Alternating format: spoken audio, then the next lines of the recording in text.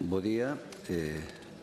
Iniciamos a sesión e desculpo a asistencia de doña Olalla Rodil no día de hoxe, que se me acaba de comunicar.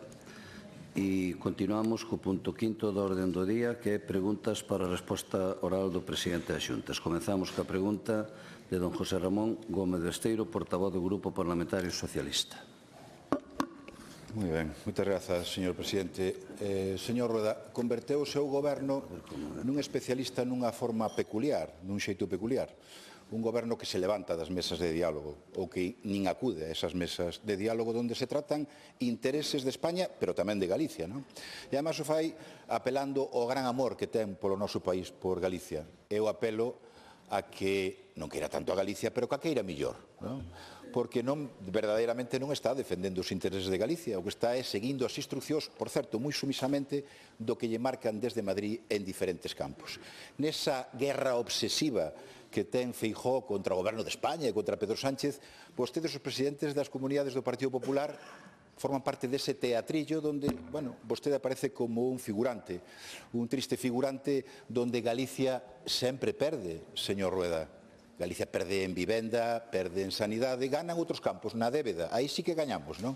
Porque cando Feijóo lle dá as órdenes de non aceptar a condonación da débeda que lle plantea o Estado, que lle ofrece o Estado, por 4.010 millóns, o que supón na práctica que vostede lle rouba aos galegos e as galegas 4.010 millóns, que non lle son cartos do PP, sonlle cartos de todos nós. Cando vostede dice, botémonos fora do Plan Nacional de Vivenda, o que lle está dicindo é non á incorporación deses importantes ingresos que poden vir para facer máis vivenda pública.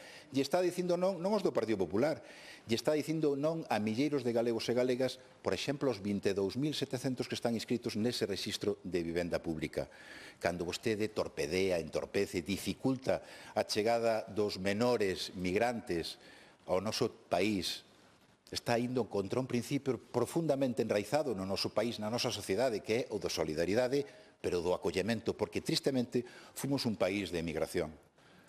Cando vostede dice non a ampliar o reforzo, a política está tratando o reforzo dos cribados de cancro de mama, vostede está dicindo non, está introducindo o medo, a inseguridade, a falta de confianza na sanidade pública. Todo para qué? Bueno, en principio para tapar certos problemas que hai en comunidades como en Andalucía ou en Madrid, porque supoño que en Galicia non teremos que ter ese medo. Pero en todo caso, vostede sigue dicindo non e priorizando os intereses do PP. Cando vostede está en contra de sentarse a falar sobre un reto necesario no noso país, como é a emerxencia climática, que xa ninguén nega, vostedes dicen que non a esa participación nesa mesa. Eso sí, onte falaban de que o tema dos incendios, dos figuras na loita contra a extinción e a prevención dos incendios, falaban de que era un tema de pacto de Estado. Ahora sí, é un pacto de Estado. Cando falamos da emerxencia climática, non é un tema de Estado.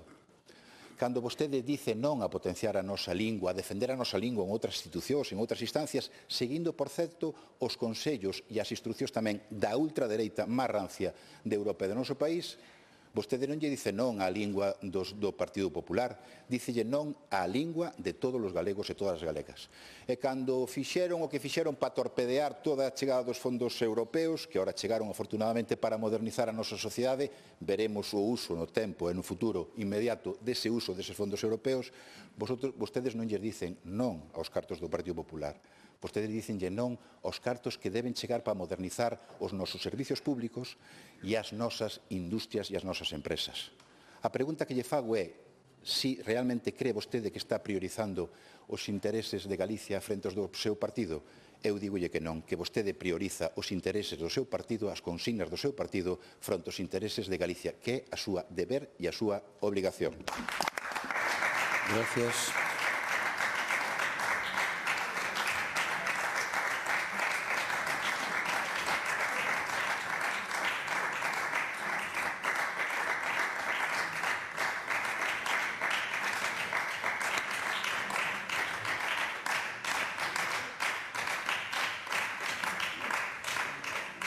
Resposta do presidente da Xunta.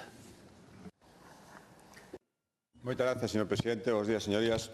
Señor Besteiro, entonces, o resumo, cale, que solo Sánchez defende Galicia e solo nós nos empeñamos en destruíla, non? Eso é o resumo. Dubido que vostede crea eso. En todo caso, mire, é vostede un provocador, o presidente do Club de Fans de Pedro Sánchez pregúntame que por que antepoño outros intereses os intereses de Galicia. Vostede que acaba de facer unha retaíla de supostos agravios, de supostas inaccións que, ao final, na miña opinión, o que está revelando é que máis lle dá? Cando non ten nada que perder, o que hai que facer é botarlle cara e facer este tipo de preguntas. Tirar para adiante, a ver se non se nota todo o que lle está facendo este goberno a Galicia, que eu non vou parar de denunciar. Señor Besteiro, mire, a prudencia aconsellaría non discutir de certos temas con que sabe moito máis. Vostede, en isto de poñer intereses do partido por diante de calquera cousa, vostede é todo un campeón. Por lo tanto, sería moi difícil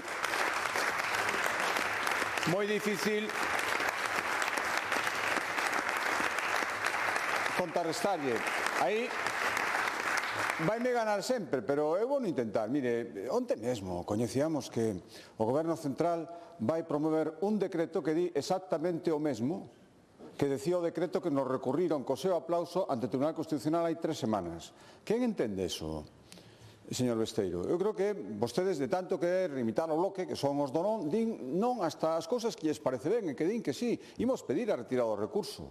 Espero que vostede apoie esa petición e que nos deixen facer en Galicia o que o Goberno Central quere facer en toda España por unha vez con bo criterio. Mire, quere saber cales son as miñas prioridades, os intereses que poño por enriba de calquera outra cousa, incluído, por suposto, os intereses do meu propio partido ou de quen fora. Están nos orzamentos. Eu recomendo a lectura. Mire, nos orzamentos están a previsión, a planificación, os obxectivos, os recursos para amplialos, o compromiso de facelo. É que esos son os orzamentos. Comprendo que os orzamentos para un socialista son como os evangelios para un ateo. Total, que lles dan igual, non valen para nada, non lles dan valor, pero sí que teñen moito valor, señor Besteiro. Moitísimo valor. Mire, se lera os orzamentos con detenimiento, que ademais creo que é o momento de facelo, agora que están no Parlamento, vería que os intereses de Galicia son mirar o futuro, facer previsións orzamentarias, intentar cumprilas, que esas prioridades coincidan coas prioridades dos galegos e, desde logo, respecto ao Goberno Central, ser tratados como merecemos. E non estamos sendo tratados como merecemos, ni moitísimo menos. Eu non vou calar, nin vai calar o meu goberno, nin vai calar este grupo, nin vai calar a maioría dos galegos. Por lo tanto, non espere de min que sexa cómplice de todas as cousas que se están facendo mal dentro do Goberno Central. Xa me gustaría, teño dito moitas veces, e algunha vez tuve ocasión, pouquísimas, de poder decir que acertan cando rectifican, normalmente, pero polo menos algunha vez acertan. Ou allá fora algunha cosa máis, pero non espera a miña complicidade. Complicidade xa ten os seus socios do goberno en moitos sitios, os que os apoian en Madrid. Se quere ser cómplice das falcatruadas que está facendo o Goberno Central en Galicia, imite os seus compañeros de bancada. Ya que me parece que leva imitando toda a legislatura e así lle vai, sinceramente. Moitas gracias.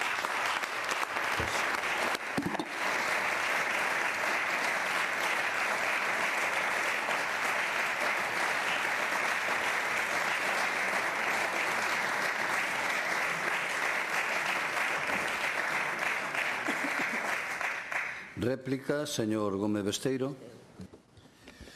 Moi ben, moitas grazas, señor presidente. Bueno, como sempre non me contestou. Non me contestou por que non acepta a condonación da débeda, porque vai a perpetrar ese roubo a todos os galegos e galegas de 4.010 millóns. Non me contestou cal é a súa posición nesa recepción de menores migrantes. Non me contesta as cousas que se lle formulan, que se lle preguntan, sai polos cerros de Úbeda. Mire, a súa posición hoxe é a que defende os intereses que lle marcan desde Madrid. Isto é unha evidencia. Por certo, cando o Partido Popular gobernaba en Madrid, a súa posición era totalmente diferente. Falamos de autopistas, falamos de o que queira falar vostede, de rescates bancarios, de amnistías fiscales. A súa posición cal era? Cal era a posición que tiña Alfonso Rueda Valenzuela naqueles momentos? Cando Rajoy rescataba autoestradas en Madrid, cando rescataba autoestradas en Valencia, cando rescataba máis de 9 autoestradas no noso territorio, cal era o que decía Alfonso Rueda Valenzuela? Calaba a boca, caladiño, silencio, nin unha sola reivindicación. A mí eu non lle critico que faga reivindicacións. Eu que lle critico é que priorice os intereses do seu partido fronte aos intereses que son de todos os galegos e galegas. Iso é o que lle critico eu. A reivindicación non é un problema, non figura un problema para min, pero sí o que debe priorizar na actuación do presidente da Xunta, que é o presidente de todos os galegos e galegas.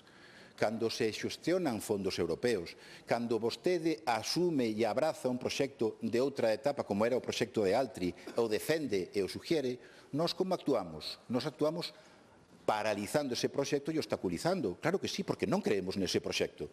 E o facemos incluso desde esta bancada da oposición. Cando nosotros nos planteamos cuestións reivindicativas do noso país, nosotros participamos e non rexeitamos. Cando nosotros falamos das autoestradas, que falamos da coherencia, que cando reivindicamos a gratuidade e o rescate para a AP9, tamén o pedimos para as autoestradas que é titularidade dos nosos veciños. Que coherencia é esa? Pedimos a gratuidade para a AP9 pola que temos que traballar e a que vamos a conseguir, lle pese a quen lle pese, pero as galegas non. As autoestradas galegas non, que sigan padecendo os da Costa da Morte e os do Valmiñor, pois que sigan padecendo unhas autoestradas, porque aí ven a coherencia. Por certo, a concesionaria é a mesma. Pero nas actuacións do Estado son do 75% para as bonificacións para a P9 e para a P53. Aquí en Galicia, que bonificacións temos para as nosas autoestradas? Iso é coherencia? Iso non é coherencia, señor Rueda. Iso é incoherencia. Cando non aceptamos unha condonación dunha débeda que lle beneficia a todos os galegos e galegas porque aínda non se enterou de que a contestación que ten que respostar vostede é mellor para Galicia que lle perdoen un tercio da débeda, sí ou non? Todo o mundo dice que sí, menos vostede, que obsesivamente porque fai seguimento do que lle marcan desde Madrid. Nesa guerra obsesiva que ten Feijóo contra o Goberno de España.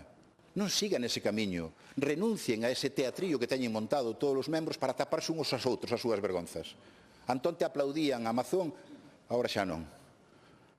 Antón te decían en relación cos cribados de cancro de mama para tapar as actuacións da Comunidade Autónoma de Andalucía e de Valencia. Me gustaría, ademais, porque eu quero trasladar esa seguridade tamén a milleiros de mulleres aquí en Galicia. A seguridade, a confianza. Iso é o que eu apelo para que vostede priorice en favor de Galicia e non seguindo as instruccións do que lle marcan directamente desde Madrid. Non é a súa batalla, non é a batalla de Galicia.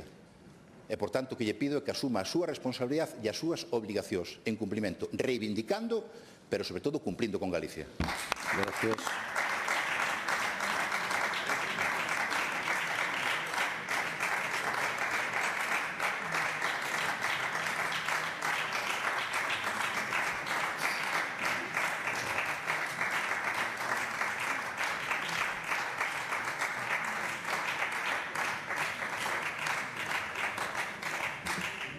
Peche da pregunta, señor presidente. Sí, moitas gracias, señor presidente. Señor Vecino, claro que lle contestei, que ademais é que me dixo de sempre, é retaíla, son os recadiños da Moncloa que vostede pasa aquí como corre transmisión, insístolle, sei que non lle gusta, como presidente do Club de Fans, faino vostede moi ben para a Moncloa, para os galegos, xa se veo ben que fai cada vez que lle expira confianza, pero non vou discutir con vostede, se digo, é un campeón en justificar o injustificable.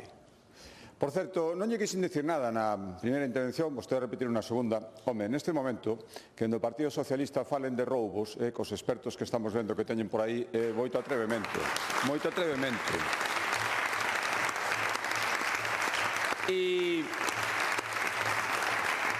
mire, onte estiveronse aquí nesta Cámara de reclamar outra vez que se respetara un acordo unánime do Parlamento para non molestar os seus señoritos da Moncloa. Pero de que me ven a contar aquí de antepoñer que intereses sobre os intereses de Galicia? E mire, as autoestradas galegas son as máis baratas por kilómetro de toda España e, por suposto, teñen bonificacións. E vou dicir unha cousa, mentre vostedes subían o IPC, nos anos máis duros de crisis, aquí estaba congelado. Aí ten unha diferencia. Debería enterarse un poquinho máis do que facemos en cada sitio.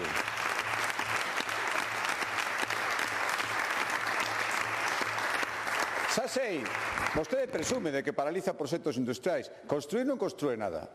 Propositivo non é absoluto, así está en 9 diputados. Pero, bueno, pois farda de que consigue paralizar. De paso, paralizou toda a conexión eléctrica dunha provincia. Iso dalle exactamente igual, porque vostede cree que se apuntou non sei que trofeo e o que lle pase aos cidadáns da provincia de Lugo, iso é exactamente igual. Xa lle digo que non quero gastar moitos esforzos en responderlle a cousas que son evidentísimas, incluso para vostede, señor Besteiro, incluso para vostede, e indefendibles.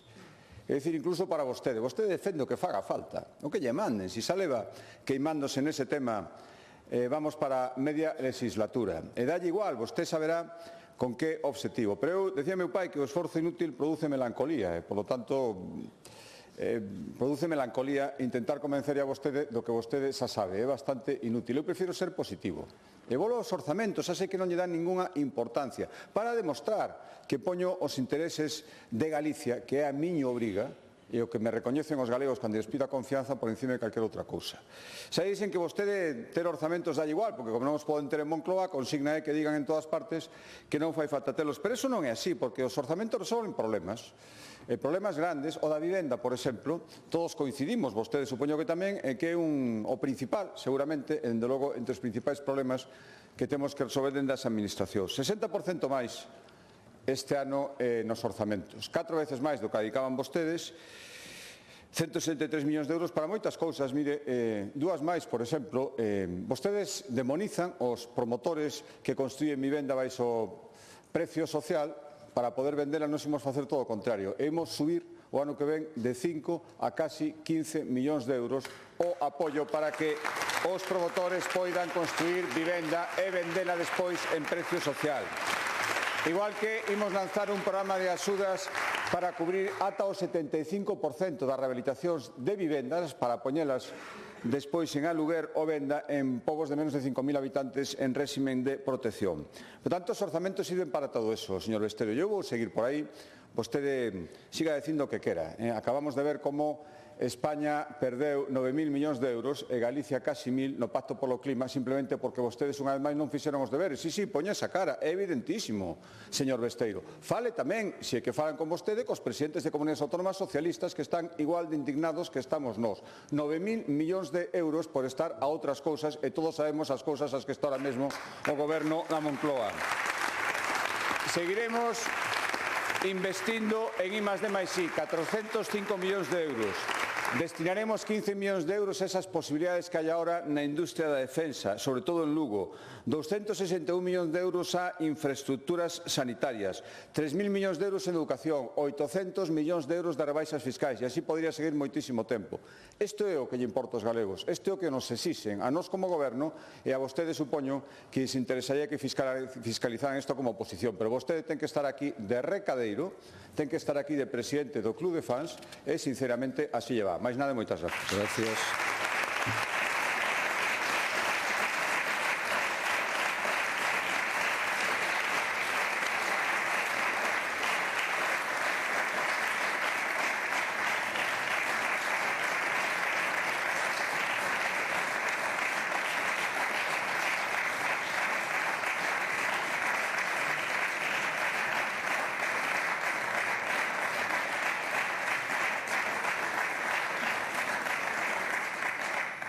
Pregunta de doña Ana Pontón Mondelo, portavoz do Grupo Parlamentario do Bloque Nacionalista Galego.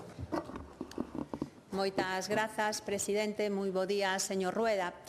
Pregúntolle canto tivo que agardar vostede a última vez que pediu cita no centro de saúde. E fágolle esta pregunta porque despois do seu recortazo de 1.650 millóns de euros en atención primaria, os galegos e as galegas teñen que esperar até 15 días para poder ter cita co seu médico ou coa súa médica. Esta é unha auténtica barbaridade que vostedes queren normalizar. É vostede, ademais, o campeón das listas de espera. Ten máis de 360.000 galegos e galegas agardando a poder ser atendidos. E isto nas listas que vostedes publican que están manipuladas, porque realmente a cifra é moi superior. Ten, ademais, a 11.000 nenos e nenas sen pediatra. ten as mulleres de Ourense parindo en condicións indignas e ten aos centros de saúde precarizados con menos profesionais dos que se necesitan.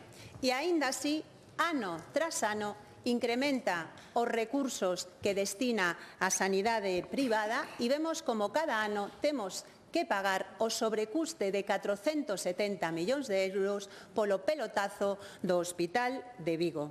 Señor Rueda, vostede leva 16 anos recortando e deteriorando a sanidade pública para beneficiar a sanidade privada. E isto é imperdonable, porque coa saúde da xente non se fai negocio.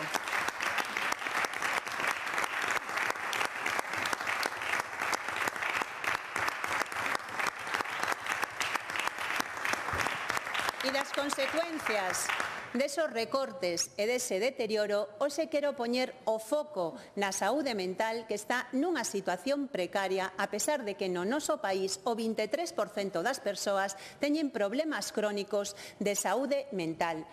Galiza está liderando o ranking de suicidios. Os galegos e galegas consumen máis ansiolíticos e antidepresivos que a media do Estado. Estamos concretamente un 52,5 por riba da media. É unha auténtica barbaridade. Esta é a realidade, señor Rueda. Temos mozos e mozas que están angustiadas, que teñen problemas de trastornos de alimentación, que se autolesionan. Temos no noso país a miles de cidadáns que están angustiadas, que teñen problemas de insomnio, de ansiedade ou de depresión, e a única axuda que teñen é unha caixa de pílulas. E, mentres tanto, vostede o único que lles ofrece é propaganda. Anunciou 83 millóns de euros dun plan de saúde mental que logo non cumpriu. Anunciounos un novo plan de saúde mental no inicio da legislatura e seguimos esperando. Anunciou tamén que iba a contratar a 14 psicólogos para atención primaria. Onde están, señor Rueda? A realidade é que neste momento hai 7 psicólogos para atender a máis de 400 centros de saúde no noso país. Señor Rueda, os galegos e as galegas merecen moito máis que a súa propaganda. Merecen unha sanidade pública que garanta a súa atención e que, desde logo, garanta a atención das persoas que teñen problemas de saúde mental. E eu deixolle aquí unha proposta. Destinemos 7 millóns de euros para contratar a 100 psicólogos en atención primaria. Pídolle, señor Rueda, que rectifique. Pídolle menos propaganda e máis sanidade pública. Gracias.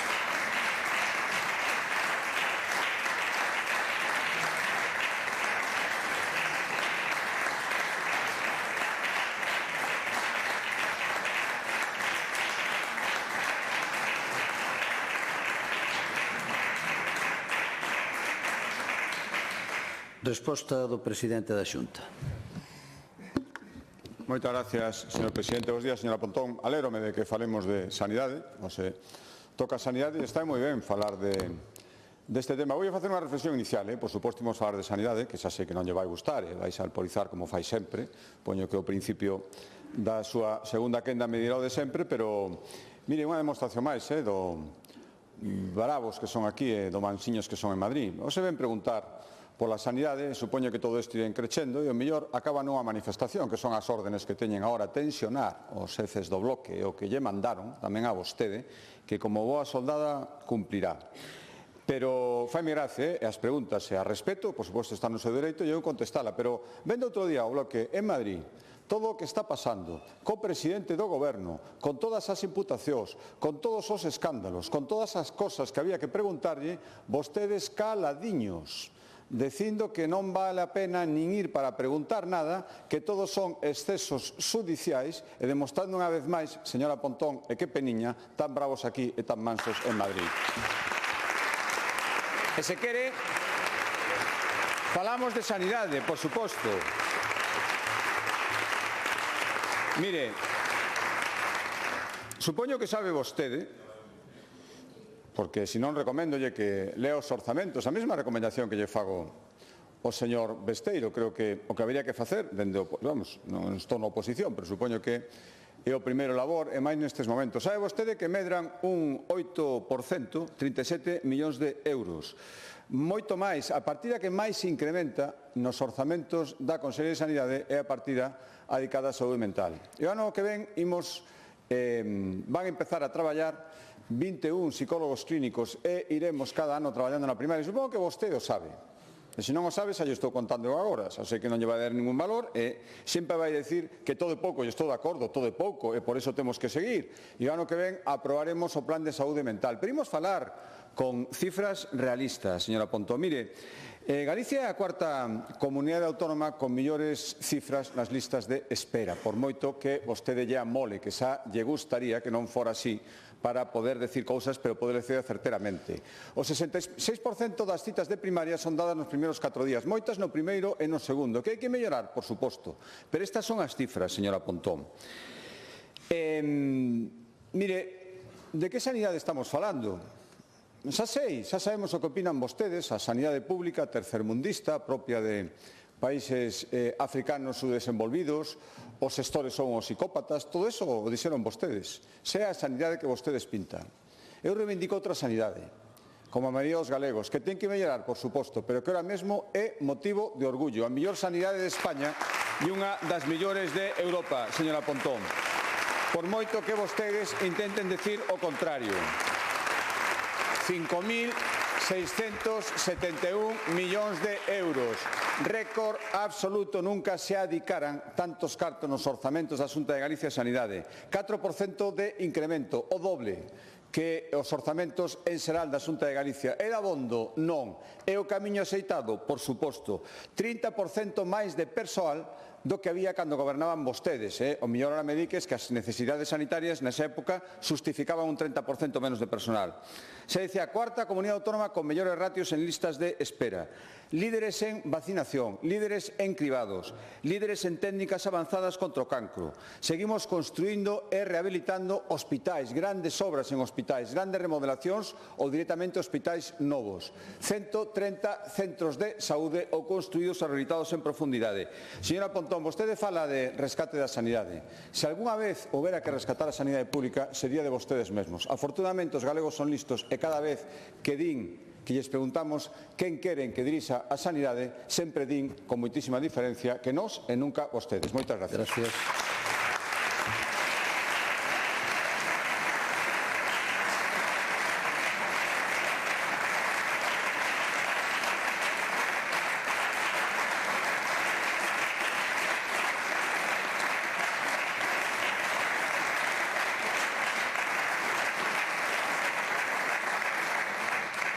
Réplica, señora Pontón.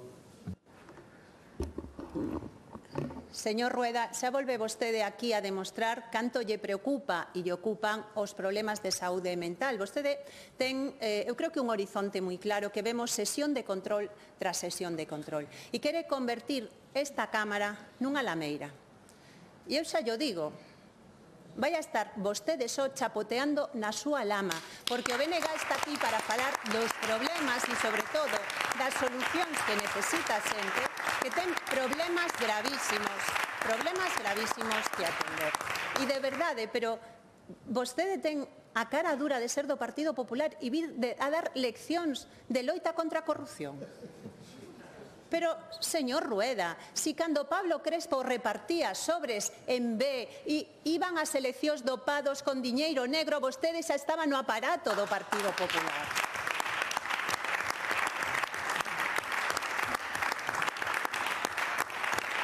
E di aquí, non? E repite que temos máis recursos e máis medios que nunca para a sanidade.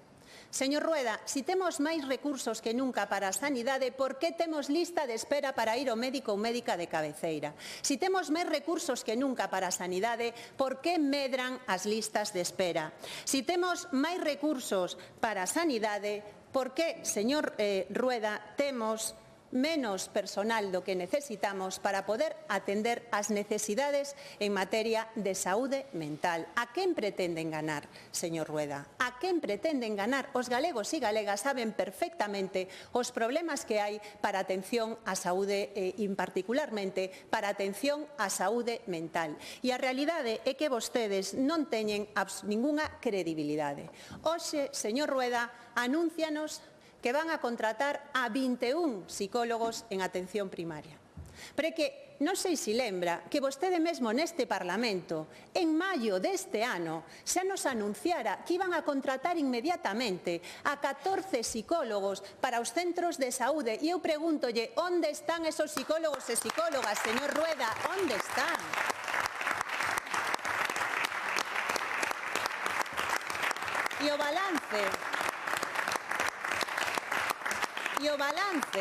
E o balance que vostede pode facer nesta materia xa llo fixo o Consello de Contas. Mire, eu deixolle 3 propostas moi claras, porque cando temos un país que encabeza o ranking de suicidios, cando estamos encabezando o consumo de psicofármacos, os galegos e galegas necesitan solucións e non a súa propaganda.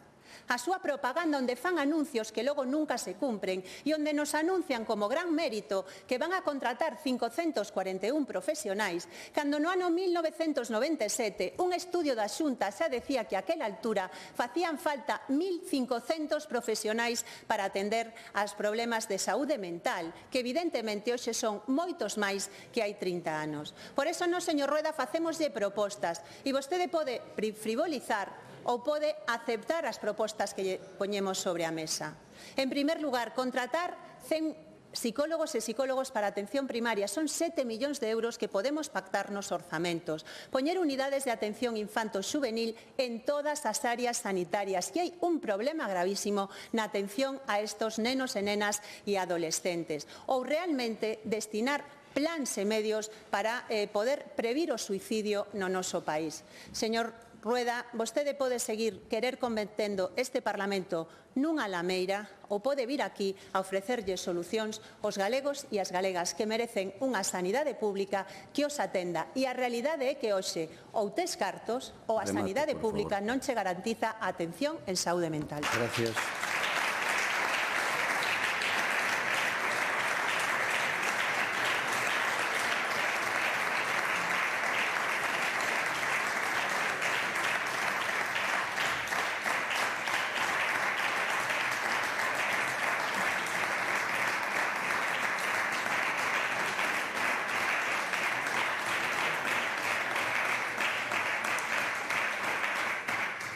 Peche da pregunta, señor presidente. Moitas grazas, señor presidente. Señor Pontón, é que non pode vostede evitalo. Empeza a segunda quenda dicindo non vou caer nunha lameira e acto seguido, punto e seguido, nos acusa de corrupción. Empeza a falar de corrupción durante a metade da pregunta, que non se dá conta nin vostede. Eu recoméndolle que vexa o vídeo despois. Recoméndolle que vexa o vídeo. E ademais, que máis dá? Acusar os responsables da Consellería de ser un grupo de psicópatas e non rectificar, eso non é lameira, eso é elegancia do bloque que todos debemos admitir e admirar. Se dan conta como son vostedes, señora Pontón. Esas son as súas tácticas. Quere falar de rescate da sanidade? Como enuncia na súa pregunta? Bueno, podemos falar de datos. Mire, nos 4 anos nos que os galegos lles deron oportunidade de xestionar a sanidade, entre outras cousas, e vendo o que facían, enseguida retiraban a confianza, 47% de incremento nos concertos coa medicina privada. 47% en 4 anos. Sabe canto incrementamos desde ano 2009 a toda agora? Un 3%. De que rescate me está falando, señora Pontón? De que rescate me está falando? Eu xa non lle digo...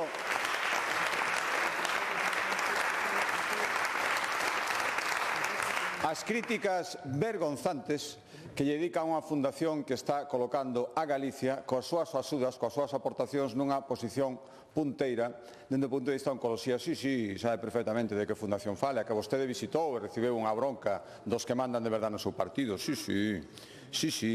Sabe vostede, señora Pontón, que nos 4 anos que vostedes tiveron responsabilidades de goberno, éramos a 6ª comunidade autónoma con máis seguros privados e ora somos a 5ª onde máis persoas confían no sistema público. Se dá conta o cambio. Quen favorecía o sector privado e que non? Sabe vostede, señora Pontón, que a cirurxía robótica presente en todas as áreas sanitarias permitiu facer xa 12.000 intervencións e queremos seguir mercando aparatos e facendo intervencións. Sabe que o sistema de vías rápidas permitiu atender xa a 350.000 doentes. Sabe que somos pioneiros, por exemplo, nas farmacias rurais para evitar que un servicio fundamental nesas zonas, un servicio sanitario, peche, para conseguir que sigan funcionando. Sabe que no ano que ven investiremos 220 millóns de euros en reformas nos hospitais e 50 millóns en aparellos médicos de última tecnoloxía. Sabe que ano que ven haberá 163 novos profesionais para reforzar os centros de saúde e os PAC. Claro que o sabe, pero iso non o di. Por certo, me decía que me comprometín a 14 psicólogos clínicos. Pois mire, 7 máis, 21. Esos son os compromisos que nos cumprimos. Sí. E seguiremos, sí. Señora Pontón, por suposto que seguiremos. E que para eso sirven os orzamentos, para programar, ter recursos, cumplir e seguir cumplindo e programando. Para eso sirven os orzamentos, señora Pontón. Sabe vostede que imos a dedicar 1.747 millóns de euros á medicina primaria, máis que nunca. Sabe que ano que ven imos a aprobar, efectivamente, como lle decía, eso non lle merece ningún comentario, un novo plan de saúde mental que recollerá esas contratacións e moitas máis, porque efectivamente é un problema o que hai que facerlle frente, sin ninguna dúbida. Sabe que todas as cirurxías de prioridade se realizan en menos de 3 semanas, 18 días é a cifra exacta. E como decía, 2/3 partes dos médicos de familia atenden antes de 4 días, moitos no primeiro e como moito no segundo día. Sabe que todo eso o sabe, valga a redundancia, e lle dá exactamente igual. Mire, eu nunca neguei, e volvo a decirlo, que a sanidade ten que seguir mellorando. Nunca neguei, e volvo a decirlo, que aínda que batamos récords de consignación orzamentaria, nunca vai ser dabondo. Nunca neguei, e volvo a decirlo, que temos que seguir buscando profesionais, porque siguen sendo necesarios. Eso sí, as súas fórmulas máxicas de 25 anos dende oposición, dando leccións e nunca xestionando nada público, lle permiten decir que se non contratamos máis médicos é porque non nos dá gana, porque andan por aí médicos por todas partes desexando que os contratemos e non os rexeitamos porque o que nos guste que vostede nos critique cada 2 semanas nas preguntas orais.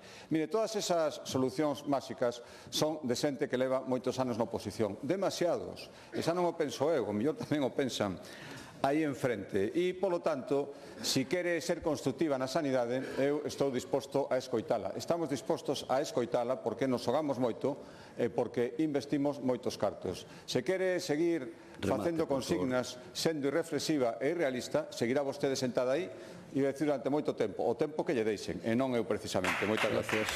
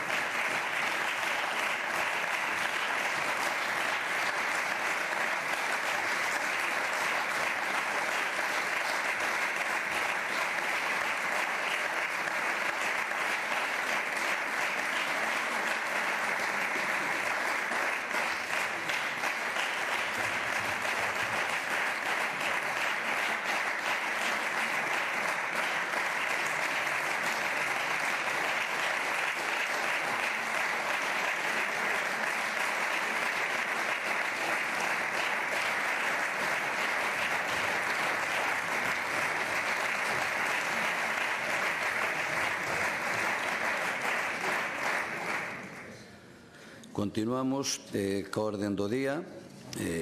Neste caso hai unhas alteracións que xa foron comunicadas. Sustanciamos ora unha interpelación de doña Ariana Fernández, do Grupo Parlamentario do Bloque Nacionalista Galego, sobre as condicións laborais do persoal dos centros de discapacidade, dos centros de menores e das escolas infantís de Galicia. Para formular a interpelación ten a palabra a señora Ariana Fernández. Espera un pouco que este isto máis tranquilo.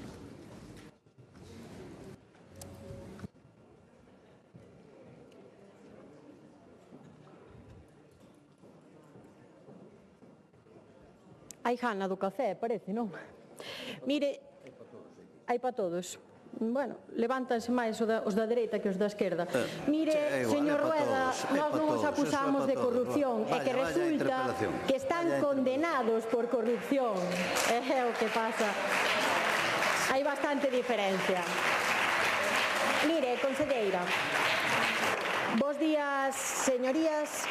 Conselleira, voulle contar unha reflexión. Non sei se sabe vostede quen é Margaret Mead. Se non o sabe, digo eu, era unha antropóloga que morreu nos anos 70 e que situaba como sinal inequívoco de civilización un oso roto, un fémur roto e un fémur desa mesma persoa curado fai miles de anos, nuns restos atopados. Os coidados, polo tanto, sempre estiveron no centro da sociedade, non hai vida humana sen haber coidados, e demostrouse incluso en Atapuerca, onde unha nena morreu con 10 anos, sobreviviu ata os 10 anos a pesares, malia ter unha grave incapacidade, unha grave discapacidade psicomotriz. Hai 500.000 anos tiñan claro que coidar as persoas era importante e parece que o tiñan bastante máis claro que vostede no 2025. É un mal momento para precisar coidados en Galiza, señora conselleira, sexa cal sexa a súa idade, sexan maiores, sexan nenos, sexa cal sexa a súa cor de pel ou sexa cal sexa a necesidade das persoas. E a primeira eiva do sistema de coidados é a súa percepción sobre este, que o considera un gasto e non un investimento. Non son horas de precisar unha residencia, non son horas de precisar un centro de día, non son horas de precisar o servizo de axuda no fogar, non son horas, tampouco en Galiza, de precisar do sistema de protección de menores, tampouco son horas de ter unha discapacidade e precisar de axuda, nin de querer ter unha praza de escola infantil para o teu bebé, para a túa crianza, para poder continuar traballando e pagando facturas. Non son horas aquí, señora conselleira. Se precisas algún destes recursos, pois, mala sorte. Para o PP non son horas. Sentímolo moito, nin aquí, nin tampouco en Madrid. Mala época para ser vulnerables. Mala época para querer que se cumplan os teus dereitos, señora conselleira. E tampouco son horas para ser quen coida. Tampouco é o momento, non ten vostede nin un só segundo na súa axenda para atender aos traballadores e ás traballadoras, tampouco para atender a quen levanta os nosos maiores, para atender a quen lle cambia os cueiros, para quen ensina aos nosos nenos e ás nosas nenas a levar a cullera á boca. Tampouco ten vostede cando recibir a aqueles que axudan as familias con discapacidade e as persoas con discapacidade a camiñar cara adiante na súa vida, e está demasiado ocupada para sentarse a escoitar a aqueles que deciden sobre a vida dos nenos, nenas e adolescentes do noso sistema de protección e as familias que resultan afectadas polas súas decisións. Non é momento para poder pararse a traballar con eles, polo que parece. Mala hora en Galiza para coidar, mala hora para ser coidado. É evidente que pasa absolutamente vostede de quen precisa axuda, é o seu sistema de cuidados, e o mantén nunhas condicións precarias. Para quen o sofre, porque digo para quen o sofre, é para quen traballa para el. Son 5.000 traballadores e traballadoras de máis de 500 centros que mañá, ás 12, van tratar de que vostede os escoite en San Caetano. Van tratar que os escoite dende fora, porque evidentemente dentro non nos vai deixar entrar. Están compensando esas persoas ás que vostede ignora a súa incompetencia á fronte da Consellería de Política Social. Están levando ao lombo o traballo que vostede debera facer, e mentres vostede sigue cos seus 3 puntos clave: a externalización crónica, a falla de planificación absoluta, en calquera dos casos que acabamos de nomear, e a falla de investimento. Describía moi ben a situación esta semana en prensa o Colexio de Traballo Social, que dicía que esta era a Consellería dos 1000 incendios. Mire, mañá terá diante de San Caetano as traballadoras e traballadores das escolas infantís privadas que teñen unhas condicións de traballo precarias, que son mulleres que teñen distintos soldos a pesar de traballar no mesmo, de ter a mesma labor, de ter unha labor educativa educativa e asistencial, non só asistencial, é que traballan en entidades, en empresas que financia vostede cos cartos de todos e todas. Polo tanto, eu creo que deberá preocuparse polas súas condicións. Consideranse infravaloradas, consideran que o traballo está feminizado e, polo tanto, son mulleres infravaloradas e, en moitos casos, teñen que ter 2 empregos para vivir. Igual vostede non é coñecedora porque non a recibiu. Nós abrimoslle a porta unhas cantas veces durante este ano.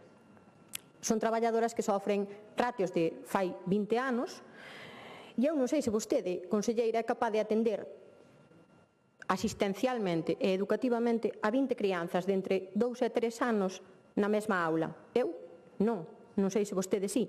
Iso é o que lle está pedindo a esas mulleres e a eses homes das escolas infantís. Non trata vostede mellor tampouco, que tampouco serían por máis ofendidos que os outros, as traballadoras das escolas infantís públicas. Non se crean, vostede en denostar os servizos públicos é experta, igual que todo o seu goberno.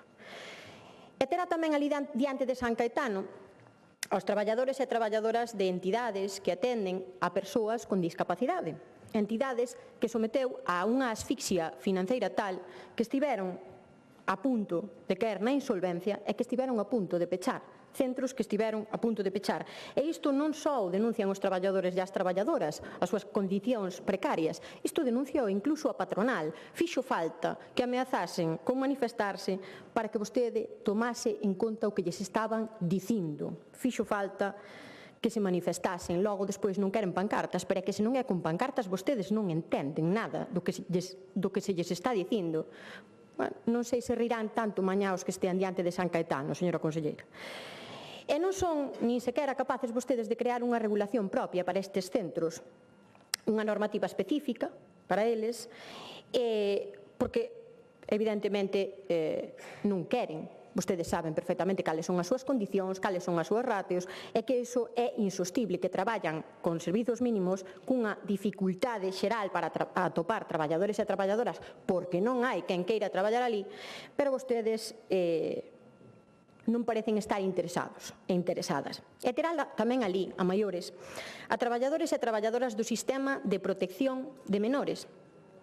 É lóxico, por outra banda, entendo, que non queira falar con eles e con elas, porque fai falta valor, moito, para sair e dar a cara, despois de maltratar, infrafinanciar, infradotar de recursos humanos e económicos a un sistema ata tal punto. As equipas de menores atenden máis de 80 expedientes cada unha. Non sei se vostede ten esa capacidade de traballo, señora conselleira. Esas equipas teñen que tomar decisións importantes sobre as vidas dos nenos, das nenas e das familias que chegan ao noso sistema de protección, cando teñen tempo de tomalas. Teñen que reflexionalo e para iso fai falta tempo, porque elas son responsables co seu traballo. Eses nenos e esas nenas do sistema de protección están en risco ata que entran nel. Son nenos e nenas en situacións que a ninguén de nós nos gustaría vivir. E hai os mesmos recursos para eles que fai 20 anos. E diso é vostede responsable, señora conselleira. E dio o Colexio Oficial de Traballo Social, ao que tampouco recibiu, por certo, que tampouco se dea por ofendido porque é o modus operandi habitual. Ten o personal que traballa nos centros residenciais de menores cunhas ratios, cun decreto de fai 20 anos. Ten salarios conxelados dende fai 12 anos en moitos casos, sen estabilidade ningunha e sen cumprir os salarios mínimos. E cando piden traballadores non hai quen se presente. Non sei se vostede é capaz de imaginarse por qué. Presentaríase vostede para traballar nos centros residenciais de menores dos que vostede é responsable? Non o creo, señora conselleira. Teñen unha carga mental e de traballo insoportable e inasumible. Cobran unhas nocturnidades ridículas, complementos por perigosidade única exclusivamente nos centros de cumprimento de medidas, e a verdade é que o resumo é que ten o sistema reventado. Míreo por onde o mire calquera, sexa do Bloque Nacionalista Galego ou sexa do Partido Popular. O sistema está reventado. E para iso para explicar como reventou o sistema durante todos estes anos, idea, atentos, supoño que veu de Génova, non era moi boa, acusar a nenos e nenas que están en Canarias e que aínda non chegaron ao noso sistema de protección de reventalo, chamarlle trágala, chamarlle avalancha e todas esas cousas que o Foro Galego da Inmigración dixo que eran racistas e que saíron da súa boca. Porque vostedes, unha das súas solucións para o sistema de menores reventado, unha das súas solucións para o sistema de menores que teñen reventado é alimentar o racismo, paladas de comida ao monstro do racismo. Pero é que os galegos e as galegas non somos así. Non convenceron as excusas, señora conselleira. Mire, nós non somos así como o Partido Popular, nin aquí, nin en Madrid. E mire, vayan rezando, porque está moi extendida a idea do seu líder do Partido Popular de que vai diferenciar entre emigrantes bos e malos cun test de españolidade. Remate, por favor. Remato agora mesmo, señor presidente. Mire, vayan rezando para que non haxa test de boa conselleira, porque non sei como irá, e vayan rezando para que non haxa test de galeguidade no Padornelo, porque senón o seu líder, o señor Feixóo, vai non ter complicado para entrar. Gracias. A pregunta é, van escoitar a eses traballadores, sí Remate, gracias. ou non? Gracias. Hoxe pola mañá vin a SOA e creo que efectivamente está quedando soa, señora conselleira. Gracias.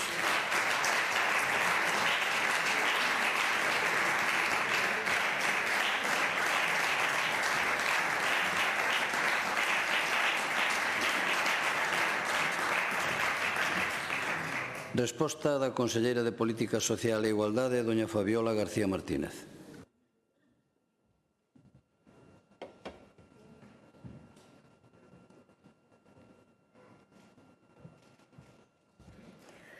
Moitas gracias, señor presidente, deputadas e deputados, moi bos días.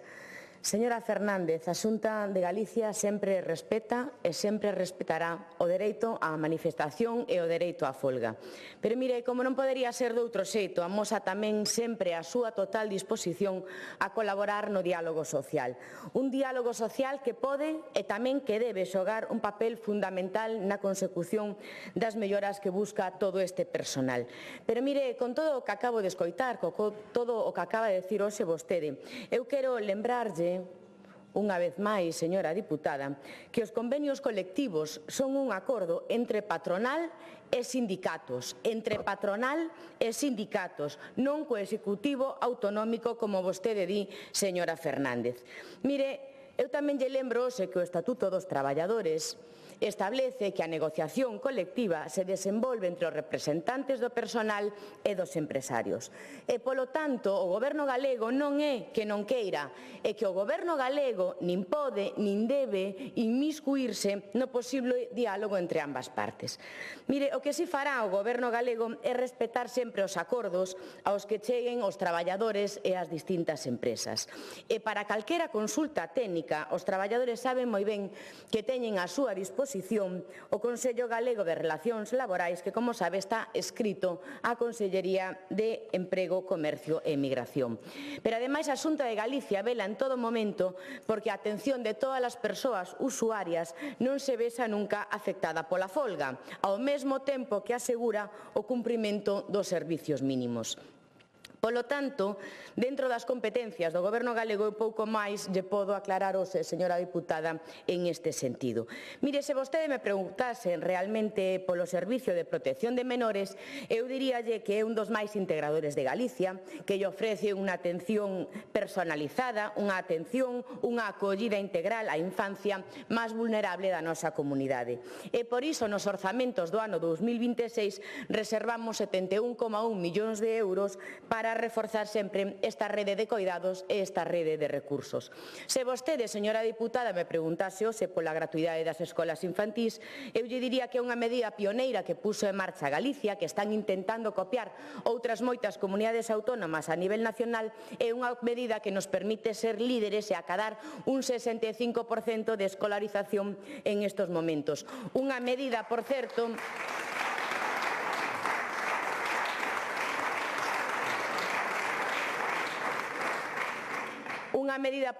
que aporta todo todo con fondos propios, a Xunta de Galicia e todos os galegos investindo cada ano máis de 68 millóns de euros e o goberno que vostedes apoian do señor Pedro Sánchez 0 euros para a gratuidade de educación infantil. Mire, se vostede me preguntase hoxe pola atención ás persoas con discapacidade, eu lle diría que a Xunta de Galicia é unha prioridade sempre continuar atendendo a todas as persoas con discapacidade. Eso se demostra nos orzamentos, señora diputada.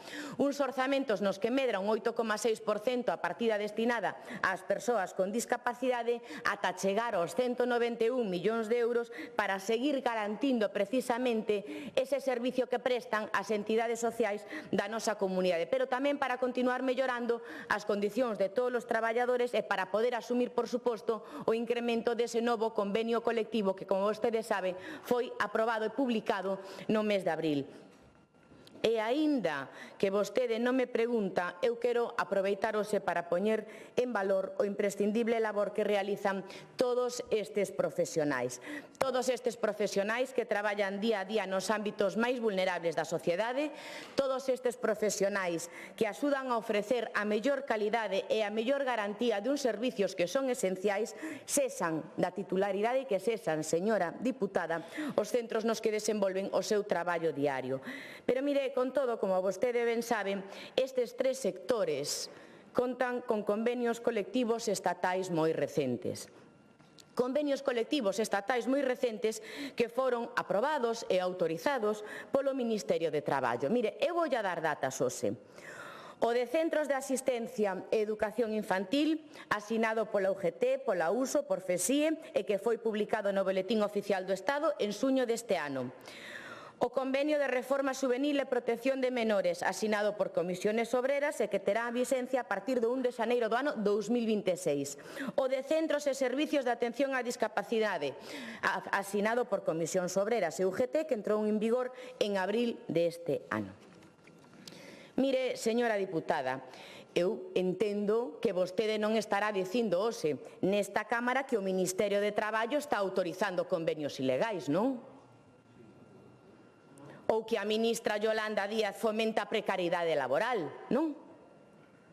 Non estará dicindo tampouco vostede que as outras centrais sindicais, que non son as do Bloque Nacionalista Galego, aproban convenios ilegais, non? Eu entendo que non é o que vostede está insinuando hoxe nesta Cámara, señora diputada. Mire, como lle decía, o que hai por parte da Xunta de Galicia é o máximo respeto a todas as reivindicacións laborais e salariais. Pero, con todo, unha vez máis, lamento que as protestas dun só sindicato se vexan opacadas por bandeiras independentistas e por consignas políticas permanentes. Mire, é público, é notorio que a CIGA e o Bloque Nacionalista Galego buscan sempre unha Galicia en permanente conflicto, seguindo ao pé da letra as indicacións que marcan os coronéis da UPG. Pero mire, non obstante, é unha mágoa que ata agora non os escoitei en ningún momento, nin ningunha rúa, nin ningún acto de Galicia protestar pola falta de financiamento por parte do Goberno Central para esa gratuidade nas escolas infantís, que é unha medida, como digo, que o Goberno aporta 0 euros. Tampouco protestan en ningún momento pola imposición da acollida sen ningún tipo de financiamento, de 317 menores estranxeiros non acompañados, 0 menores para Cataluña e para o País Vasco. Tampouco os escoitei nunca protestar polo incumprimento sistemático en Galicia coa financiación da dependencia, unha débeda que o Goberno Central se acumula en 2.900 millóns de euros para o ano 2026. Para todo eso non di nada o Bloque Nacionalista Galego, nin os sindicatos, nin a CIGA. Que curioso, señora Fernández, que curioso. Mire, e volve vostede unha vez máis cos seus mantras das supostas privatizacións, unhas privatizacións que cando fai o Bloque Nacionalista Galego ou concellos nos que vostedes cogobernan ou apoian se converten basicamente sempre en externalizacións. Ou privatiza servicios a señora Goretti Samartín nas escolas infantís de Santiago de Compostela.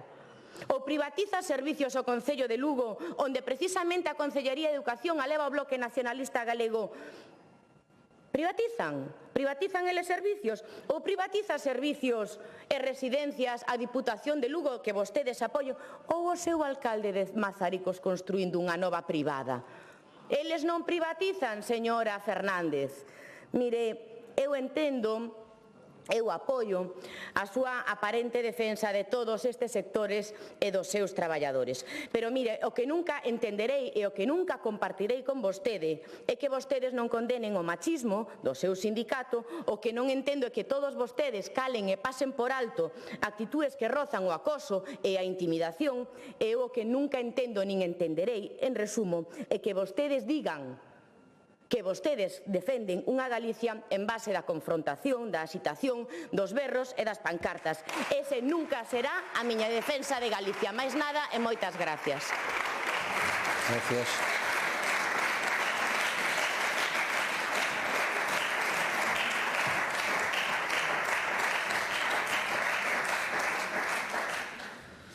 Réplica, señora Ariana Fernández.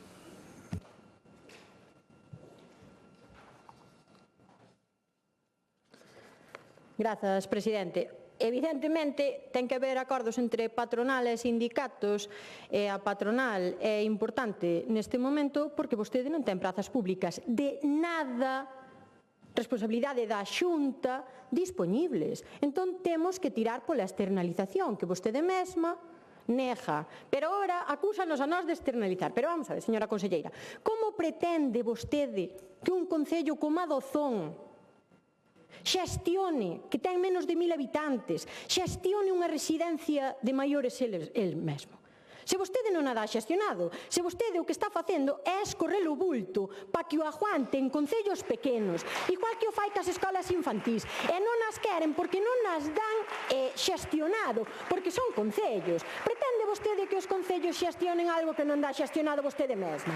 Home, por favor. Logo, dicía vostede que o da gratuidade das escolas infantís. E teñen que haber escolas infantís privadas que den un servizo porque non temos prazas públicas abondas. E logo outra cousa que me di vostede é que se vostede me preguntase, se vostede me preguntase polo que eu lle quero contestar, contestaba yo que me parecería. Pero estou preguntando polos problemas que teñen os traballadores e as traballadoras que van mañá a San Caetano.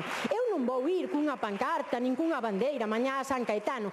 Van traballadores e traballadoras dos seus servizos, dos servizos que todos e todas financiamos. Mire, outro día na prensa saía unha declaración bastante, acertada, digamos.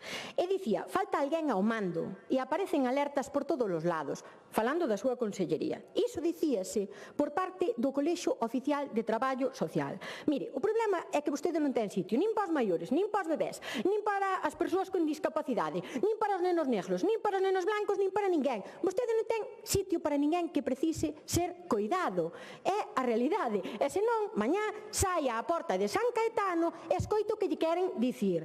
É vostede a responsable absoluta, igual que o presidente da Xunta, de que este sistema leve en decadencia anos. Vostede é a responsable. As traballadoras das equipas técnicas do menor enviaron unha carta de 11 páxinas, 11 páxinas, 11, e dicían que non teñen recursos humanos, que non se lles recoñecen as categorías laborais acordes coas súas responsabilidades, que teñen as mesmas condicións fai 20 anos, que non teñen as súas funcións claramente asignadas. E isto influe nas familias dos nenos e nenas do sistema de protección. As medidas non se suspenden cando se debe porque non se dá feito seguimento. Os nenos non entran no sistema porque está colapsada a porta de entrada do sistema.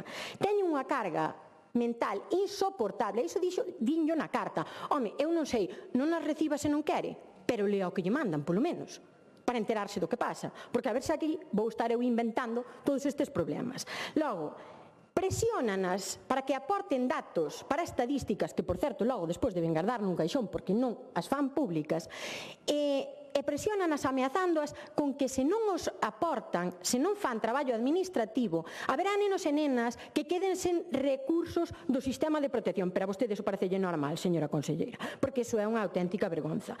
Mire, os traballadores dos centros de protección de medidas terapéuticas e de medidas cautelares están regulados por un decreto de fai 20 anos. Vostede cree que hai dereito a que unha traballadora sexa despedida porque mentres estaba rolando un rapaz, un bebé de 10 meses, un neno dos outros 6 adolescentes que tiña que atender, un neno de 10 meses e outros 6 adolescentes, violou presuntamente a unha compañeira. Vostede cree que hai dereito de ter a unha traballadora así, señora conselleira? Non lle desexo a ninguén, tampouco a vostede, Como vai atender un traballador en horario de noite a 25 nenos e nenas nunha residencia? Como vai garantir unha atención adecuada a un educador a 8 nenos e nenas en horario de día? Non teñen praza, señora conselleira, porque non as crean. En 2009 había 61 centros residenciais. En 2022, que son os últimos datos que nos aportou vostede, había 62. Un máis. E agora, segundo a prensa, porque aquí é todo unha conxetura, temos 78. A ver se nos pode pasar os datos oficiais. No 2009 había máis prazas residenciais que agora, máis familias de acollementos extenso que agora, máis familias de acollemento residencial que agora, querme dicir vostede que non infradotou e infrafinanciou o sistema. A mí, mire, vostede pódeme falar do que queira, pero os traballadores de Monteledo e a Montefiz que mañá van estar na porta de San Caetano, dígalles a eses traballadores e a esas familias e a eses menores que denuncian situación de precariedade laboral, salarios conxelados, falla de educadores e instalacións suficientes, fálelle vostede de Pedro Sánchez, e fálelle de Cataluña, e fálelle da CIGA, e fálelle do que lle pareza. E vexa a ver que opinan eles. Non hai por onde collelo, señora conselleira. Non hai por onde collelo. Dixo o Foro Galego da Inmigración, o Colexio Oficial de Traballo Social, a Fiscalía, a Plataforma das Organizacións da Infancia, a Asociación Profesional de Pedagogos e Pedagogas, remato, señor presidente, dixo todo o mundo a mañá, vaillo dicir tamén o colectivo que está atendendo a estes nenos, a estas nenas, as persoas con discapacidade e as escolas infantís. O problema non é que non llo digan, o problema é que vostede non nos quere escoitar. Digámosllelo nós, díganllelo os traballadores ou díganllelo os afectados. E iso non é unha actuación propia dunha conselleira. Grazas.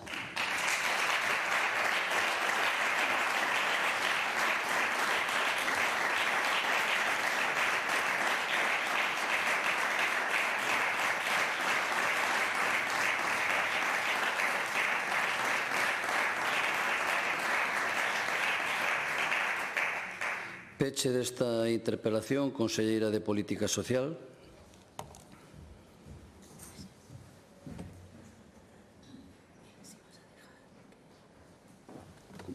Gracias, señor presidente.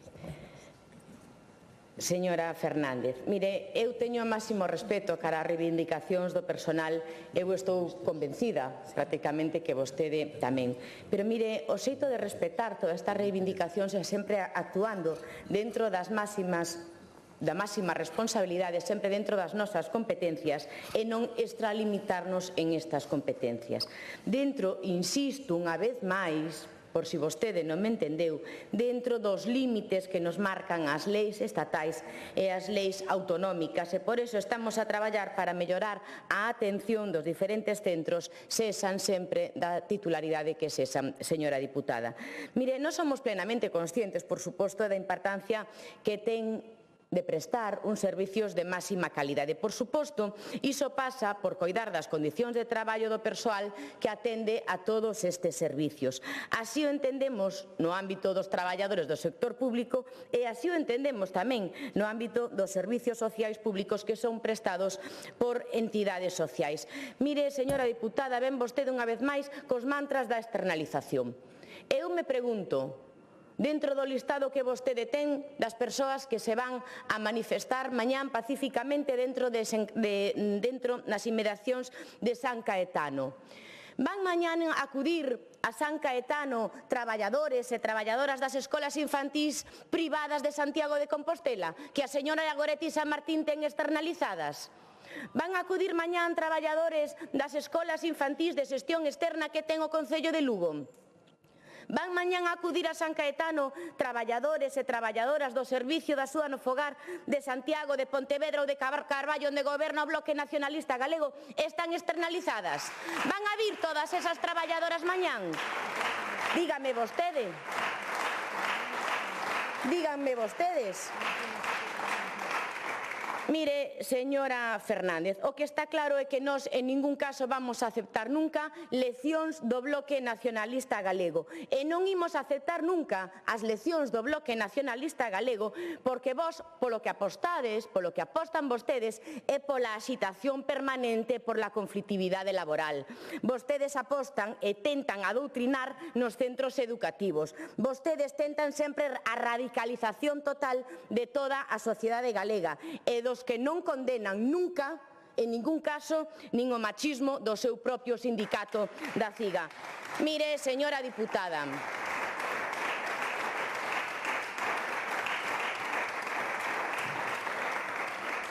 esta bancada e o Goberno galego vai a estar sempre, sempre ao carón de toda a sociedade galega.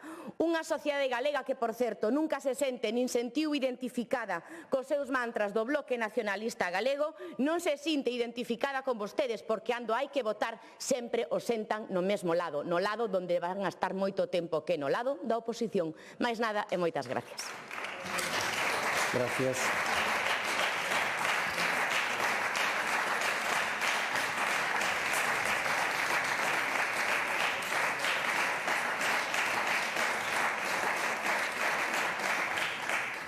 Preguntas, hai unha pregunta ao Goberno que formula doña Raquel Arias do Grupo Parlamentario Popular.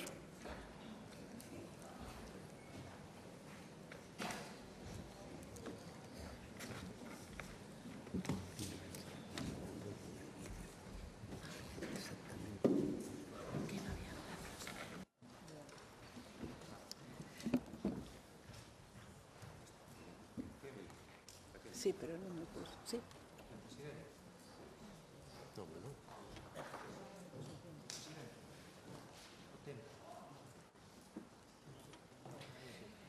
Grazas, Pode formular a presidente. pregunta, sí. Grazas, presidente. Bo día, conselleira. No Partido Popular e no Goberno da Xunta de Galicia presumimos de cumprir a palabra dada. Por iso nos gusta facer balance para comprobar que o que prometemos se cumpre. E de iso vai esta pregunta. Hai escasamente un ano, vostede mesma e o presidente da Xunta anunciaban neste Parlamento a posta en marcha do Plan de Choque da Dependencia, co que pretendían diminuir o tempo e as listas da garda para obter a valoración da dependencia e da discapacidade.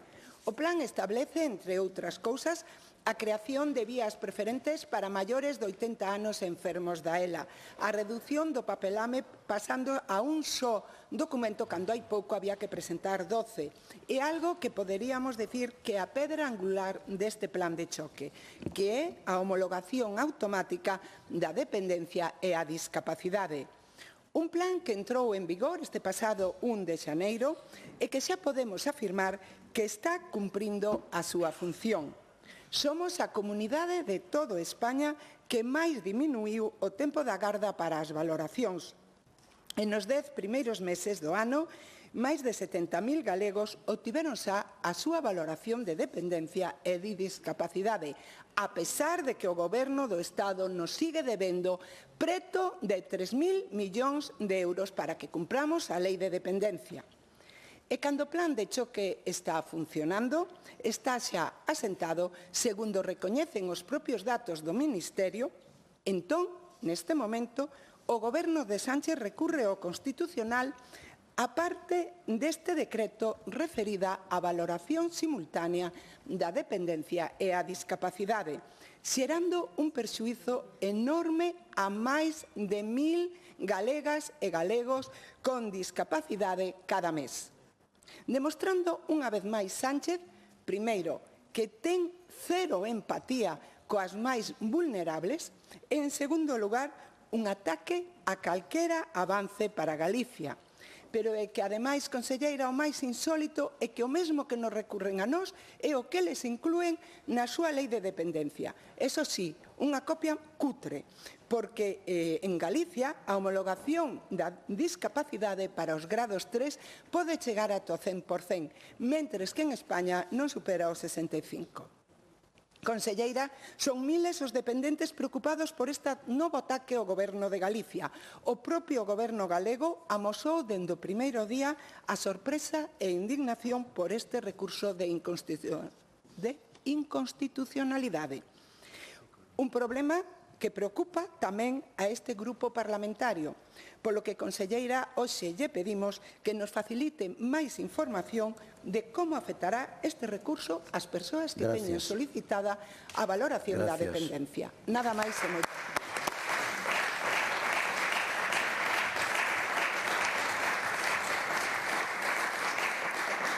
Resposta da conselleira de Política Social, doña Fabiola García Martínez. Gracias, presidente, deputadas e deputados, señora Arias. Mire, o recurso do Goberno do señor Pedro Sánchez supón unha nova traba, unha traba máis á atención da dependencia en Galicia. Un novo obstáculo que pon en risco os dereitos de máis de 10.300 persoas dependentes ao que se lle leva reconocido durante todos estes meses de maneira automática a súa valoración da discapacidade.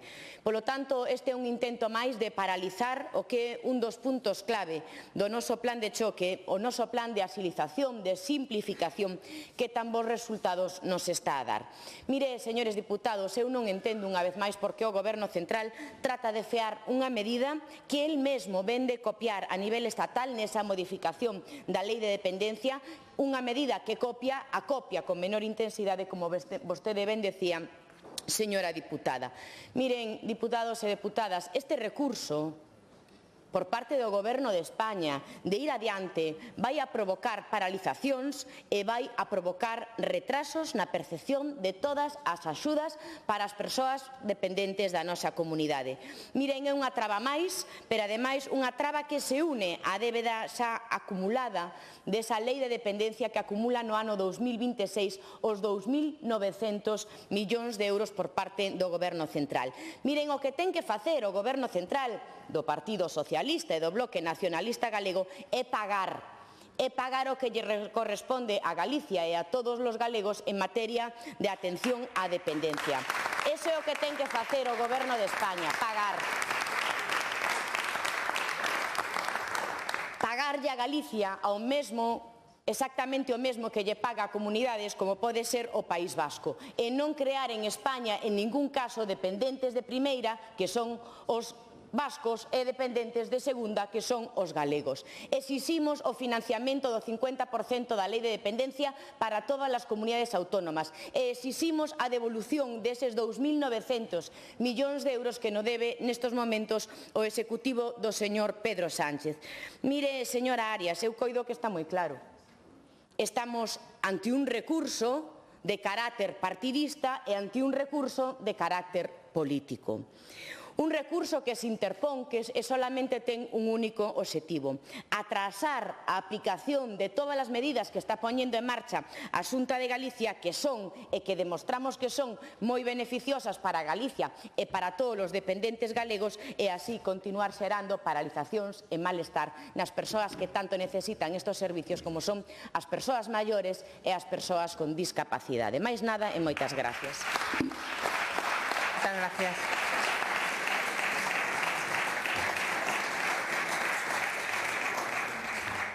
Réplica, señora Arias. Conselleira. Gracias, presidenta. Efectivamente, conselleira, non é unha maldición divina que cada vez que a Xunta exerce o seu autogoberno en beneficio dos galegos se atope con trabas por parte do Goberno central. Non é unha maldición divina, é a venganza de Sánchez incapaz de asumir que cada vez que hai eleccións en Galicia gana o Partido Popular. E se gana o Partido Popular é porque escoitamos os galegos e porque traballamos para intentar mellorar a súa calidade de vida. E por iso a Xunta puxo en marcha o plan de choque da dependencia que en só 10 meses xa beneficiou a máis de 70.000 galegos. E como era bon para Galicia, o Goberno central recorreu ante o Constitucional. O mesmo Goberno que recorre á posibilidade de que os galegos poidan ter os beneficios medioambientais e económicos da repotenciación eólica, que agora tamén copia. O mesmo Goberno que mantén a AP9 como a autovía máis cara, a autopista máis cara de toda España, que recorreu a lei do litoral que si lle otorgou ao País Vasco o mesmo co 50% da lei de dependencia, mentras aquí non chegamos ao 35%, ou mesmo a lei de sanidade con os artigos que si validou para as Baleares. Todos estes agravios a Galicia, conselleira, son co aplauso dos socialistas galegos e, como non, do Bloque Nacionalista Galego. Un bloque absolutamente desnortado e radicalizado, independista e agora tamén machista, como vostede mesma pode comprobar cada día, que dice non, alto e claro, a todo o que poda beneficiar a Galicia e os galegos. Un BNG ao que non lle importa que o Goberno nos deba preto de 3.000 euros para a dependencia e que tampouco lle importa nada que o Goberno do Estado non teña orzamentos, pero que seguro votará en contra dos orzamentos da Xunta, donde 3 de cada 4 euros son para políticas sociais. Unhas orzamentos, conselleira, que por moitas trabas que nos poña Sánchez e os socialistas e os nacionalistas galegos permitirán mellorar a vida dos dependentes galegos. Nada máis e moitas gracias.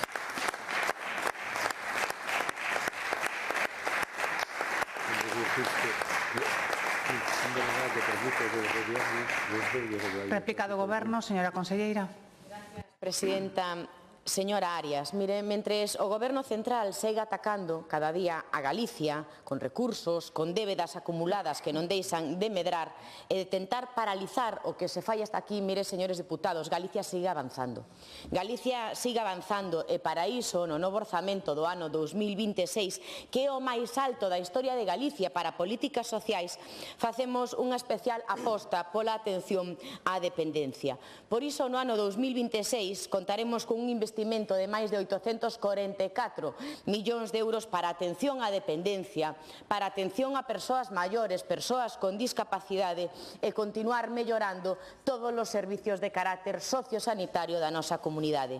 Mire, vamos a aumentar en máis de 94 millóns de euros os fondos destinados ás axudas persoas dependentes para seguir incrementando tamén progresivamente o número de persoas dependentes atendidas e para poder superar por primeira vez a barreira dos 100.000 dependentes atendidos diariamente na nosa comunidade.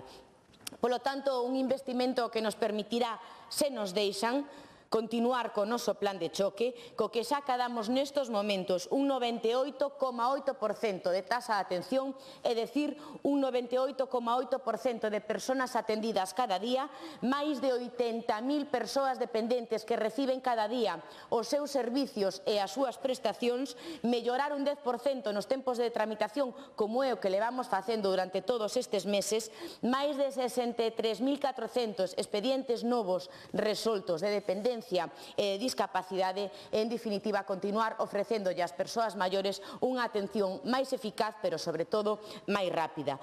Miren, señores diputados, en definitiva, vamos a seguir traballando cada día, sen descanso, por atender cada vez a máis persoas dependentes, por ofrecerlle máis servicios e máis prestacións e tratando, como sempre facemos, de superar todos eses obstáculos, todas esas pedras que nos pon o Goberno de España e o señor Pedro Sánchez cada día no noso camiño, pero sempre loitando polos dereitos das persoas maiores. Máis nada e moitas gracias.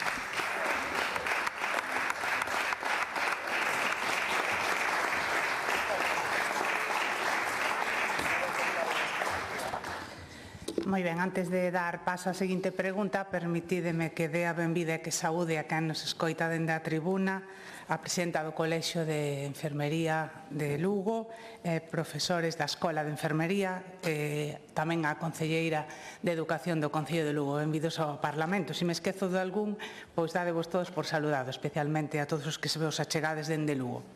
Damos paso á seguinte pregunta de dona Montserrat Valcarce Armesto e dous deputados máis do Grupo Parlamentario do Bloque Nacionalista Galego sobre a postura do Goberno galego en relación coa autonomía da Escola Universitaria de Enfermería de Lugo respecto á Universidade de Santiago de Compostela. Para formular a pregunta ten a palabra a señora Valcarce. Grazas, presidenta. Señor conselleiro de Educación, a Escola Universitaria de Enfermería de Lugo leva máis de 5 décadas formando profesionais cualificados para o sistema público galego. Consolidouse como referente sanitario e académico no territorio, con reputación, demanda e recoñecemento indiscutible. Hoxe, ese legado corre risco de desaparición. A integración proposta pola Xunta e a USC convertiría a escola nunha sección subordinada á Facultade de Compostelá. Isto non é un cambio académico, é unha merma de capacidades para Lugo, perda de autonomía organizativa, perda de xestión, perda de peso institucional. Deixeme aclarar un punto importante. A escola está adscrita ao Sergas. O seu paso á Consellería de Educación é correcto e lóxico. As escolas de enfermería corresponden ao ámbito educativo, non ao sanitario. Isto é reorganización coherente. O que non é correcto, e aquí está o núcleo da cuestión, é que a escola pase a ser sección subordinada á Facultade de Santiago. Aquí prodúcese o salto injustificado. Os colexios sanitarios, o profesorado, a Academia Galega de Enfermería e a Administración local e provincial son unánimes nesta demanda. A escola debe manter estrutura independente e adaptada á realidade sanitaria provincial. A demanda de alumnado supera a oferta de prazas. Os estudantes non buscan a escola selecciona aos estudantes. O sector sanitario demanda as nosas egresadas incluso antes de finalizar os estudos. Isto non é especulación, isto é viabilidade probada na realidade. O profesorado está extraordinariamente cualificado, máis do 58% con doutoramento, experiencia docente e traxectoria investigadora. Non estamos ante un centro débil, senón ante un claustro capaz non só de manter a escola, senón de xustificar a súa evolución cara á facultade propia. Outras universidades españolas manteñen centros duplicados e na propia USC así sucede, por exemplo, pois con ADE. Non hai impedimento legal, hai falta de vontade política.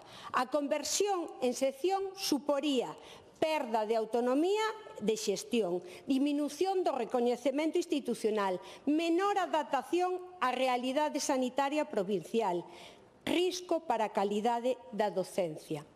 Pregúntolle, que compromiso concreto adquire o Goberno para garantir que Lugo manteña a súa escola como centro autónomo, adscrito á USC, pero en condicións de igualdade? Está disposto a exixir que se evite a subordinación de Santiago, ese avance cara á facultade propia? Moitas gracias. Perdón, como saben, o tempo das preguntas é limitado. Ten un segundo turno agora.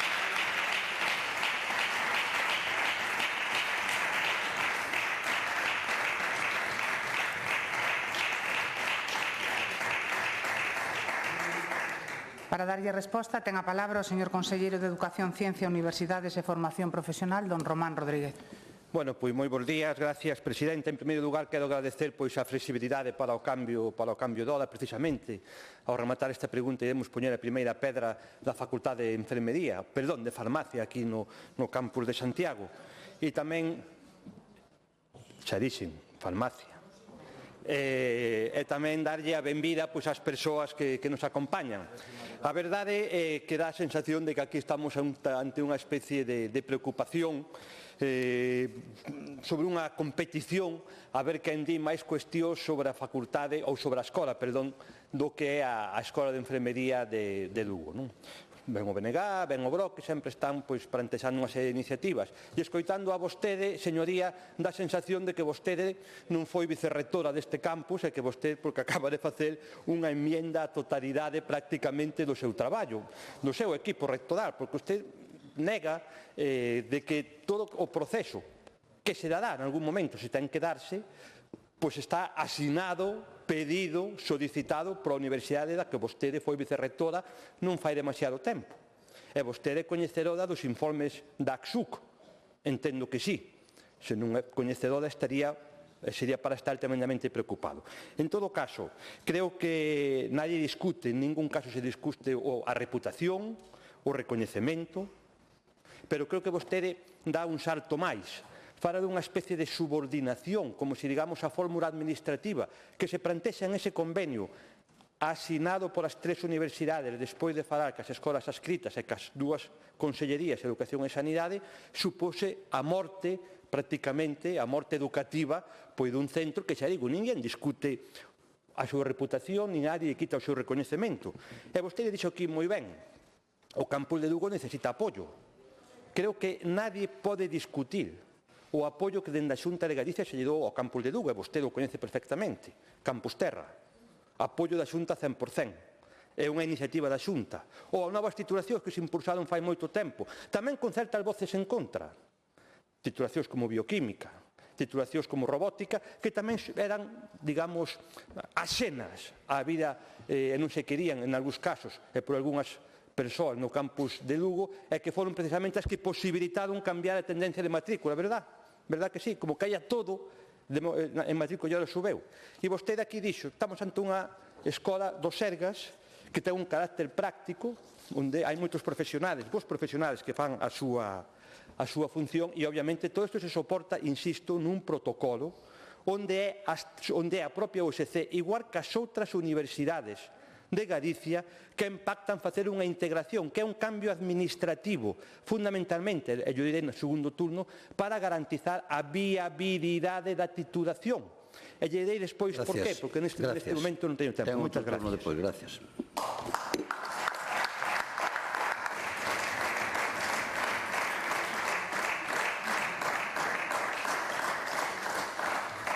Réplica, señora Valcárcel. Grazas, presidente. Señor conselleiro, en primeiro lugar saludo a representación da Escola Universitaria de Enfermería de Lugo. A vosa presenza aquí dá voz ao futuro da escola e ao dereito de Lugo a ter centros propios.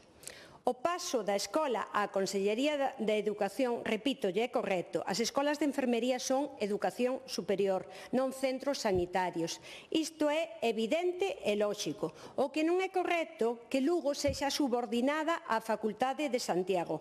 A escola de Lugo ten demanda superior á oferta. O profesorado está moi cualificado, repítolle, máis do 58% ten doutoramento, co cual o informe da Xuga foi moi positivo. O sector sanitario demanda as nosas egresadas. Hai consenso profesional, claustro, administración local e provincial. Cal é, entón, o impedimento real? Non é académico, non é de viabilidade, é político. Invoca autonomía universitaria, pero iso non é un cheque en branco para eliminar estruturas propias de Lugo, non é autonomía académica, é centralización burocrática. E aquí a Xunta ten responsabilidade sobre a estrutura do ensino superior e a equidade territorial. Non pode mirar cara a outro lado dicindo que a USC decide. Pido algo claro, que a Escola de Lugo sea adscrita a USC en condicións de igualdade, como centro propio, con xestión e identidades propias, sen subordinación a Santiago, que poida evolucionar cara a facultade propia. E sorprende que, mentres Lugo é freada, estes días anúnciase na Coruña a apertura dun novo grao privado en enfermería da Universidade Intercontinental de la Empresa, EHM Hospitales, con respaldo institucional. Privatízase a oferta na Coruña mentras se barre a pública en Lugo. Ten isto algo que ver coa negativa a recoñecer os dereitos de Lugo? Exixímosles un compromiso claro coa Escola de Lugo. Centro autónomo, adscripción igualitaria, ningunha subordinación. Gracias.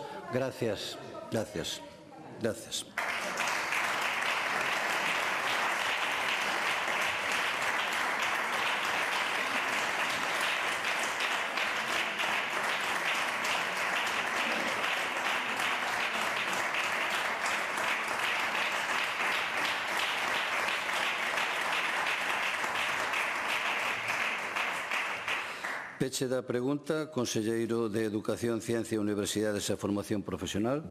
Señora deputada, pregúntelle á súa universidade, que é a miña, porque asinou eso. Porque o fai. Porque pensa vostede que a Universidade de Santiago lle quere mal a Lugo. Vostede foi vicerrectora desa universidade. E vostede cree, hasta fai moi pouco tempo, que a Universidade de Santiago lle quere mal a Lugo. Por que firmou eso? Non sei o que repreguntar. E vostede foi vicerrectora e fala da autonomía universitaria. A autonomía universitaria é decidir dentro do seu ámbito as titulacións que quere dar e como se organiza. E parece ser que a vostede lle parece normal pois que un concello ou unha diputación lle diga á universidade o que ten que facer. Lle parece normal e o acepta. Dentro de unhos anos, cando vostede volva á universidade, se dá conta do seu erro, igual que cando volva eu. Non? E despois hai outra cuestión, a súa dobre moral. É dunha dobre moral que lle saca toda a credibilidade. E vou dicir por qué. Porque o proceso de enfermería é exactamente igual ao que se está dando ca antigua escola de relacións laborais que fixo exactamente o mismo que a escola de enfermería. É dicir, pasar a integrarse na facultade, nunha facultade única con dúas sedes. Pero aí vostedes, señores do Bloque, señores do PSOE, non deixaron nada. Verdad que non? Dobre moral moi característica. E lle dei unha cousa. Por que se fixo? Obviamente vostede non lle vai preguntar á universidade, pero vostede debería coñecer os informes da ACSUC, os citou. E vostede sabe que hai uns porcentaxes de profesorado doctor a tempo completo que hai que cumprir, verdad? E hai que cumpridos. Entonces non sei por que a Universidade de Santiago quere firmar ese protocolo para lograr a integración, para ter o porcentaxe de profesores doctores necesarios para cumprir os parámetros de verificación. Non o sei. Será porque lle quere a Universidade de Santiago, lle quere mal a Lugo e a quere fastidiar, como vostede di, ou a quere ter subordinada, como vostede di. E despois hai outra cousa que creo que aquí si están moi en fora de xogo, moi en fora de xogo. Mire vostede. Si esta escola, calquera escola escrita, corre un risco de futuro é a causa ou por culpa do Partido Socialista de España. En certa parte, por a súa parte, tamén que o acaban de apoiar. Mire, hai unha normativa moi recente que modifica un Real Decreto, o 640 de 2021, por certo, se aprobou por a porta de atrás. Non se falou con ninguén que di que no prazo de 5 anos as escolas escritas teñen que ter un 50% de profesores doctores a tempo completo. A tempo completo. A tempo completo. O Partido Socialista, por a porta de atrás, aprobou unha norma que sí amenaza claramente, non a esta escola, a todas as escolas escritas. E como non se faga algo, dentro de 5 anos, os seus amigos e socios do Partido Socialista de Lugo, que tanto defenden a universidade, que tanto defenden a escola de enfermería, a ver que di. En todo caso, fade vostede que a USC... Gracias.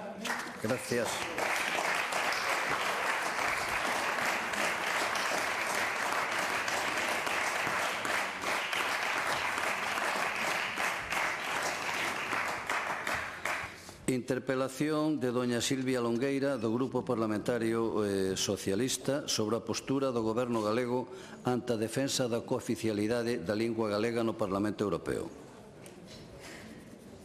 Para formular a interpelación ten a palabra a señora Longueira.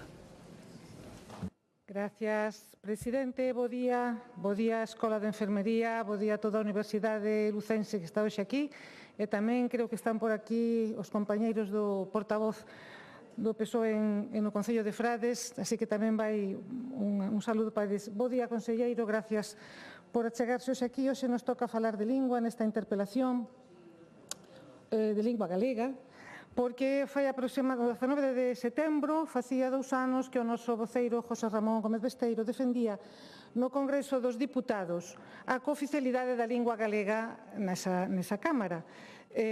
Afortunadamente aprobada, xunto coas outras linguas cooficiais do Estado, co catalán e co euskera, afortunadamente aprobada, aínda que vale a pena cos votos en contra do Partido Popular. Sempre dixemos que eso sería unha magnífica ocasión para ir xuntos da man, porque eu creo que, ademais vostede, que ven de ser un galego falante de habitude, saberá que non hai nada que una máis a unha terra que a lingua que fala, e foi realmente unha pena que nese momento non poderamos estar xuntos nesa batalla ou nesa ganancia, nesa vitoria.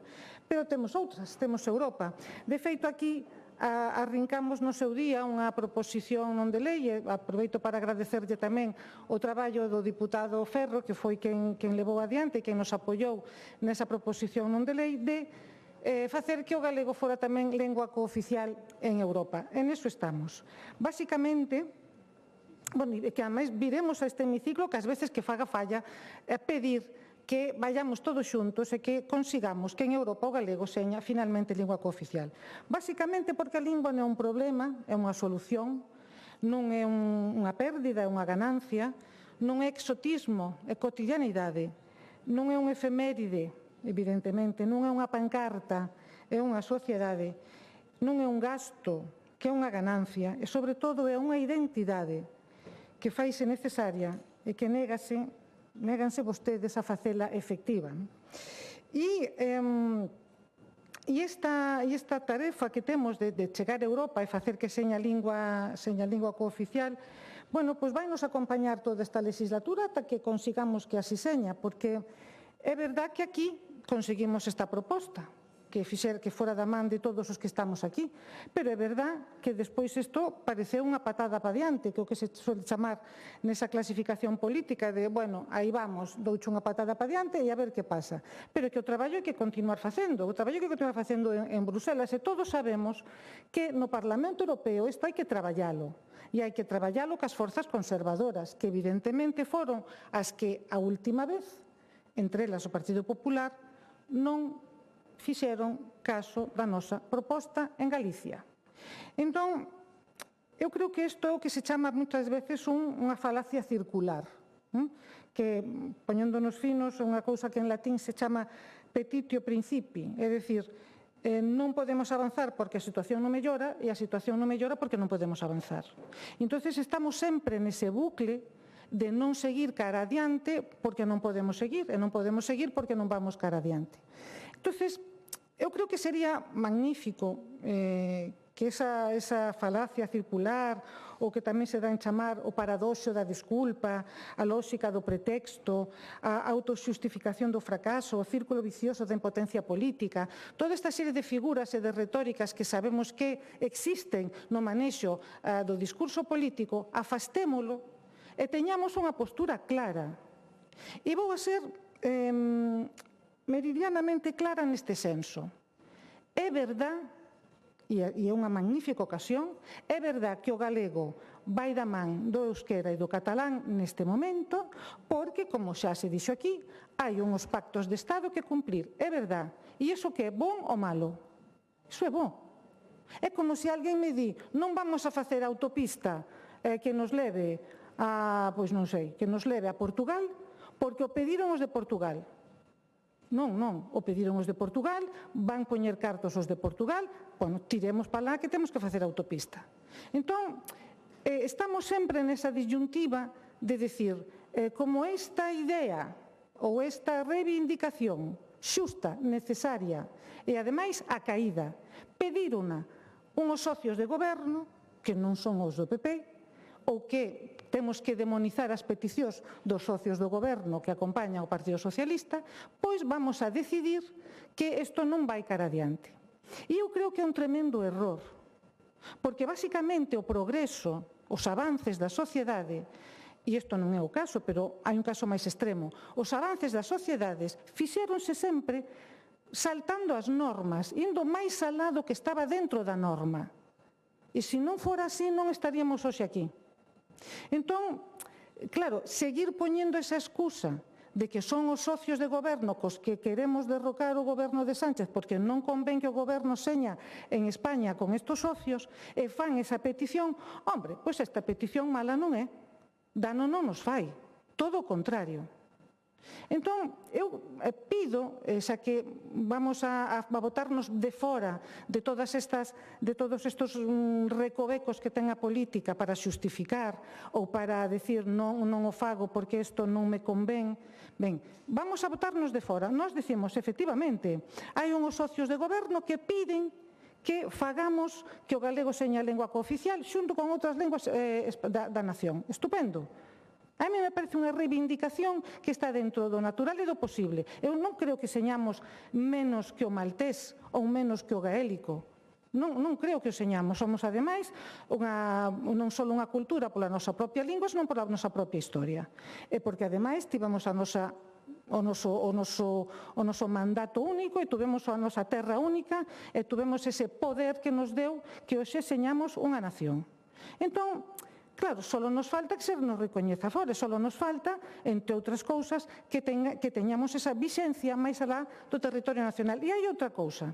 Eu creo que con todo o que se montou neste país, detrás dunha pancarta no ano 2009, e todo o que se derrubou creando un problema cando era unha solución, entendo que externalizalo, facer política exterior, facelo internacional, bueno, a vostedes dalles unha palanca, a vostedes danlle unha porta de saída nese mare magnum nos que nós participamos, evidentemente, porque xa o dixen máis dunha vez, creemos nas institucións e creemos que hai que arranxalas desde dentro. Nese mare magnum que son as diferentes comisións que están agora tratando de arranxar ese camiño que o galego desvirtuou nun momento determinado. Pois isto é unha oportunidade de ouro. Entonces, voltamos a insistir, sobre todo porque depende de vostedes, xa non depende tanto de nós.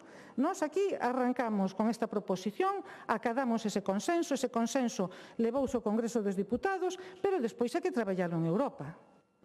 Entonces, nos preguntamos con esta interpelación cales van a ser os pasos que a partir de agora vamos a dar, porque aquí estivemos todos de acordo nese momento. E eu creo que é unha boísima noticia, non só para esta Cámara, que moi poucas veces ten esos acordos, senón para todos aqueles que están aí fora esperando unha resolución dun conflito que nunca debeu de existir. Entón, volto a repetir, cales van a ser os pasos? Que lles fai falta a vostedes que fagamos nós? Tanto aquí como donde gobernamos. Porque en Europa non nos chegan os votos. A vostedes si, a nós non. Nós temos ali o noso diputado que pode traballar para que iso seña efectivo, pero vostedes saben moi ben como eu que en Europa os votos traballas en diferentes comisións, falando con quen haxa que falar, convencendo, dando argumentos, e nós estamos dispostos a todo o que vostedes planifiquen, porque vostedes gobernan aquí, a todo o que vostedes planifiquen, nós ser a axuda ou a ponte que vai a facelo efectivo. Insisto, é unha oportunidade. Ven da man de outros, sí. E que problema é ese? Cal é o problema que iso seña un requisito dun pacto de goberno? Iso é unha fortaleza, iso non é unha debilidade. Así que eu lle pediría que isto xa sei que é unha cuestión complexa. Claro, o PP ten as súas guerras e ten as súas diferentes actitudes nos territorios. Eu xa sei, xa sabemos todos aquí como vai isto, non nos vamos a facer trampas ao solitario. E despois hai outra cousa, hai un mantra do que costa o idioma. Este goberno gasta máis de 20 millóns de euros en publicidade e propaganda. Non vou a ser eu quen diga que isto está ben empregado ou non. Cada un sabe como goberna, evidentemente vostedes siguen gobernando, así que debe de facer efecto ese tipo de cuestións. Pero é a mitade do que costa o galego como lingua en Europa, e non vai a ser a Xunta quen o pague. Entón, si facemos a comparativa do que costa a publicidade e a propaganda deste goberno co que costa facer todo un sistema de lingua galega no Parlamento Europeo, eu creo que estamos falando de cifras que non teñen unha comparativa. Entonces, volto a repetirlle, díganos, por favor, cales van a ser os pasos. Teña vostede por seguro que isto é unha cuestión que para o noso portavoz é esencial e para o Partido Socialista en Galicia é esencial, que apoiamos que iso seña ademais unha das negociacións, unha reivindicación no Goberno de España, e que hai que facer da necesidade virtud, porque senón nin se avanza nin se progresa. E eu creo que o ben das persoas e a grandeza dunha sociedade está precisamente neso, en saber cando hai unha oportunidade para avanzar e para progresar. Moitas gracias. Gracias.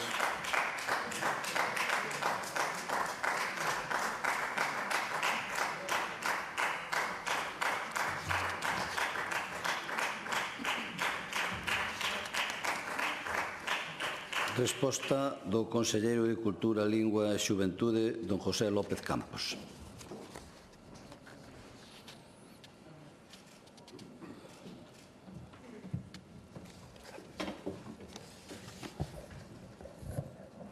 Moitísimas gracias, señor presidente. Moi bo día, señorías. Bo día, señora Longueira. Bo día tamén a todos os convidados que nos acompañan hoxe. Bueno, como ben sabe vostede, eu o primeiro que quero agradecerlle é, como sempre, o seu ton, as súas propostas en positivo e a súa actitude, porque é certo que teño que decir que dende o primeiro momento que este goberno puxo en marcha este novo escenario necesario, eu creo que é máis necesario que nunca, preciso da actualización da folla de ruta, do documento máis importante que pode ter o noso idioma en Galicia, que é ese Plan Xeral de Normalización da Lingua Galega. É certo que sempre atopamos esa mantendida, sempre atopamos esa comprensión, ese entendimento co Partido Socialista. Sinceramente creo que posiblemente os votantes ou as persoas que están fora deste Parlamento e que teñen unha tendencia a poder votar a un Partido Popular ou un PSDG ou un PPDG, teñen bastantes coincidencias no ámbito da lingua, nas necesidades, nos retos que ten o futuro da lingua. O mellor non así, o mellor as consignas de outras formacións políticas que forman parte deste Parlamento e que, desgraciadamente ou tristemente, ni siquiera quixeron recoller ese guante ou esa mantendida con total sinceridade que facíamos para comezar ese novo escenario. Eu teño que dicirlle que creo que o galego ten retos de futuro, o temos debatido aquí, o temos falado. É certo que estamos nun novo escenario, nun escenario no que as linguas en xeral, en todo o planeta, e as linguas cooficiais están atravesando por retos trascendentes, importantes. E aí temos que adoptar novas medidas, actualizar as nosas ferramentas, traballar en positivo e buscar puntos de acordo. Eu creo que aquí non me cabe ninguna dúbida que o temos. Eu, sinceramente, non quero en ningún caso, faltaría máis, entrar en ninguna cuestión, nin cuestionar en absoluto a estrategia política nin interferir na estrategia política de ninguna formación, pero eu sinceramente teño a sensación de que esta interpelación non ven a buscar resolver esos problemas reais do galego, non aporta absolutamente nada ao debate que temos, entre outras cousas, porque esta Cámara, precisamente esta Cámara, o Parlamento Galego, creo recordar, non sei se me equivoco, que debateu hasta en 7 ocasións esta cuestión, que a última delas conseguimos un acordo unánime de todas as formacións políticas que forman parte desta Cámara, en onde hai, eu creo que un compromiso claro e contundente. O Parlamento Galego manifestou, e o Goberno galego tamén o manifestou así, e eu insisto, por se o mellor hai algún tipo de dúbidas, que apoiamos de forma decidida a reivindicación, a demanda de que o galego sexa a lingua cooficial na Unión Europea. Non hai ninguna dúbida, eu creo que non existe debate.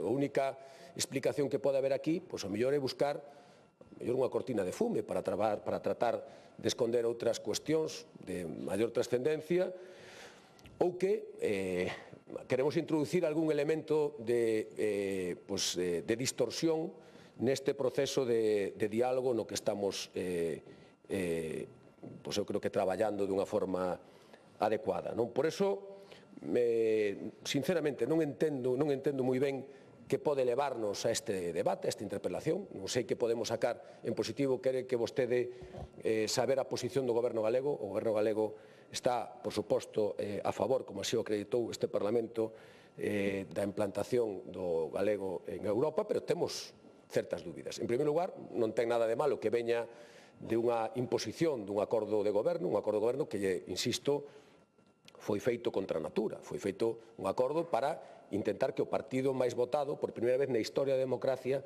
non gobernase o país. Este é un tema que non é menor. Vostedes intentaron chegar a acordos, algúns deles coñecidos, outros non tan coñecidos, con todas as forzas do arco parlamentario máis alá do Partido Popular, para intentar formar un goberno que, como se pode ver, lle costa moito manter as súas costuras.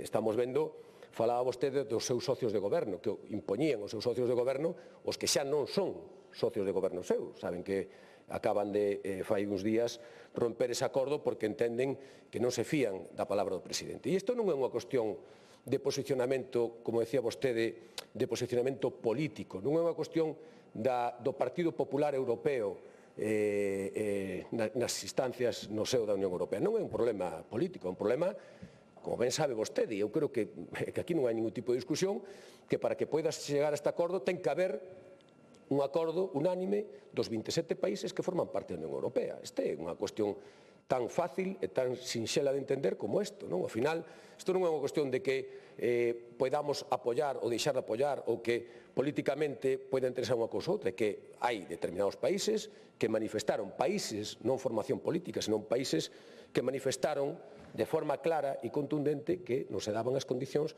para poder abrir a cooficialidade a todas as linguas que teñen esa característica en Europa. E, ademais, que iso iba a supoñer unha modificación importante, sustancial, nos acordos europeos, e que, e isto non o decimos nós, señora diputada, porque é certo que isto ten un custo e é evidente, inevitable, innegociable que ese custo hai que falar del, e eu lle vou dar un dato que creo que non é menor. Non falaba vostede dos gastos en publicidade ou propaganda do goberno galego.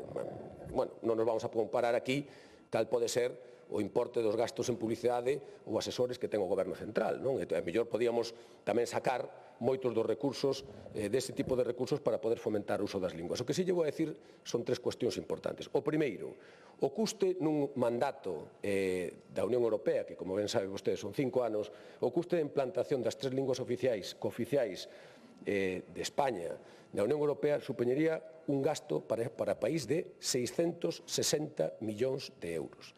660 millóns de euros sería o custo en 5 anos da implantación da oficialización das 3 linguas cooficiais españolas. Me parece que é unha cifra suficientemente importante e que nos debería facer reflexionar, porque que non faríamos, non? Que non poderíamos facer en Galicia, imagínese vostede, con unha cantidade moi inferior. Hoxe, en día o apoio do Goberno Central ao galego, en este caso ao galego, xa non digo que sea ínfimo, e que, ademais, está xerando unha situación de desigualdade absoluta con respecto ao apoio do Goberno en outras linguas cooficiais. Di vostede, que ten de malo? Por que Galicia non se pode sumar a este acordo? Porque, bueno, se vemos o trato que fai o Goberno Central, por exemplo, do reparto dos fondos europeos para as linguas cooficiais, vemos o desequilibrio absoluto que ten Galicia con respecto a Cataluña. Non creo que vostede poida defender, por exemplo, que nun proxecto tan importante como é o proxecto NOS, que son, falando de 660 millóns de euros que o custa a implantación das linguas, un proxecto de 15 millóns de euros que nos serviría para que o galego este presente en todos os ámbitos digitais e tecnolóxicos, o gran reto de futuro, o que din todas as comisións, que cara onde temos que ir non se quixamos quen nin de ter financiado nin sequera o 25% dese importante proxecto. Esta é a realidade que pasa co Goberno Central. Estamos falando de 660 millóns contra 15 millóns de euros do proxecto NOS. Ou estamos falando, por exemplo, do apoio que estamos tendo para no reparto, por exemplo, do fondillo, dos fondos para o audiovisual en España. Eu teño aquí un dato que espero e desexo que nos fixera reflexionar e o mellor que nos uniría para poder reclamar ao Goberno Central de forma contundente un trato máis igualitario. Nese reparto do fondillo, como sabe vostede que é o Fondo de Apoio Audiovisual para as Linguas Cooficiais, de 14 millóns de euros que reparte o Estado cada ano, 10.950.000 euros, por lo tanto, casi 11 millóns de euros, o 78% vai para Cataluña e tan só o 4,94% ven para Galicia. Creo que en ese aspecto deberíamos de intentar chegar a un acordo, defender unha posición conxunta, insistir para o Goberno Central dese un trato xusto ao galego e a Galicia. Pero en ese aspecto a veces non nos atopamos. Eu lle reto a que, unha vez que quede clara, totalmente clara, meridianamente clara, a posición deste Parlamento, que xa o está, e a posición do Goberno da Xunta de Galicia, que tamén a ten, de que apoiamos, que entendemos, que reivindicamos, que o galego ten que ter esa posición importante na Unión Europea, tamén nos gustaría, de verdade, que poder ter o apoio, a colaboración, a empatía do partido que goberna, do Partido Socialista, para poder conseguir e asumir os retos de futuro que ten o galego, que derivarán desos traballos do plan, no que vostedes, como dixen antes, insisto e agradezco, están traballando, que derivarán tamén de todas as aportacións que están facendo todas as institucións que participan en este proceso, unha lingua que creo que necesita do apoio e de implicación de todos, máis alá do que poida derivar deste Parlamento, que tamén, pero creo que temos que ter ese gran pacto social e, sinceramente, creo que, máis alá de estes acordos ou esta interpelación, que pode ser relevante e importante, pero espero que quede meridianamente clara e zanxada despois da intervención de hoxe, podamos chegar a acordos realmente importantes, sustanciais, para fomentar e para prestixar o uso da lingua galega. Moitísimas gracias. Moitas gracias.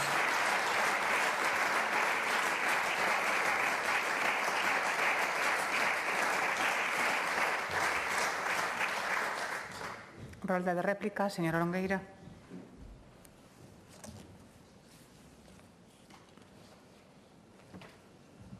Gracias, presidenta. A ver, antes de meternos coa lingua, porque era do que vimos a falar. Vostede ten ali dous compañeiros, o señor González Pons e a señora Dolores Montserrat, vicepresidenta do Grupo Popular Europeo. O Grupo Popular Europeo é o que decide e o que dá para diante a este tipo de propostas. Nós non gobernamos ali, non temos as maiorías, pero sabemos como aconteceu a última vez. Fomos coa PNL deste Parlamento, fomos con todo documentado en riba da mesa e o Grupo Popular Europeo dixo que non. A súa compañeira Dolores Montserrat dixo que non.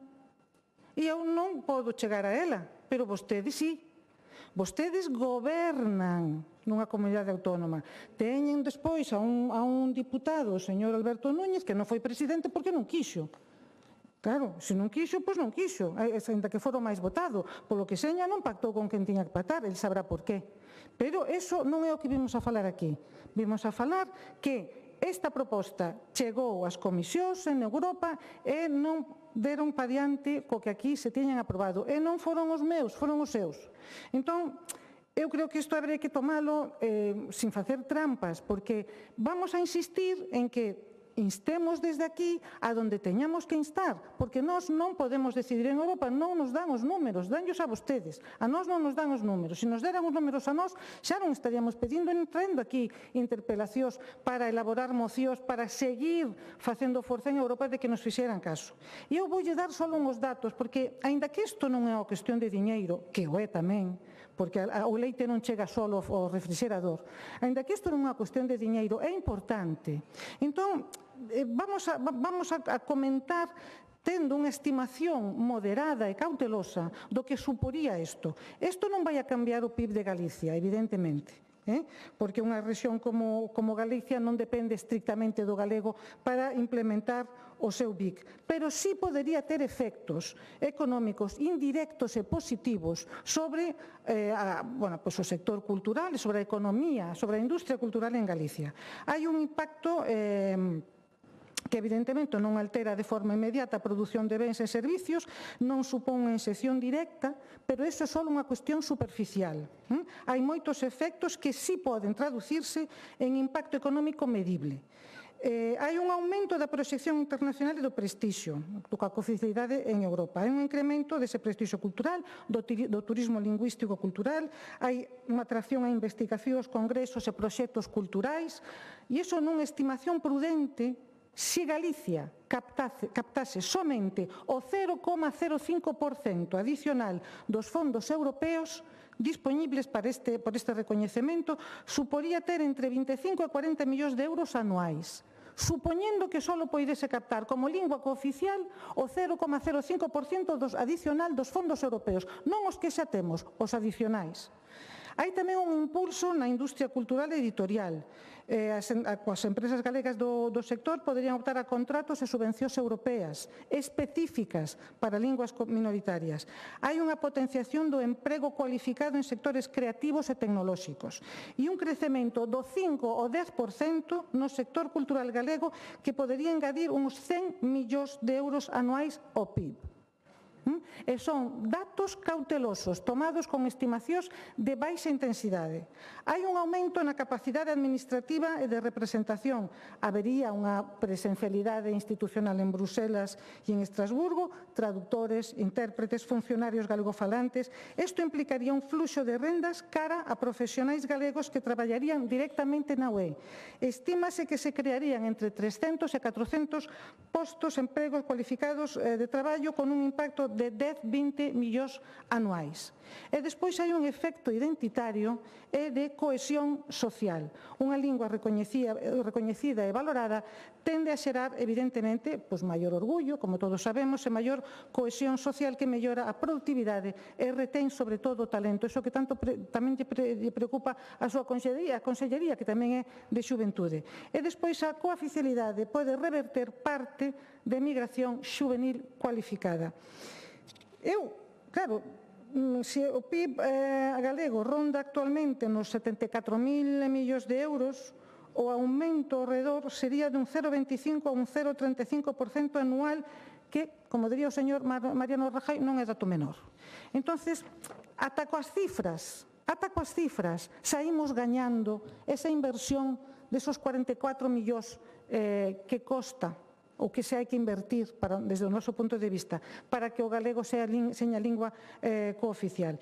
Entonces, eu creo que non hai por onde collelo, é dicir, económicamente non é unha pérdida, non é un gasto, é unha ganancia e é unha inversión.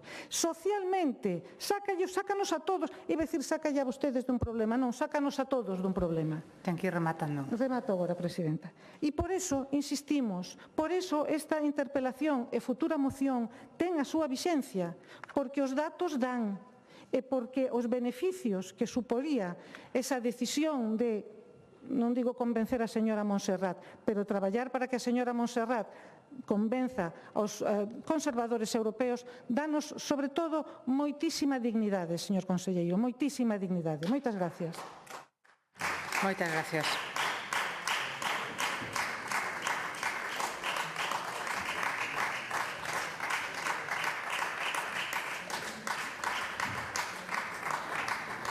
Para a rolda de réplica ten novamente a palabra o señor conselleiro de Cultura, Lingua e Xuventude, señor López.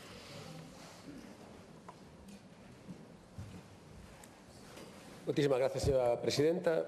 Unha vez máis, señora Longueira, eu creo que o dixen nesta Cámara o mellor máis de 20 ocasións. Eu creo que no ámbito da lingua, neste caso a vostedes e a nós, é moitísimo máis o que nos une que o que nos separa. Eu creo que non hai debate. En este asunto, eu creo que está superado calquer tipo de debate, non? Polo menos nesta Cámara.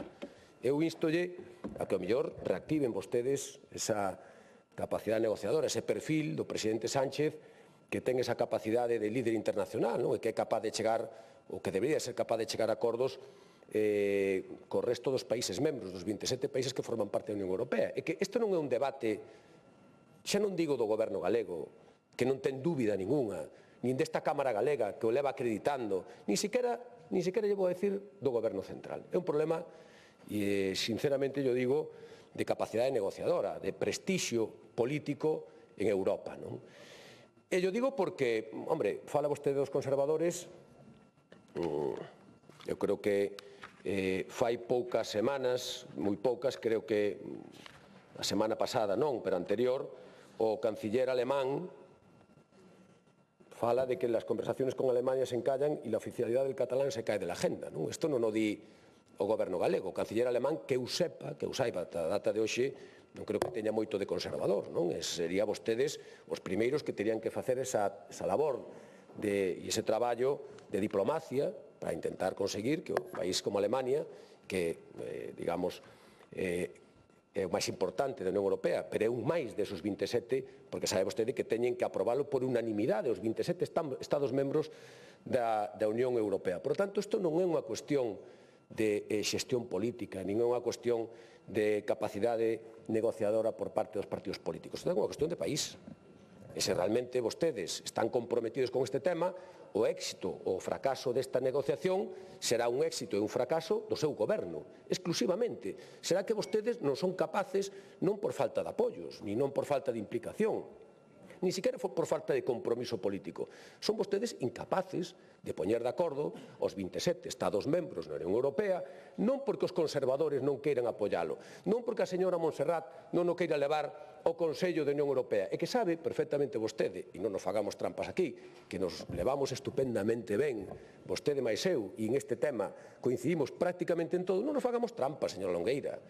Se vostedes non o levan é porque hai unha norma non escrita na Unión Europea que se un asunto non está negociado previamente co acordo dos 27 Estados membros non se somete á votación do Consello. Esa é a realidade. E calquera outra cousa que planteen vostedes ou que pretendan vender vostedes é unha cortina de fume para intentar esconder a incapacidade que ten o Goberno de dar cumprimento a un compromiso que adquireu con unha formación política que xa non forma parte dese pacto de goberno no que lles exixía unha determinadas cuestións, entre elas a oficialidade do catalán na Unión Europea. E é un problema que lle está xenerando a vostedes un problema de recoñecemento e un problema de fiabilidade diante dos seus propios socios. Esta é a única explicación. E nós aquí, desgraciadamente, señora Longueira, desgraciadamente, eu teño a sensación que con estes temas ímos a rebufo. Parece que somos unha lingua de segunda, que queremos colocar a galego nunha lingua de segunda a rebufo do que pretenden os cataláns. Cos retos que temos aquí en Galicia, ca estrategia, co importante e o proceso importante que temos de cara aos próximos meses. Por iso, lle digo que non lle vai a quedar ninguna dúbida do noso compromiso. Creo que é importante que non enredemos en cuestións que non son competencia, nin desde logo responsabilidade desta Cámara, nin do Goberno autonómico, porque queda perfectamente claro o noso compromiso, e traballemos en construir ese proxecto que necesita a nosa lingua, que necesita a lingua galega. Traballemos para conseguir que a sociedade se sinta comprometida tamén con esos retos. Non de nada sirve que ao final aquí cheguemos a acordos se non somos capaces de implicar, de comprometer a sociedade. Escoitemos a esas 11 comisións, esos máis de 120 expertos que levan traballando, nos que vostede tamén participa, nesa elaboración e actualización do Plan Xeral de Normación da Lingua Galega. Asumamos esos novos retos. O Goberno da Xunta, eu xa lle dixen na presentación de orzamentos, vai cumplindo cos seus obxectivos. Nós nos comprometimos a establecer un calendario e a establecer unha senda de crecemento orzamentario no apoio á lingua galega. Levamos incrementado máis de 2 millóns de euros, a razón de 1 millón de euros por ano desde o ano 2024 para promocionar, para accións de promoción, de dinamización, para poñer en marcha, para implementar as medidas que salgan dese Plan Xeral de Normación da Lingua. E de verdade, lle digo que eu estou ilusionado, estou convencido de que vamos a ser capaces de conseguir ese obxectivo, vamos a ser capaces de chegar a acordos importantes para o país e, sobre todo, vamos a ser capaces de poñer por diante desos intereses partidistas ao tesouro máis importante que temos en Galicia, que é a nosa lingua. Non me cabe ninguna dúda. Moitísimas gracias. Moitas gracias.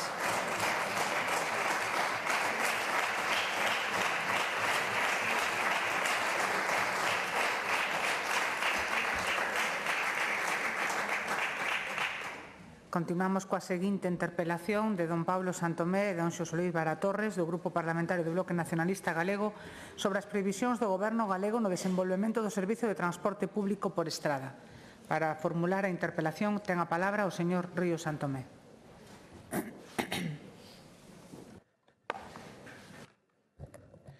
Grazas, presidenta. Señor conselleiro, nestes 5 anos e pouco que levo de voceiro de mobilidade no Parlamento do BNG aprendín algunhas cousas, sempre é máis o que non sabemos que o que sabemos, pero aprendín algunhas cousas. E unha delas é que o Plan de Transporte Público que vostedes puxeron en marcha xa na legislatura pasada, comezos da anterior, é un total desastre. E un total desastre se o vemos en varias cuestións. Na última interpelación que eu lle fixen, a comezos deste ano 2025, a moción derivada desta interpelación, eu pedí unha serie de datos que se deran por parte da Xunta de Galiza, datos que viñeron totalmente capados, totalmente mutilados, non, para que non vexamos realmente o que pasa. Pero, señor conselleiro, como vostede sabe, nos últimos días chegaron unha serie de informacións que me obrigan a facerlle hoxe algunhas preguntas, pedirlle que dé algunhas explicacións e tamén, por que non, contarlle como vexo eu, despois de analizar toda esta información, o que creo eu que está pasando co Plan de Transporte e co Servizo Público de Transporte no noso país. Neste mes de outubro, no pasado mes de outubro, vostede aprobaba unha orde de axudas para o sector do transporte. Decía vostede nese documento que estaban motivadas pola situación económica excepcional derivada da guerra de Ucraína. Finais de 2025, situación económica complicada polo tema da guerra de Ucraína, bueno, non semella moi factible, non semella moi justificable, sobre todo cando vemos outras consellerías, outros sectores, como pode ser o de medio rural, moi castigado no seu momento pola guerra de Ucraína, con todo o que ten que ver coa importación de insumos e moitas outras cuestións, a que a Xunta de Galiza pois, non lle aplicou as mesmas axudas con este criterio este ano. Pero ademais, nesa orde, hai algunha cuestión que chama a atención, é que nos enteramos nesa orde cando empezou a chegar ás empresas. É unha orde que non se fixo pública e é unha orde que ademais ten unha particularidade e é que é unha orde que recoñece implícitamente os quilómetros que as diferentes empresas non están facendo o que non fixeron neste ano 2024. Aparte de que, ademais, establece unha serie de criterios para pagar estas axudas, na que vemos, despois de analizar os datos, que, por exemplo, hai concesións que teñen incumprimentos de ao redor do 30% dos quilómetros, cousa que é totalmente escandalosa, que van a recibir cerca de 800.000 euros desta axuda. Premiamos por incumplir no servizo de transporte público. E é que, señor conselleiro, decíalle antes que unha das poucas cousas que aprendín nestes anos é que o plano de transporte é un desastre. É un desastre porque a día de hoxe o plan de transporte da Xunta de Galiza mantense en base aos incumprimentos. Única e exclusivamente. Está tan mal feito o plan de transporte, señor conselleiro, que só é viable seguir con el se vostedes permiten que as empresas incumpran. Porque, fíxese, na documentación mutilada que me enviaron pedina en marzo do 25, chegoume a mediados de agosto do 25, non sei se esperaban que o mellor non me dera conta de que chegara esa documentación ou que pasaba, nas cativas ofertas que me enviaron, que o resto consideran que eu non teño que ter acceso como representante do pobo galego a saber as obrigas que teñen as empresas vinculadas ás súas ofertas, de 127 concesións que existen no noso país, só recibimos oferta de 26 concesións. O resto, a Xunta de Galiza entende que nós, como representantes legítimos do pobo galego, non temos dereito a coñecer, a fiscalizar, a controlar o que está pasando aí. E é que o problema do plan de transporte, un deles, é que non é un plan estratégico que regule o noso transporte, que planifique o noso transporte, sino que están baseados fundamentalmente en dous documentos, que son os proxectos de explotación e as ofertas das empresas. Os proxectos de explotación, e vostede sábeo, non hai por onde collelos. Non hai por onde collelos, están totalmente mal calculados. Señor conselleiro, eu creo, e aí xa vou coa miña opinión sobre o que está pasando, é que vostede ten un problema moi importante en riba. Vostede chegou a consellería e atopouse cunha verdadeira desfeita que non hai por onde coller. Responsabilidade do equipo anterior da consellería. Iso non exima vostede da responsabilidade que ten a día de hoxe e dos pasos que ten que dar para regularizar esta situación. Vostedes saben perfectamente que non poden a día de hoxe exixirlle ás empresas que cumplan os plans de explotación e as ofertas, porque saben perfectamente que estaban mal calculadas desde os puntos de vista do incremento do IPC a 10 anos, que calcularon vostedes o 1,2% de forma lineal, que é totalmente ridículo, sobre todo vemos que a realidade xa lles pasou por diante e ademais que non habilitaron mecanismos nestes plans de explotación, nestes pregos, para poder facer unha revisión de prezos que permita axustar a día de hoxe todo o que está acontecendo co servizo de transporte. E decíalle que vostedes permiten que se incumpra porque saben perfectamente que se exixen o cumprimento total dos plans de explotación e das ofertas presentadas e gañadoras nos procesos de licitación, automáticamente se lles cae todo o plan de transporte. Porque ningún dos contratos se pode soster tal e como están deseñados e, ademais, como non preveron ningún tipo de mecanismo que permita de xeito regular facer isto, agora temos que facer, ten vostede dúas alternativas.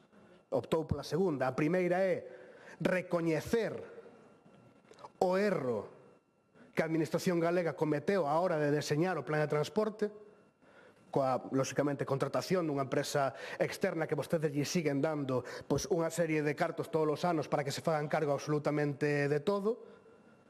Recoñecer que están mal feitos os pregos, están mal calculados os planes de explotación e volver a sacar todo o plan de transporte Pero claro, recoñecer que se equivocaron tamén sería recoñecer que levan mentindo 5 anos. E ese é un grande problema. Eu gostaría que estivera hoxe a súa predecesora aquí presente, non o está. Pero xa temos falado desto longo e tendido nos últimos anos, porque ela ten moita responsabilidade tamén. Pero hoxe vostede é o conselleiro e é quen ten que dar resposta a esta cuestión. E que fixeron vostedes nesta orde de axudas? O que fixeron foi cambiar as regras de xogo para seguir mantendo a base de incumprimentos o plan de transporte. E como? Pois dicindo as empresas, aplicando unha amnistía nos quilómetros, dicindo as empresas que todos os quilómetros que non fixeron, ao redor, calcúlase, vostede poderá desmentir e darmo dato oficial da Xunta de Galiza, ao redor do 20% dos quilómetros nas 127 concesións que son incumprimentos. Se collemos os baremos de sancións da Xunta de Galiza, vemos que están tipificados como graves ou moi graves a partir do 2% ou do 5%. Aquí estamos falando dun 20% segundo os datos que nos manexamos. Vostede poderá darme outros datos se os ten. E vostedes están dicindo ás empresas que non teñen que cumplir con eses contratos que están establecidos tanto no proxecto de explotación, os quilómetros básicos, como no que ten que ver co BAIS, coas ofertas que fan as empresas a nivel de melloras, polas que son puntuadas e polas que resultan gañadoras dos contratos. Vostedes saben perfectamente que isto a día de hoxe decirlles que non teñen que cumplir os quilómetros, que xa a Administración Pública fará uso deles no ano que ven ou nos vindeiros anos.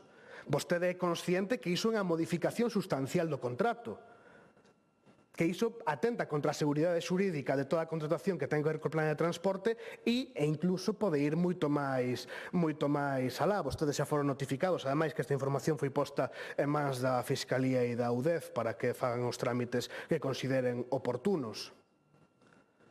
Pero estamos falando de algo moi grave, señor conselleiro. Segundo os datos que vostedes dan na propia orde das axudas en referencia aos quilómetros non executados no ano 2024, e que xa non vexamos, que pediremos, lóxicamente, os datos de cumprimento dos quilómetros no ano 2022 e no ano 2023. Desbotemos o ano 2021. Efectivamente, había unha situación de pandemia, é totalmente comprensible o que se fixo no ano 2021. Pero vayamos o 22, 23 e 24. Vexamos realmente o que se está incumplindo aquí, sin ir a outro tipo de incumprimentos, porque estes son incumprimentos xerais que fan que o plan de transporte público poida seguir existindo. Pero, lóxicamente, vostedes agora aplican un parche totalmente irregular para seguir mantendo que o seu proxecto é de éxito, que o seu proxecto é viable, cando realmente non o é. Nós o que lle pedimos, señor conselleiro, son explicacións a este respecto, que nos dé os datos reais, se vostede entende que estes datos están manipulados ou non son certos, que nos dé os datos reais sobre a execución o cumprimento dos quilómetros nas 127 concesións do plan de transporte da Xunta de Galiza.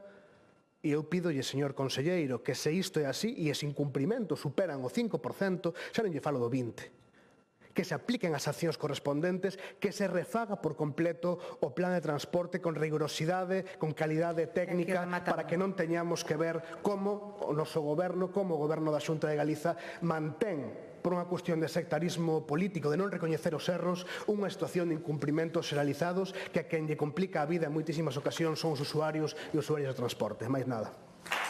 Moitas gracias.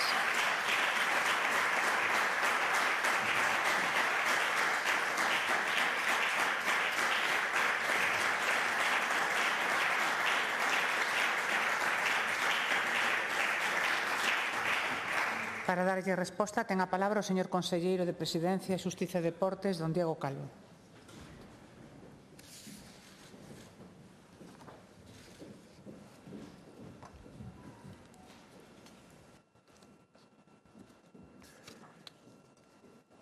Moitas grazas, presidenta. A verdade é que xa tocaba durante este ano 2025 que o señor Ríos Santomé viñera aquí e falara e dixera, ademais, exactamente, isto é un total desastre. Non funciona absolutamente nada e se hai un desastre mundial é o do plan do transporte.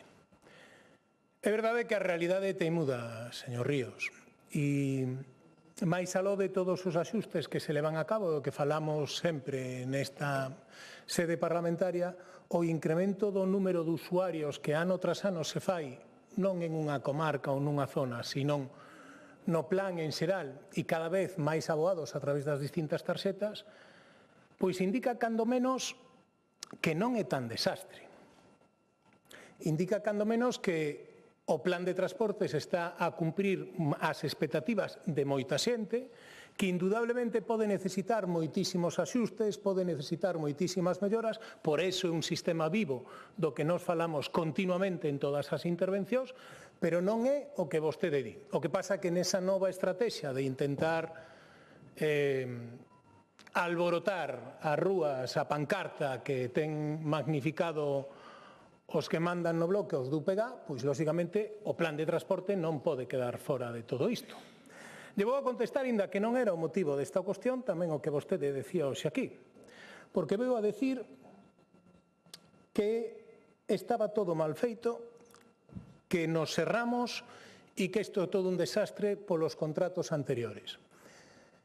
Pero recoñecía ao principio da súa intervención que efectivamente leva 5 anos de portavoz de infraestructuras ou de transporte e que pouco a pouco vai aprendendo cousas, igual que os demais, non? E que a día de hoxe non ten todo aprendido. Eso tamén se nota.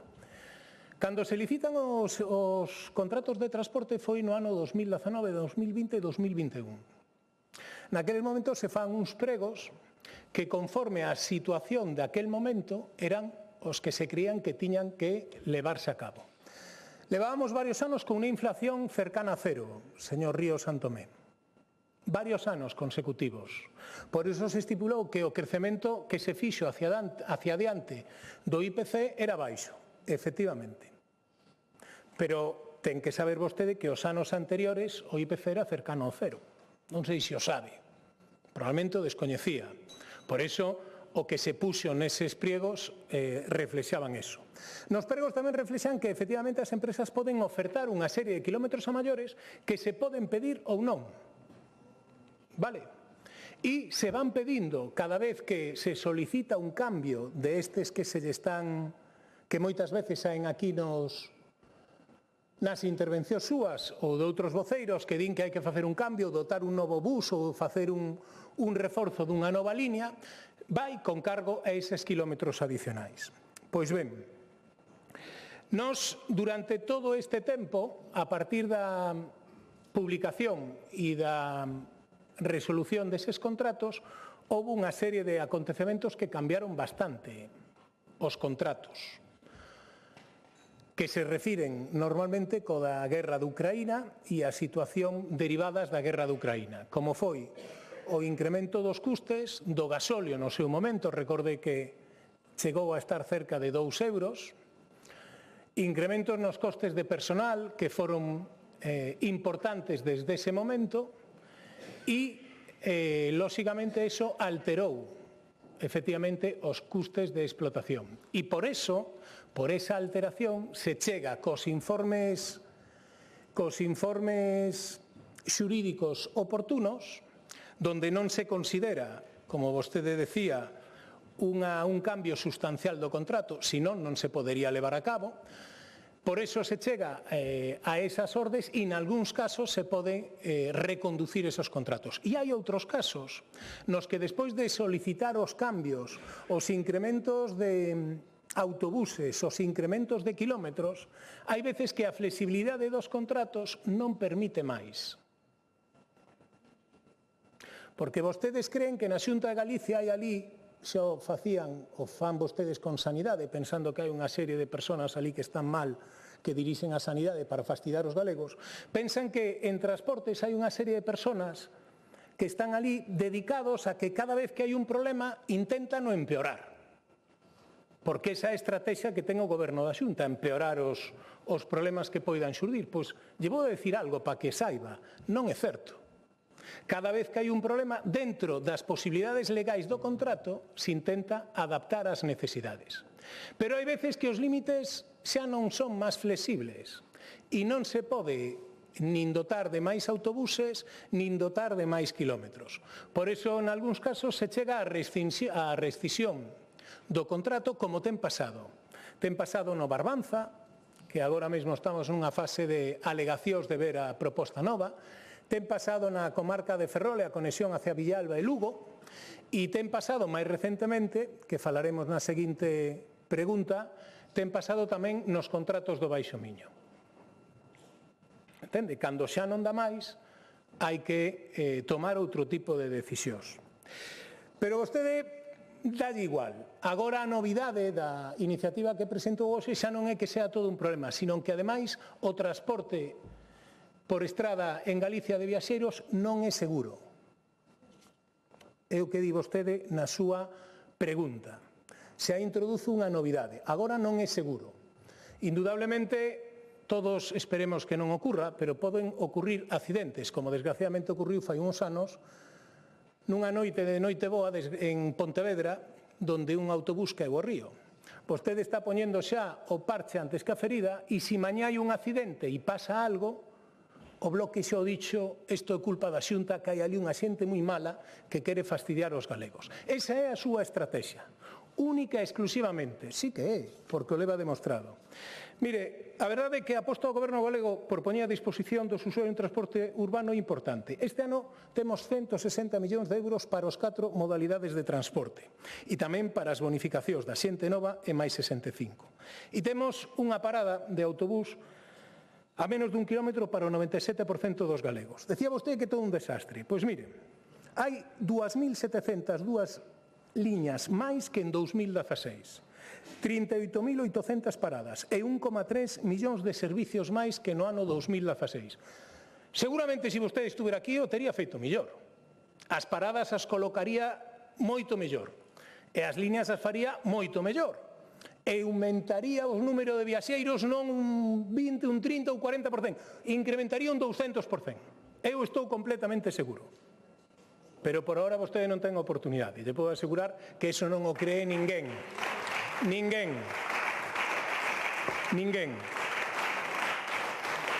O ano pasado, sen contar o transporte escolar, contabilizamos 27,5 millóns de viaxeiros, un 34% máis que no ano 19. Un 34% máis. Será porque o sistema é un desastre e as liñas non valen para nada. E ata este mes de agosto a demanda se incrementou con respecto ao ano pasado un 5%. Pero se temos en conta o total de viaxeiros do sistema de transporte, a demanda total no ano 24 supuxo, atenda, a ver se vostede creería que sería capaz de superalo, un 64% máis que no ano 2019. Eu estou seguro que con Río Santomé, en vez de un 64, sería un 65.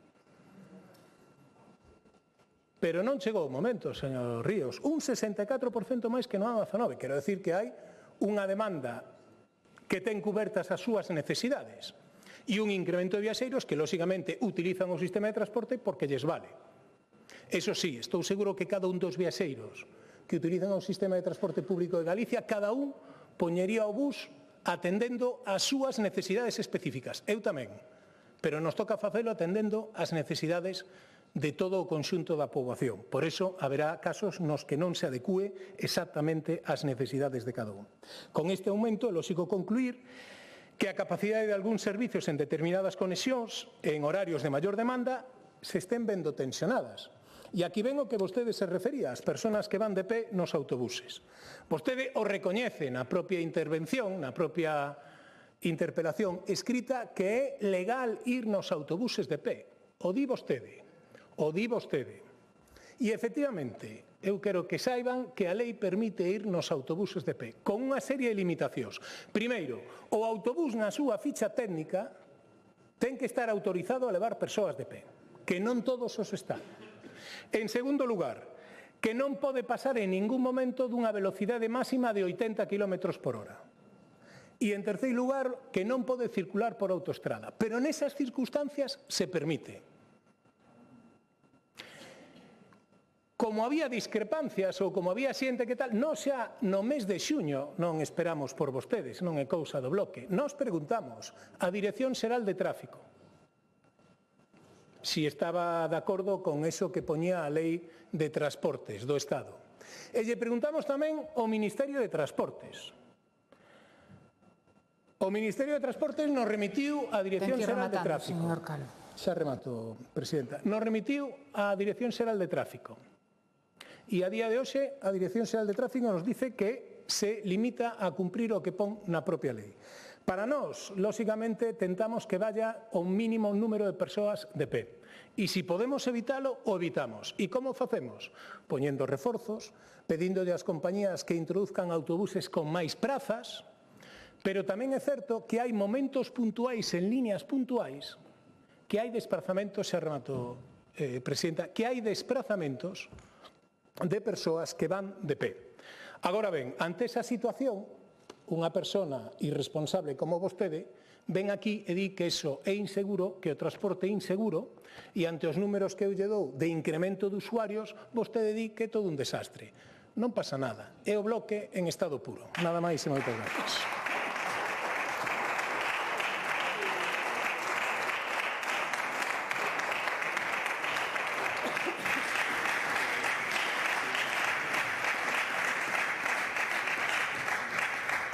Réplica, señor Ríos Santomé.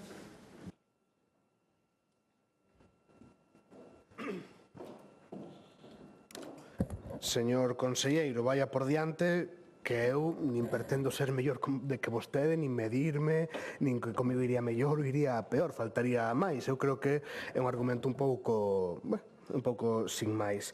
Pero vostede non me contestou absolutamente nada ao que eu lle dixen. Cal é o cumprimento dos quilómetros básicos e ofertados que son vinculantes neste ano 2024? Cal é o cumprimento? Señor conselleiro, pódeme decir efectivamente que o IPC nos últimos anos anteriores á elaboración destes procesos de explotación, destes pregos, era semellante a cero, moi ben. Aínda que iso fora así, poderá justificar a irresponsabilidade ou a neglixencia de pensar que en 10 anos de duración do contrato a cousa non iba a cambiar, ademais é que non introduciron ningún tipo de mecanismo de revisión de prezos. Outra irresponsabilidade máis ou outra neglixencia máis que nos leva a onde estamos aquí. Vostede pode dar as excusas de mal pagador que queira. E despois, home, eu ao mellor non sei todo o que hai que saber do mundo, pero tampouco me faga parvo. Vostede non me pode decir que os kilómetros que ofertan as empresas que lles fan gañar os contratos pódense ou non pedir por parte da Administración. Hai un 10% dos kilómetros totais que a Administración ten a súa disposición para efectivamente formular reforzos e demais. Pero os kilómetros ofertados son totalmente vinculantes aos kilómetros básicos do proxecto de explotación. O sea, non intente decir o contrario, como dixo vostede aquí. É que xa non falo de que non se estén cumprindo os kilómetros que se ofertan a maiores, o que ademais lle resta seguridade xurídica a todo o proceso, porque efectivamente eu sou unha empresa que compite coa empresa que gañou o contrato e digo, puiden meter o doble de kilómetros, total non os vou a cumprir e nadie os vai a reclamar. E puntuar máis e levarme o contrato, iso que está acontecendo. Se xa non cumplen, se xa non se están cumplindo sequera os kilómetros básicos dos proxectos de explotación, canto menos os vais, os ofertados. Sin entrar no 10%, que iso efectivamente é a maiores. Sí, pero que non se cumplen nin os básicos nin os ofertados. Señor conselleiro, non me intente facer parvo.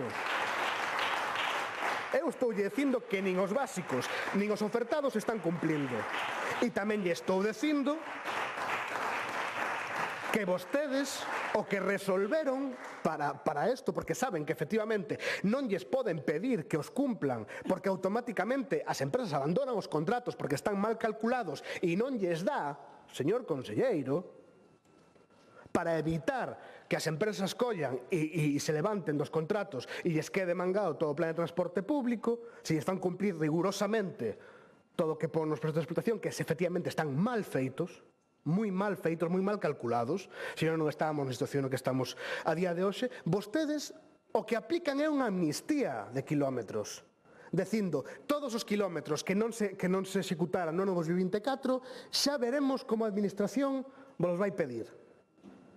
Iso introducido nunha orde de axudas que non é pública, que nos enteramos cando lle chega ás empresas e que efectivamente modifica sustancialmente os contratos.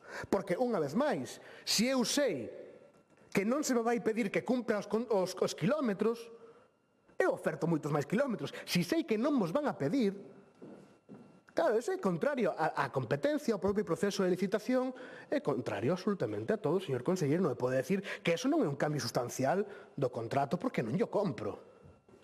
Non yo compro. Está vostede cambiando as reglas de xogo en mitad do partido, señor conselleiro. E iso non pode ser. Só fixeron no seu momento, cando os pillaron as patacas coas matrículas dos vehículos e pasaron de haber titulares, de haber reservas e demais a unha inscripción dinámica que chamaron vostedes unha grande bolsa de vehículos para que ninguén soubera cantos iban en que concesión, se repetían matrículas ou non. Cando os pillaron as patacas xa fixeron ese cambio importante, e este ainda é moito peor, señor conselleiro. E o papel o aguanta todo. Iso é o que aprendín deste plan de transporte. O papel o aguanta todo. Moitísimas máis liñas, moitísimas máis paradas, kilómetros. Outra cousa que se fagan. Porque, efectivamente, falou vostede das paradas, e para que se vexa como están os procesos de explotación. Das 26 ofertas que me enviou a Xunta de forma totalmente capada e mutilada, recórdolle, as primeiras 2 e 3 páxinas das ofertas das empresas eran dedicadas a enmendar o proxecto de explotación. Ningunha parada coincidía co sitio que tiña que ir, ningún itinerario estaba ben posto, os horarios. Foron as empresas as que tiveron que arranxar esa parte dos proxectos de explotación. Señor conselleiro, isto non hai por onde collelo, señor conselleiro. Non me veña a decir que simplemente, que seguramente o faría mellor e non tuve unha oportunidade. Ten que ir rematando. Remato, señora presidenta. Señor conselleiro, vostede sabe perfectamente que esta é unha situación insostible que só se mantén permitindo incumprimentos, porque se fixeran cumprir as empresas non serían quen de aguantar eses contratos, levantaríanse e teríamos todo o plan de transporte levantado e todo o plan de transporte sin funcionar, porque a día de hoxe, señor conselleiro, só seis concesións das 127 cumpren cos kilómetros que teñen que facer o ano. 120 contratos que deben ser rescindidos, que deben ser rescatados, e temos que ir a un novo proceso de plan de transporte feito con rigorosidade e atendendo as necesidades do pobo galego. Máis nada. Moitas gracias.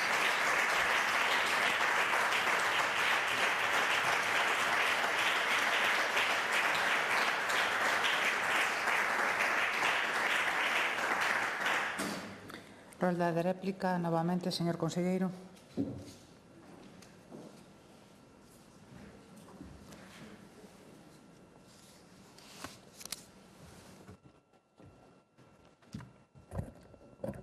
Grazas, presidenta. É o que dixemos dende o principio, a vostede dá igual absolutamente todo. O único que pretende é desvirtuar o sistema de transporte, dá igual o aumento de viaxeiros que temos no sistema de transporte, dá igual o aumento de líneas, dá igual o aumento de paradas, dá igual o número de frecuencias, dá igual. Agora, o sistema é todo un desastre. Cando non é así, ven a criticar, como fixo en algunha ocasión, que un bus chega tarde 5 minutos. Claro. Sí, ven a criticar esas cousas, ou ven a criticar que en momentos determinados nunha línea, nun horario, por exemplo, de entrada, ao mellor nun instituto, nun centro de traballo, hai moita demanda. Ou veñen o fan constantemente, igual que nos medios de comunicación, ou veñen a criticar que o bus entre Vigo e a Coruña non absorbe a demanda que o tren deixou de atender e que, polo tanto, de repente se duplica a demanda e non se atende. Lle explicamos que poñemos 5 buses de reforzo entre Vigo e a Coruña para absorber esa demanda que dun día para outro deixa o tren tirado, pero eso dá igual, esa capacidade de adaptación e todo eso dá igual porque vostedes están enfocados única e exclusivamente en alterar o galiñeiro. Dalles exactamente igual, señor Ríos. Di que non hai que convencelo a vostede de que é un cambio sustancial. Evidentemente. Só faltaría. Quen o ten que ver e quen o ten que certificar é a asesoría xurídica. E se o fai, estamos todos de acordo. E se en algún momento considerara que eso non era posible, pois non é posible. Pero para iso hai unha serie de controles internos na administración. E non sei se os coñece. Pero, dende logo, son quenes informan do que é considerado un cambio sustancial, do que non é considerado un cambio sustancial. Por eso se poden facer. Pero vostede veña a pedir información nesta iniciativa, como lle digo, agora sí, deu exactamente igual. Eu vou a comentar de todos os xeitos eses cambios que a flexibilidade dos contratos fixeron posible que puidéramos atender para que cada vez haxa unha maior adaptación da oferta á demanda. Por exemplo, entre Fisterra e Cee, o 6 de outubro, se ampliou a capacidade do servicio a primeira hora da mañá, que era a reclamación que se facía. No IES de Mugardos, fixo que a compañía puxera autobuses de 93 prazas. É verdade que hai un tramo de 7 kilómetros entre Mugardos e Ares, froito sobre todo da entrada dos institutos nun determinado momento de 7 kilómetros dos 43 que ten a línea, que hai xente de pé, é certo, pero dentro da capacidade dos autobuses. Na línea Betanzos-Coruña se está estudando de novo a demanda que ten cambiado sustancialmente nos últimos meses para adaptar a oferta. Entre Lugo e Santiago, o primeiro bus saída a 6:45, antes do verán se comprobou que contaban con marxe insuficiente para asumir aumentos puntuais de viaxeiros. Actualmente se fai con autobuses de 70 asentos e dá como resultado que hai prazas dispoñibles. Se activaron reforzos na línea Ferrol-Coruña, entre Sada, Oleiros e A Coruña, entre Ourense e Vigo, sobre todo os venres e os domingos pola tarde, garantindo a disponibilidade de prazas para todos os viaxeiros. Entre Ourense e Verín, ás 15:15 saen 2 vehículos dende Ourense, cara a Verín, e xa non se registraron incidencias desde que saen estes 2 vehículos. Entre Vigo a Coruña, por exemplo, o domingo 26 de outubro, dos 7 servicios de Vigo a Coruña pasamos a 12, de 7 a 12, con 320 plazas máis dispoñibles para absorber a demanda nese momento.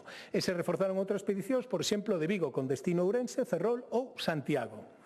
Tamén se comprobou que non eran necesarias medidas adicionais no Monforte, Láncara, Lugo. O servicio a 7 da mañá entre Monforte e Lugo chega á Pobra de San Xulán con todos os asentos ocupados, é certo, pero con prazas dispoñibles que son suficientes para atender a todos os viaxeiros. E, ademais, hai unha diferencia dunha frecuencia de 20 minutos que conta con moitas prazas dispoñibles.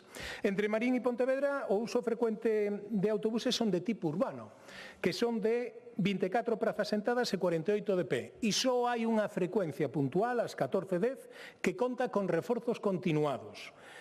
De forma que o primeiro autobús vai con 50 viaxeiros e o segundo autobús vai con 24. Non, este era o xeto da súa pregunta. Lle contestei o que vostede introduxo antes e agora lle contesto isto. Pero escoite, que ao mellor lle interesa algo. Ou dalle igual, a verdade é que total para criticar por criticar, dalle igual o que veñamos a explicar aquí. E isto ten que ver coas solicitudes de información. E vostede xo dixo aquí. Si non contestamos, non contestamos. Cando contestamos, non contestamos o que vostede quere. E como non contestamos o que vostede quere, tampouco lle vale. Con esta consellería non ten ningún artigo 9 pendente. Ningún. Pero a vostede dalle igual, porque o caso é tentar trasladar unha situación de catástrofe, como dixo aquí, ou non sei cal era a súa palabra. E remato. Hai outros sitios onde se están estudiando para ver se se pode adecuar mellor a demanda. Por exemplo, Miño Betanzos a primeira hora da mañá para facilitar os desplazamentos do alumnado ao instituto.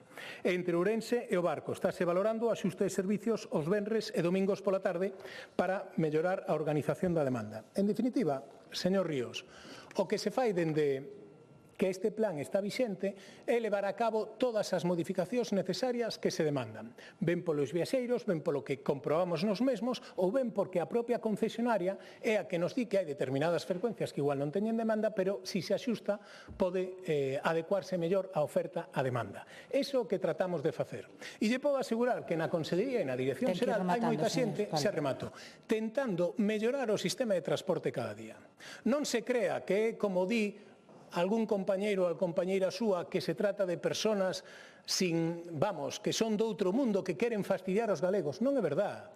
Queremos que o sistema funcione. E proba dilo é que dende o ano 19 aumentou a demanda un 68%. Creo que non vamos na mala dirección, aínda que indudablemente seguro que podemos mellorar. Nada máis e moitas grazas. Moitas gracias.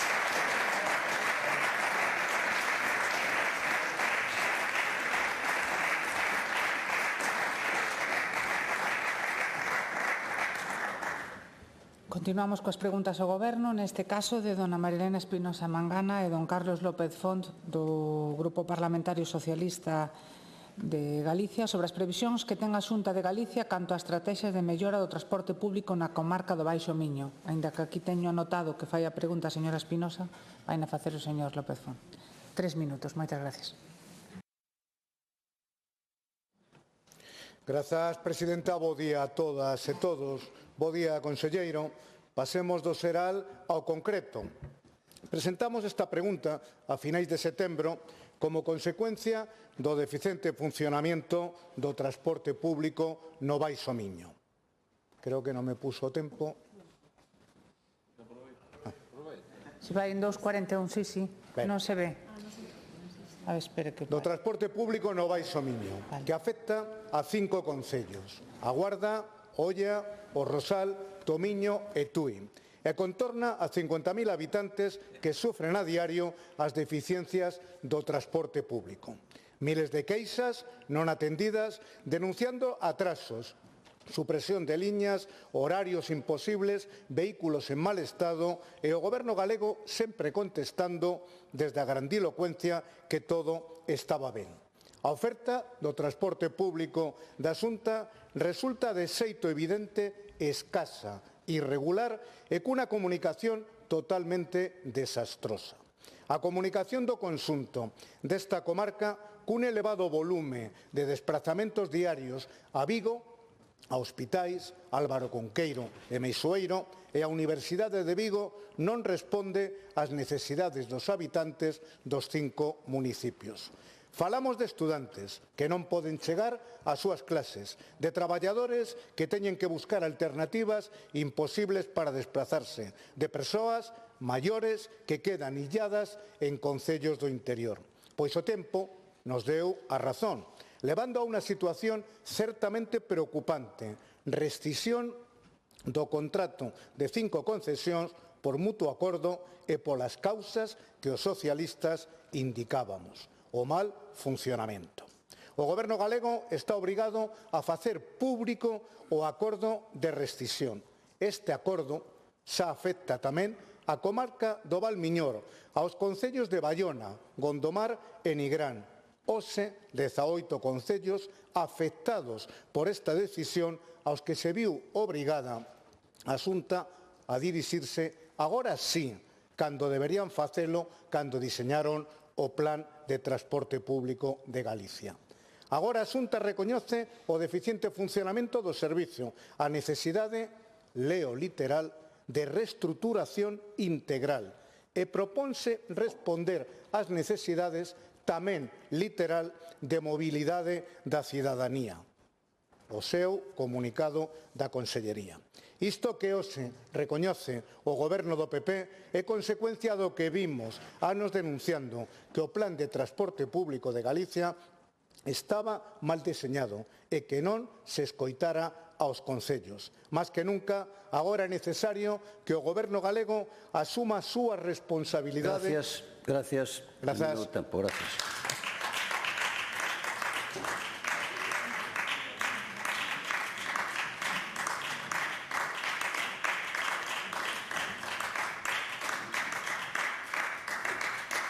Resposta do conselleiro de Presidencia, Xusticia e Deportes, don Diego Calvo Pouso.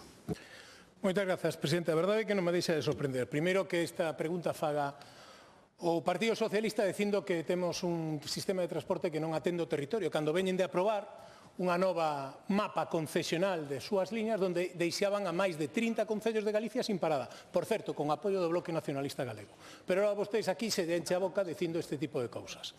E claro, ven a decir exactamente o contrario do que decía o señor Río Santomé fai un momento. O Río Santomé decía que criticaba por que se chegaban a acordos para manter uns contratos que estaban mal. E, sin embargo, no Baixo Miño, que é a zona de transporte que vostede pregunta, despois de levar anos facendo modificacións, ven nas líneas, ven nas paradas, ven nos horarios, ven nas frecuencias ou nos autobuses, porque a demanda se incrementa, porque a demanda se incrementou exponencialmente nos últimos anos, despois de facer iso, a flexibilidade do contrato xa non dá máis. E como xa non se permite ser máis flexible, nin nos permite máis, optamos por resolver o contrato e volver a sacar a licitación. Donde está o problema, señoría?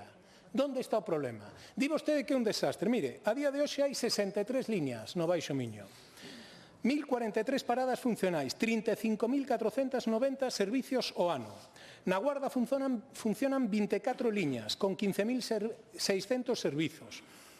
En Oia 9 líneas con 4.900 servicios, no Rosal 24 líneas con 16.000 servicios, en Tomiño 19 líneas con 13.400 servicios, en Tui 46 líneas con 26.000 servicios. Nun día laborable medio, un día como hoxe, na comarca funcionan 150 servicios de autobús, 64 deles na conexión con Vigo, 33 de ida e 31 de volta. Os primeiros servicios teñen a súa chegada a Vigo ás 7:35 da mañá e permiten volver hasta as 21 horas. Dito isto, estou seguro que hai algún colectivo ou algunhas persoas que non se adapta ao horario. É verdad? Sí. Sí. Pero, lóxicamente, isto está pensado nun conxunto de poboación.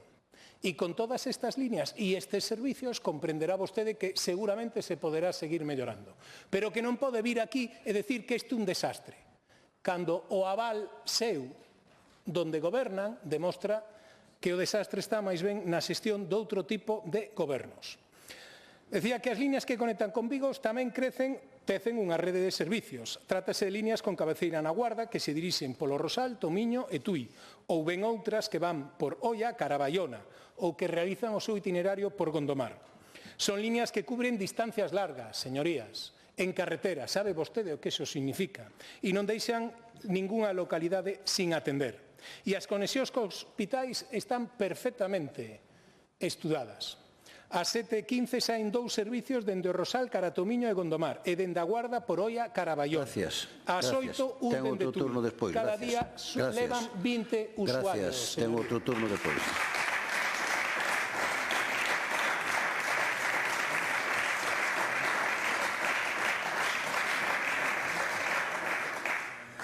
Réplica, señor López Font. Grazas, presidente. Recomendaba ao presidente Rueda ler os presupuestos, os orzamentos. Eu lle recomendo a vostede que lea a Lei de Mobilidade para que vexa que o que dixo é falso. Cal é o problema? O problema é o que denuncian os usuarios do Baixo Miño.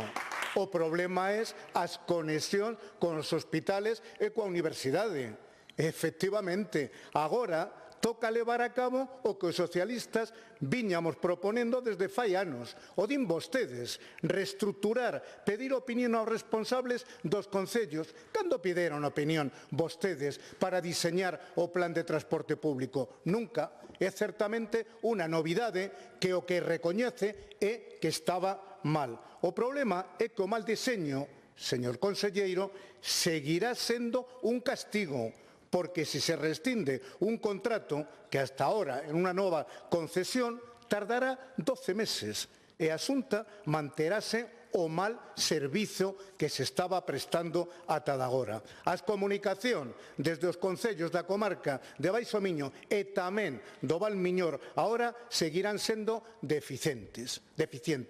E o din os usuarios, non o decimos nós, que tamén o plan de transporte da Xunta fracasou, como anticipamos fai anos. E seguramente a situación desta rescisión tamén será en outras concesións. Deben iniciar un novo modelo, un transporte público adaptado ao século XXI e deben de recoñecer o seu fracaso e pedirlle disculpa a todos os galegos e galegas que sufren estas deficiencias a diario, porque parece ser que terán que responder ante a Fiscalía por unha denuncia de incumprimento de prácticamente todas as concesións. Grazas.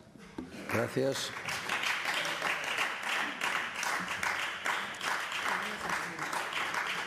Peche da pregunta, conselleiro de Presidencia, Xusticia e Deportes.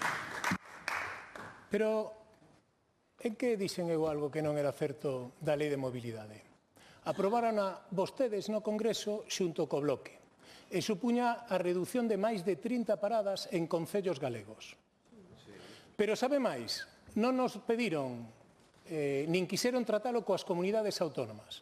O que querían é que as comunidades se fixeran cargo desas paradas. Unilateralmente, pero non convocaban unha conferencia sectorial, porque o seu ministro de Transportes está máis ocupado tuiteando ou facendo outras cafradas que gobernando. E agora nos ven a decir a nosotros que non escoitamos os concellos. Sí que o fixemos. E lle pedimos aportacións, igual que fixemos no Barbance e está a piques de saír. Igual que fixemos en calquera dos outros sitios. Ou estamos facendo tamén, faremos no Baixo Miño. Pero por pedirlle información aos concellos e por facelo coas alegacións intentando solucionar os problemas, vostede agora critica que vamos tardar un ano. Sí, acaba de decir. Entón, que quere? Que non o fagamos? En que quedamos? O facemos ou non o facemos? A causa é que a vostedes dalles igual. O que veñen aquí a criticar. Se facemos unha cousa, critican, e se non a facemos, tamén a critican. E esa estrategia que está copiando o Partido Socialista do Bloque Nacionalista Galego, e así lles vai. Así lles vai. Nos levamos feito nesta área bastantes cambios durante os últimos anos para adaptar a demanda. Subiron, no ano 24 viaxaron autobús no Baixo Miño máis de 630.000 usuarios, un 11% máis que o ano anterior. Supoño que non serán tan malas as conexións cando se incrementa un 11% os viaxeiros nesta comarca. No 2021 modificamos o contrato da ruta Camposancos-Hospital Álvaro Cunqueiro para incrementar o número de vehículos, señoría. En varios momentos se axustaron os tempos entre paradas. Na línea Guarda-Baiona se creou en 2021 un servicio de volta de luns a sábado ás 9:45 e en abril do 24 un de ida os sábados ás 12:40. En setembro do 23, polo aumento da demanda a primeira hora da mañá entre a Guarda e Vigo, axustouse o horario dun servicio a Guarda Tomiño, Tui Vigo, de tal xeito que saían 2 servicios nun intervalo de 10 minutos. No 2024 se adecuaron necesidades concretas á tempada de exámenes ordinarios na Universidade de Vigo, señoría. E nos últimos meses se cambiaron as paradas do Hospital do Meixoeiro. E a comenzos de outubro revisouse o horario dun servicio a Guarda a Tui Vigo da primeira hora da mañá para atender a solicitude do IES Antón Alonso Ríos de Tomiño, para optimizar o horario ás necesidades do alumnado de formación profesional. Isto que se leva facendo e traballando dende hai anos, señoría, pero a vostedes dalles igual e miran para outro lado. Pero é certo que, como decía na intervención anterior, hai veces que a flexibilidade dos contratos ten un tope, e cando ten ese tope hai que rescindilos, porque xa non dá máis. E nese proceso é no que nos atopamos agora. Preguntándolle aos concellos cal é a aportación que queren facer. Pero a vostedes todo lle vale con tal de seguir criticando. Gracias.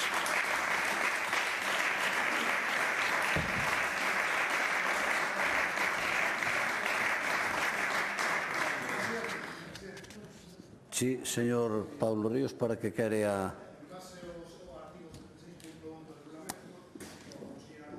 Perdón? No, delle voz ao escano do señor... sí. Si, pido a palabra en base ao artigo 76.1 do regulamento, onde o señor conselleiro aludiu directamente a miña persoa con cuestións que son inexactas. Qual é exactamente a inexactitud? O señor conselleiro mencionoume dicindo que eu critico que se cheguen a acordos para manter o bo funcionamento das concesións, cando non é así, son unha inexactitude e vai directamente na liña de flotación da miña argumentación previa. Bueno, queda esa constancia xa. Non, teño 3 minutos segundo o regulamento. Pero el dixo esa palabra e vostede... Aludiume directamente, dicindo algo que eu non dixen. Sí, pero vostede ahora xa corrigiu eso. Non. Sí. Eu teño 3 minutos. Bueno, segundo o regulamento. Son aproximables. No, por favor. No. Bueno, pero eso modura, eso é... Como ben saben, o artigo 76... Non se preocupe que, ainda que teña direito a 3 minutos, non vou facer uso deles. Pero vou deixar claro que o artigo 76.1 sempre ten unha matización que vostedes nunca mencionan, que é a xuicio da presidencia. Chelle ou non? Un momento de calma. Eu lle vou a dar, si efectivamente foi aludido, eu lle vou a dar, pero, bueno, 3 minutos vamos a depender. Adiante. Grazas, señor presidente. O señor conselleiro referiuse a min dicindo que eu critico, como decía antes, que se cheguen a acordos para o funcionamento do plan de transporte. E iso é totalmente falso. O que eu critico é que o que fai a Xunta de Galicia, o que fan vostedes, é permitir incumprimentos dos contratos como única base de sustentación do plan de transporte público de Galiza, señor presidente. Esa é a inexactitude que decía. E, ademais, hai outra inexactitude, mencionado tamén o meu grupo, que é que o Bloque Nacionalista Galego, cando saliu o primeiro anteproxecto do mapa de concesións do transporte do Estado, competencia do Estado, foi aquí, neste Parlamento e en Madrid, a primeira organización política que meteu iniciativas rexeitando a eliminación destas paradas e que ademais foi o BNG a través de Néstor Rego quen conseguiu que o Goberno do Estado dera marcha atrás e que se restablezan os contratos de transporte. Gracias. Gracias. Gracias. Terminou. Silencio. Silencio. Silencio. Silencio. Silencio, silencio. Non, xa está. Morreu esta cuestión. Eu sigo insistindo no que dixen sempre. É importante que non se aludan. Porque se se aluden, colocan nunha situación de non saber que facer co balón. Non se pode aludir. Teñan cuidado. Aquí están todos atentos a ver se se alude ras. Pois hai que ter un pouco de cuidado. Todos. O reglamento é o reglamento, e así o protexe, pero, en fin, pregunta de doña Cristina Sanz, do Grupo Parlamentario Popular. Grazas, presidente. Benvido, señor Corgos. Hoxe toca falar de novo de orzamentos e facémolo porque en Galicia si podemos, porque a ampla confianza que os galegos depositan no Partido Popular elección tras elección converten a Galicia nunha illa de estabilidade institucional que funciona con solvencia e con rigor e que se traduce en que o goberno galego é capaz de presentar un proxecto de orzamentos por 17ª vez consecutiva neste Parlamento. E porque tras unha longa tramitación parlamentaria, Galicia chegará a 1 de xaneiro cos orzamentos do ano 26 aprobados. Xeito de traballar moi distinto ao que ten o Goberno Central, que nun continuo atropelo ao artigo 134 da Constitución Española leva toda esta legislatura sen presentar no Congreso dos Diputados un proxecto de orzamentos e está a piques de funcionar coa prórroga dos orzamentos do ano 23 aprobados no ano 22, por certo, cun Congreso que xa non existe.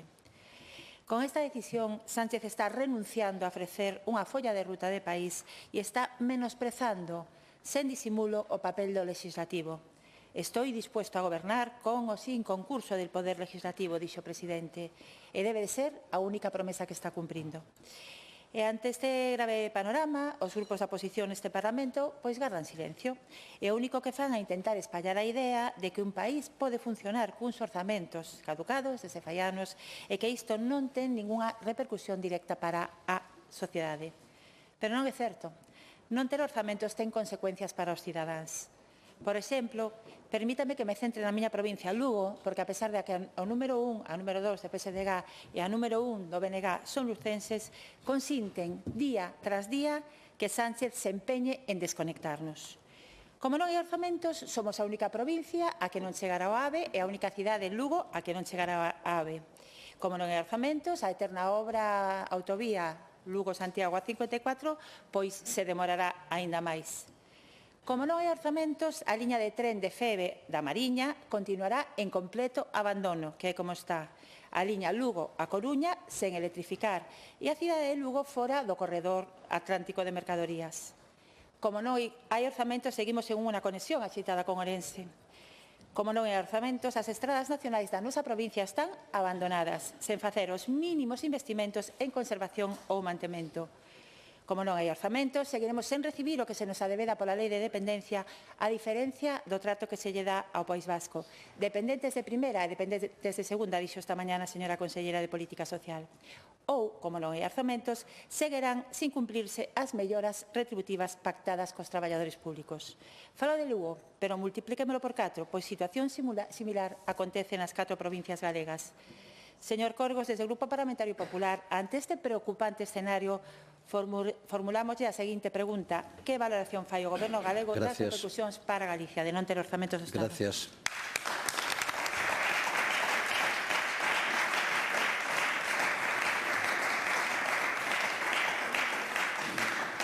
Resposta do conselleiro de Facenda e Administración Pública, don Miguel Corgos López Prado.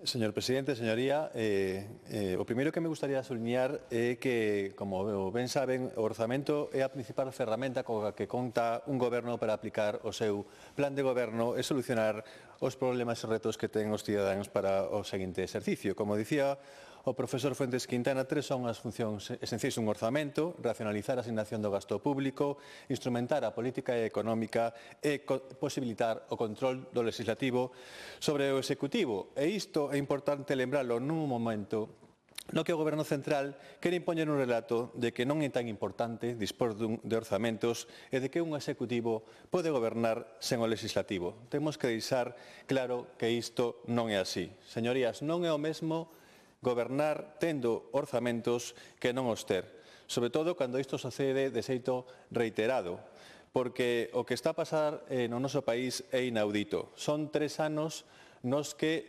sucesivamente o goberno incumple a súa obriga constitucional de presentar unhas contas no prazo establecido pola Carta Magna. Dito isto, o primeiro efecto da falla de orzamentos é que un goberno non dispón dunha ferramenta aceitada para acometer as necesidades e retos deste ano e do vindeiro. É posible abordar as necesidades que terá o noso país e Galicia do ano 26 cunhas contas aprobadas no ano 22? A resposta é que non. Un orzamento prorrogado do ano 22 non é abondo nin cuantitativa ni cualitativamente nin contribuirá a resolver estes problemas. Por exemplo, o orzamento da Comunidade Autónoma medrou un 23% dende o presentado para o ano 26 respecto ao aprobado para o ano 22. Indo ás repercusións máis directas para Galicia tamén, indicar que este adiamento sine die dos orzamentos está a provocar uns gastos financeiros directos de máis de 16 millóns de euros nos anos 24 e 25 pola non actualización das entregas a conta do sistema de financiamento, sobrecuste que volverá a reproducirse no vindeiro ano porque estes non entrarán en vigor o 1 de xaneiro.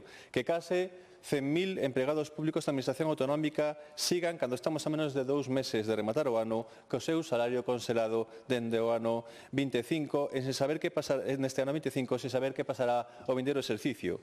Ou que se complique e se imposibilite a planificación, a programación das infraestructuras, competencias da Administración Xeral do Estado e que se vaya a unha execución errática e irregular das mesmas aquí na nosa comunidade autónoma, como acaba de indicar. E por último, tamén outra conclusión é que as comunidades autónomas e as corporacións locais galegas teñamos cada vez máis dificultades para elaborar os nosos orzamentos por falla de información básica da Administración Xeral do Estado. E non os dicimos nós.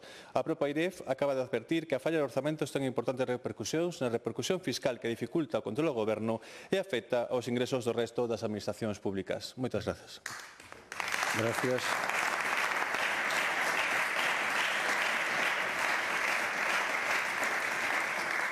Réplica, señora Sanz. Grazas, presidente. Señor conselleiro, moitas grazas pola súa resposta. Queda claro que, por moito que os socialistas pretendan facernos crer, non ter orzamentos xerais do Estado ten consecuencias para os cidadáns e moitas. É a demostración de que con Sánchez os galegos sempre saímos perdendo. É a demostración de que Sánchez aposta pola inestabilidade e a incerteza que frean as expectativas dos axentes económicos e reducen a posibilidade de investir en novos proxectos ou en infraestructuras. E todo iso sin transparencia, gobernando a golpe de modificacións orzamentarias que non teñen ningún tipo de aval e debate parlamentario, ou, como acaba de decir, como dixo a AIREF, facendo imposible a súa labor de supervisión das contas da Administración Central. Pero, afortunadamente, Galicia é diferente. E máis, Galicia actúa dun xeito tan responsable e dalle tanta importancia a este instrumento que o presidente Rueda agardou a convocar as últimas eleccións ata o día seguinte de ter aprobado un orzamento para que fose quen gañase, que afortunadamente fomos nós, tivese esa ferramenta disponible desde o primeiro día imprescindible para poder gobernar. Señor Corgos, para desmontar esa falacia de que non pasa nada por gobernar sen orzamentos, podería na súa réplica poñer algún exemplo do que pasaría en Galicia sen ter aprobadas as contas públicas autonómicas durante estes últimos 3 anos, como está facendo o goberno de Sánchez? Remato xa, lembrando unhas palabras de Sánchez, non van a ser as do coche sin gasolina, van a ser outras. Sánchez dixo ou orzamentos ou eleccións. Pois vayan tomando nota. Moitas grazas. Gracias.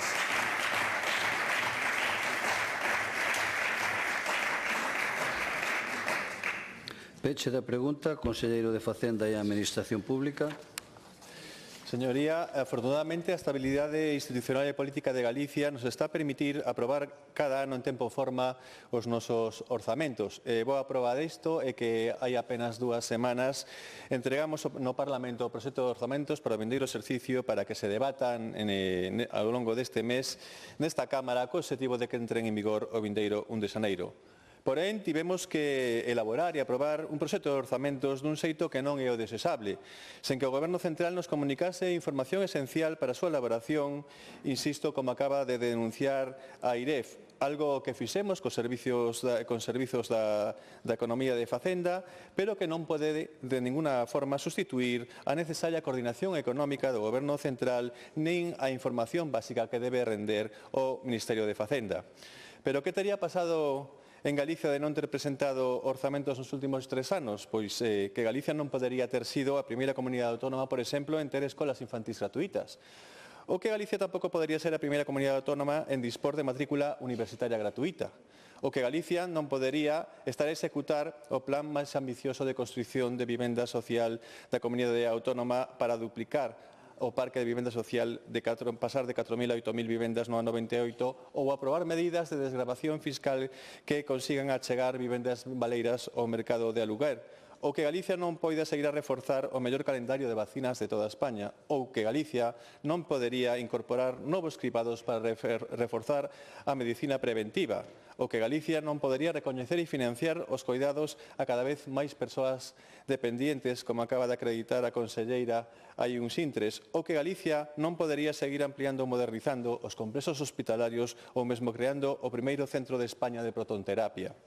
Podería seguir con máis exemplos, porque son moitas as actuacións que temos aprobado e planificado orzamentariamente nos últimos 3 anos, pero realmente importante é que precisamente por ter uns orzamentos aprobados cada ano, todas esas actuacións se realizan e benefician aos galegos e galegas cada exercicio. Por iso, para o vindeiro ano 26, en Galicia seguiremos a levar a cabo a nosa estrategia de goberno con respaldo orzamentario certo, para mellorar a prevención co reforzo de cribados cun incremento do 11%, para mellorar a consolidación do calendario vacinal máis completo de España cun aumento do 18%, con a maior dotación de historia na atención primaria, co reforzo do programa de saúde mental, como acaba de indicar esta mesma mañá o presidente, para triplicar o financiamento a promotores para proxectos de vivenda protexida, pasando de 5 a 14 millóns de euros, para mellorar ou para implementar un novo plan de axudas que cubra ata o 75% das obras de rehabilitación de vivendas en concellos de menos de 5.000 habitantes, para apoiar a autónomos con 40 millóns de euros e fomentar o emprendemento con case 6 millóns de euros, para chegar 3 millóns de euros a unha nova fábrica europea de inteligencia artificial, unha das 2 únicas de España, ou para destinar 34 millóns de euros ao polo cuántico co supercomputador máis potente do sur de Europa.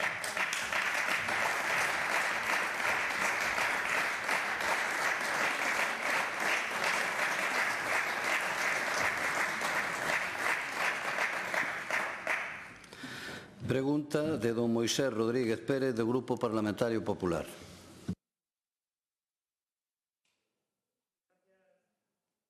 Presidente, señorías, bos días. Gracias, conselleira. A maioría dos galegos e galegas queremos saber, realmente estamos intrigados despois das declaracións feitas pola ministra de Vivenda e Hacienda Urbana, Isabel Rodríguez, onde, tomen nota, señorías, aseguraba que xa se entregaron sobre 100.000 vivendas das de máis de 180.000 prometidas polo presidente do Goberno, o señor Sánchez. Señora conselleira, isto estaría moi ben, se non se tratásemos dun tema tan serio como é o da vivenda. Os cidadáns sobre o terreo e as propias comunidades autónomas que non contan co apoio preciso da Administración do Estado para facer fronte ao reto de dispoñer vivendas a prezos accesibles, especialmente para a xente moza. En Galicia estaríamos encantados de que esa promesa electoral fose unha realidade, pero neste grupo parlamentario e a maioría dos galegos e galegas descoñecemos. Primeiro, onde están emprazadas esas vivendas entregadas polo Ministerio? cal é o número deses inmobles posto a disposición da cidadanía? Cando se fixeron entrega das chaves aos seus propietarios ou aos adjudicatarios? Temos serias dúbidas de resposta certa, non porque dubidemos da súa capacidade, señora conselleira, sino porque o Goberno de España está descentrado no verdadeiramente importante, centrado, iso sí, en salvar o soldado Pedro Sánchez e agora a súa familia tamén. Manual de resistencia pura. Unha vez máis vemos como a acción de publicidade e propaganda do Goberno de España supera ampliamente a realidade, obviando que para afrontar un problema como é o da vivenda exige sumar esforzos de todas as administracións, cada quen desde o seu ámbito competencial. Nós, señora conselleira, temos constancia de que a Xunta de Galicia ten vostede constancia das vivendas entregadas polo Ministerio de Vivenda e Hacienda Urbana a Galicia. Xa lle avanzo que nós levamos moito tempo tratando de localizalas, pero non as atopamos. Nada máis e moitas gracias. Gracias.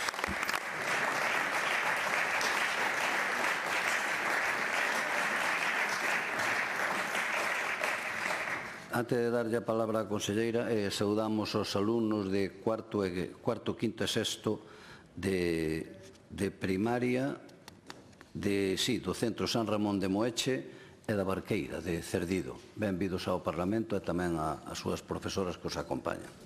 E agora sí, resposta da conselleira de Vivenda e Planificación de Infraestructuras, doña María Martínez Allegue. Gracias, presidente. Señor Rodríguez, sí, a verdade é que é triste e lamentable ter que voltar a esta Cámara para, de novo, emendar a plana a un goberno central que, lonxe de actuar con responsabilidade, como corresponde, cando estamos a falar da principal preocupación da nosa cidadanía, hoxe en día que é acceder a unha vivenda, segue a facer anuncios que son fume e, ademais, a falsear información. E, como ben dis, a mostra a temos nas declaracións da ministra o pasado mes de outubro. Rodríguez dice que ya se han entregado 100.000 viviendas de las 180.000 comprometidas. Efectivamente, señora ministra, señores do Partido Socialista aquí en Galicia e tamén do Bloque Nacionalista Galego que apoian aí en Madrid o Partido Socialista, queremos saber en que rúas, en que concellos se atopan estas vivendas entregadas polo Ministerio, quen foi o adxudicatario, por que importe se adxudicaron, se xa se entregaron as chaves. Nós xa preguntamos á ministra, ao mellor vostedes lles fai máis caso, porque non resposta, porque a resposta é clara, son cero as vivendas entregadas polo Goberno Central. De novo, anuncios que son fume, información que é falsa, o cal é moi grave. Sánchez é certo que é un experto en encadear anuncios para xerar confusión cando as cousas lle veñen mal dadas. Mire, xa no ano 23, en precampaña das autonómicas e das municipais, prometera primeiro 100.000 vivendas, despois 180.000, despois 213.000. Está todo constatado. No Congreso dos Diputados decía, o Goberno financiará a construción e rehabilitación de 43.000 novas vivendas, pero que 6 días máis tarde no Senado xa eran 183.000. As vivendas para o Goberno socialista se multiplican como os panes e os peces, pero aquí non se trata de milagres, se trata de feitos. O Executivo galego, neste ano 6 meses que levamos de legislatura, ten posto en marcha preto de 3.000 novas vivendas de promoción pública, o 73% das comprometidas ata o ano 28. E moitas desas vivendas empezaremos a entregalas no vindeiro ano 26. E a nosa información é pública, é transparente, é real, calquera pode consultalo na plataforma de contratos de Galicia. Ali están as bases, os pliegos, os importes de licitación, os importes de adxudicación, quen está construindo, cando se empezaron a construción desas vivendas. Señores, temos que ser moi sensatos nun tema tan importante como é a vivenda e apropiarse de vivendas que están a facer as comunidades autónomas e de unha dubidosa deontoloxía política, e iso é o que está a facer o Goberno Central. Nada máis, moitas gracias. Gracias.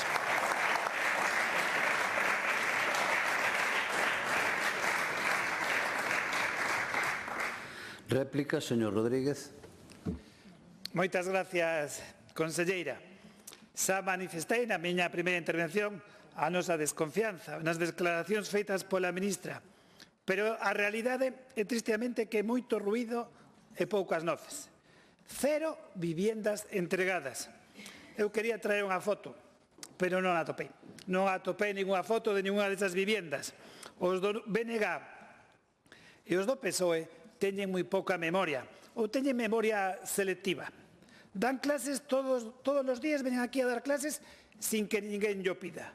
Pero non se lembran que cando eles gobernaron, o que se fixeron, e o fixeron moi ben, foi quebrar Xestur. Deixaron unha débeda de máis de 280 millóns de euros. Socios e cómplices. BNG máis PSOE. Bancarrota. Siniestro total. Saben cantas viviendas se podían facer con eses cartos? O burato do bipartito tería permitido construir máis de 2.000 viviendas. Empregan o manual de goberno da esquerda, deixar pufos e o que veña atrás que pague. Conselleira, moitas gracias pola súa resposta, polo seu compromiso, gracias polo seu traballo e, como non, de todo o seu equipo, no ambicioso obxectivo de incrementar en 4.000 viviendas o noso parque público. Porque a diferencia do goberno de Sánchez, vostede sí que pode situalas nun mapa. Imos polo bo camiño. Podería avanzar no seu turno os datos e previsións reais da Xunta de Galicia en materia de vivenda nos vindeiros meses? Nada máis, moitas gracias. Gracias.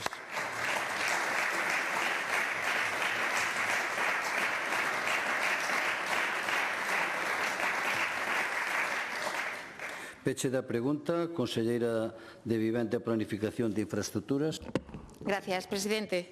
Efectivamente, señor deputado, esta é a única verdade. O mapa de Galicia, preto de 3.000 novas vivendas de promoción pública postas en marcha en ano e medio de legislatura, máis do 73% dos comprometidos, e empezaremos a entregar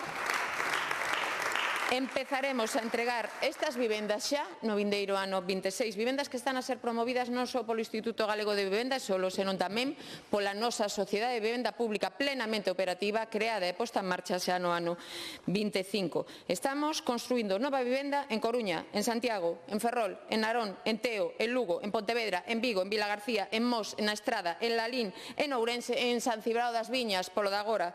2.985 vivendas en marcha, das cales 2.134 son con fondos exclusivamente da Xunta de Galicia e o resto, esas 800 e pico vivendas, está cofinanciada con fondos europeos, con fondos MRR, que por desgracia non chegan nin o 20%. Sí, señorías, é así. O 80% dese 20% restante é posto pola Xunta de Galicia. O que non pode facer o Ministerio é tentar apropiarse como propios os fondos europeos que son repartidos a todos os Estados membros e que, menos mal, desta vez o Goberno Central repartiu para ese programa 6 as comunidades autónomas e Galicia actúa con unha eficiencia total que ven demostrando que fixo que percibísemos 1 millón de euros adicionais en detracción de outras comunidades autónomas que non foron quen de comprometer eses cartos. Sabe cal é a aportación?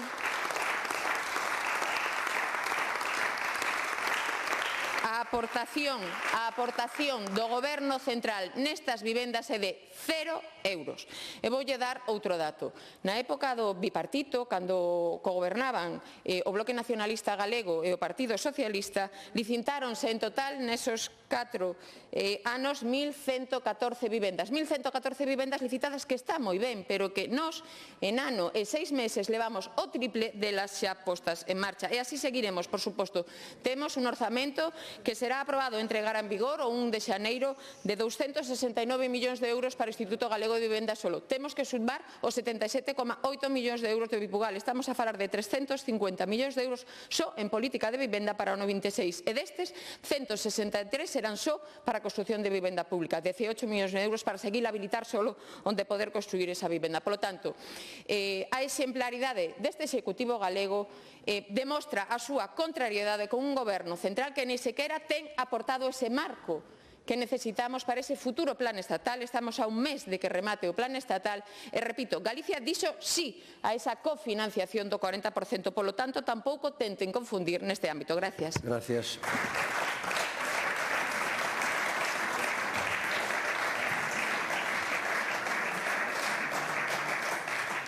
Pregunta de doña Rosana Pérez Fernández, do Grupo Parlamentario do Bloque Nacionalista Galego.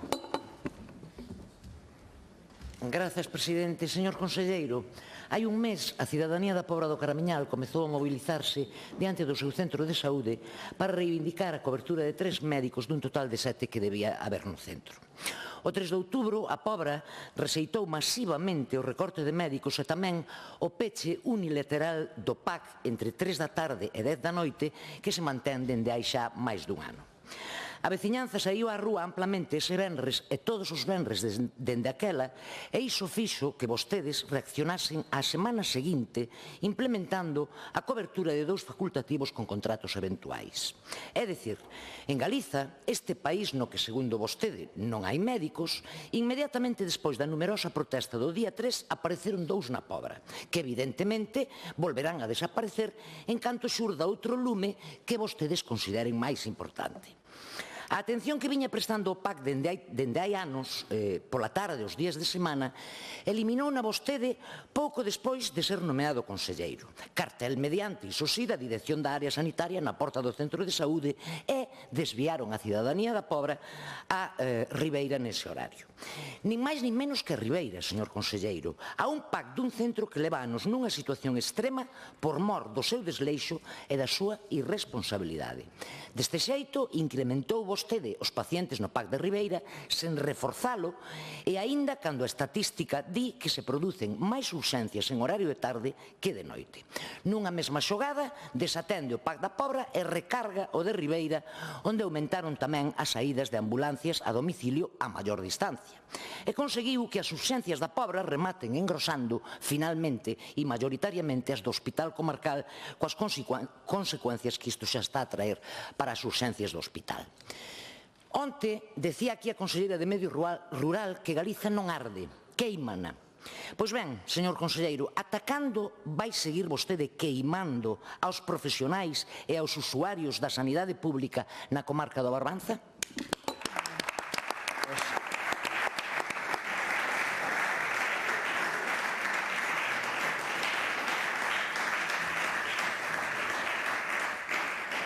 Resposta do conselleiro de Sanidade, don Antonio Gómez Camaño.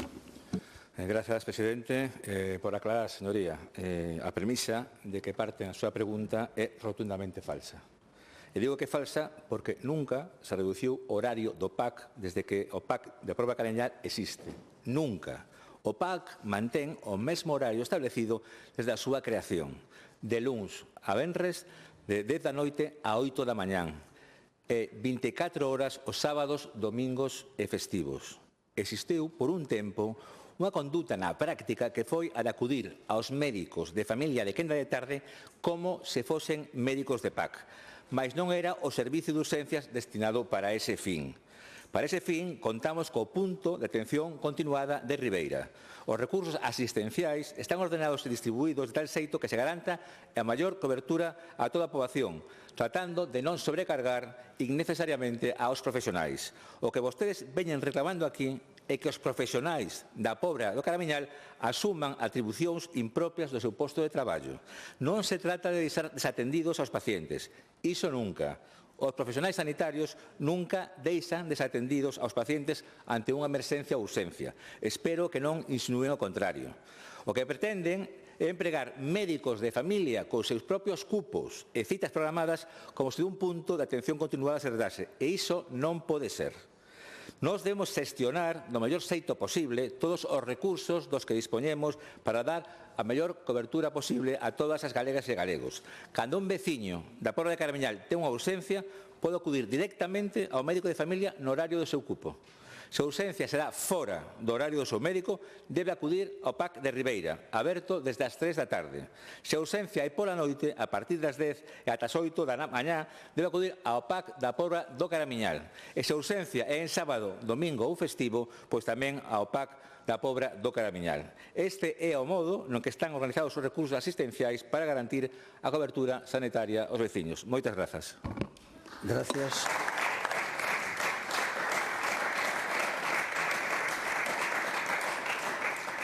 Réplica, señora Pérez Fernández.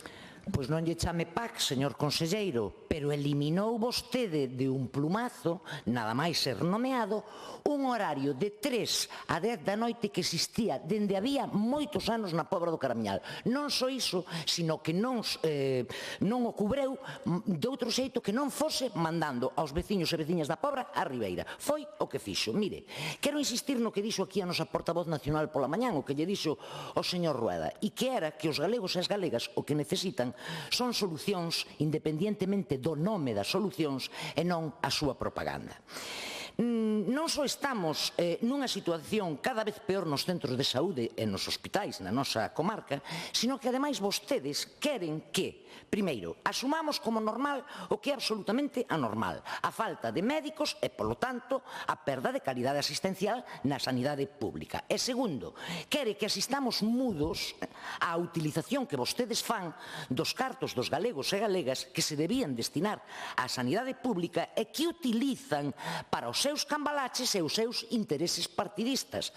Non só mandaron de repente 2 médicos para a Pobra para acalar rapidamente a importante movilización da súa veciñanza, senón que tamén, despois de anos dun deterioro brutal da asistencia no centro de saúde de Ribeira, repetíndonos vostede tamén ata a saciedade que non hai médicos, que non poden facer nada, que a culpa é de Madrid, empezaron a chegar a Ribeira os médicos xusto despois da moción de censura, como pago, evidentemente, polos servizos prestados aos trileiros do PBBI. En que lista, señor conselleiro? En que lista de sustitucións, en que lista de contratación estaban eses médicos que apareceron en Ribeira? En que lista e cal é a legalidade do sistema absolutamente indecente que utilizan para cubrir prazas ou non cubrilas, depende, segundo os intereses do seu partido? Cando lles vai dar por cubrir as prazas do centro de saúde da Pobra? Gracias.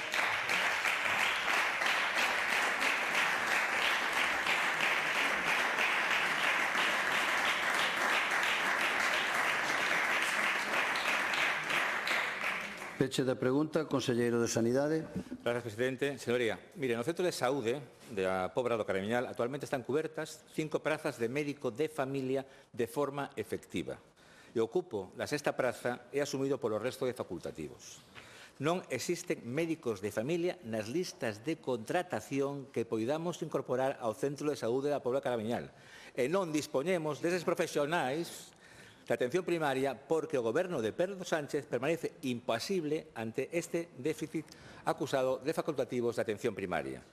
Pese á falta de profesionais, conseguimos contratar 2 médicos de familia que comenzaron o pasado luns a cubrir unha vacante e unhas vacacións na Pobra do Caramiñal. Con 5 facultativos dispoñibles corresponde unha media de 1.550 usuarios por cada un, o que sitúa os cupos dentro dos marxes establecidos polo Ministerio de Sanidade e polas sociedades científicas como unha ratio axeitada. Quere que falemos de pediatría, por exemplo? Non hai demora, aténdese no propio día.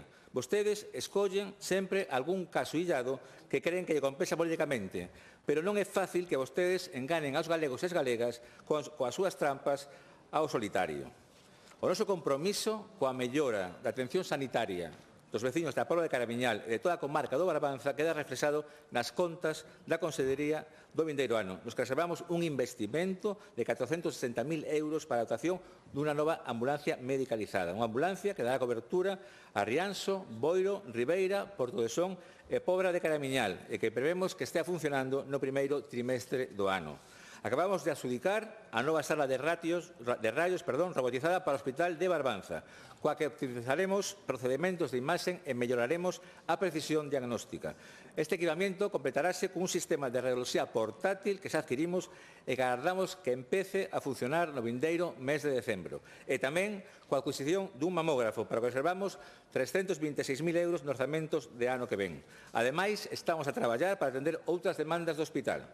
Antes de que remate o ano, licitaremos a redacción do proxecto do Hospital de Día de Oncomatoloxía para evitar que os pacientes con cancro da comarca teñan que desplazarse a Santiago para as súas consultas máis rutinarias e para recibir tratamentos sinxelos. E, ademais, acometeremos unha mellora de eficiencia enerxética do hospital con 1 millón de euros. Señoría, con investimentos é como demostramos o noso compromiso coa mellora da sanidade pública dos veciños de Barbanza. Moitas grazas. Gracias.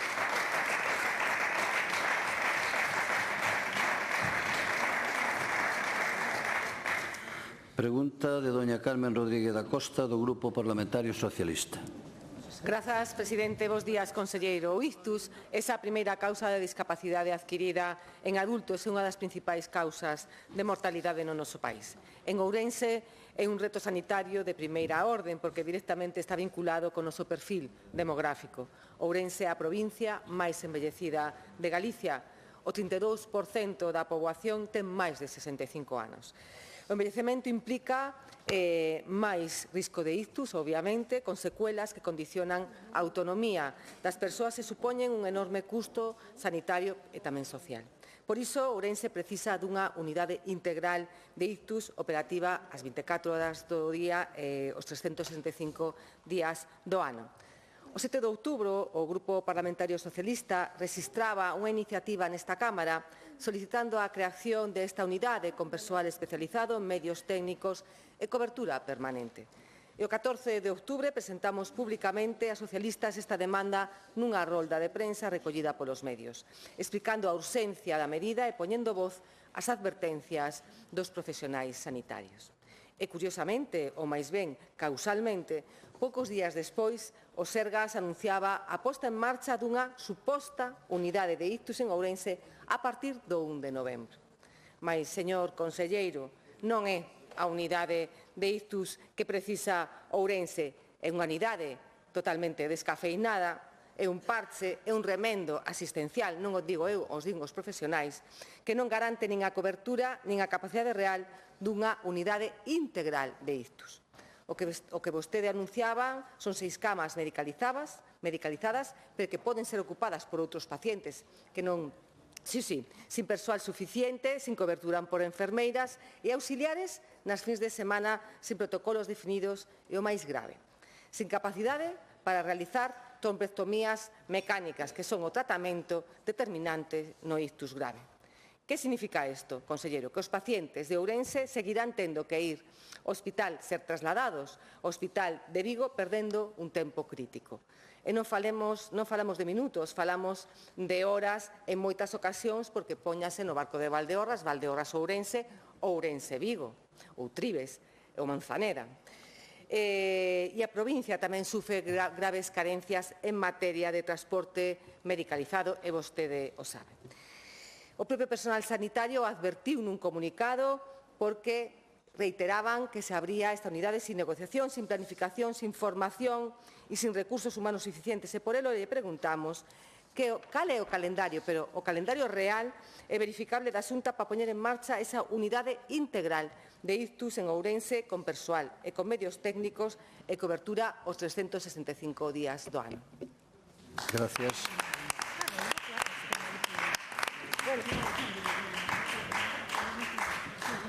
Resposta do conselleiro de Sanidade, don Antonio Gómez Camaño.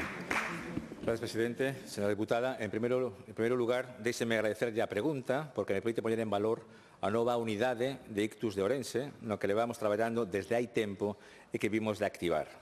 Porque esta nova unidade xa está en servicio desde as 8 horas do pasado 1 de novembro. Por certo, 5 pacientes desde a apertura.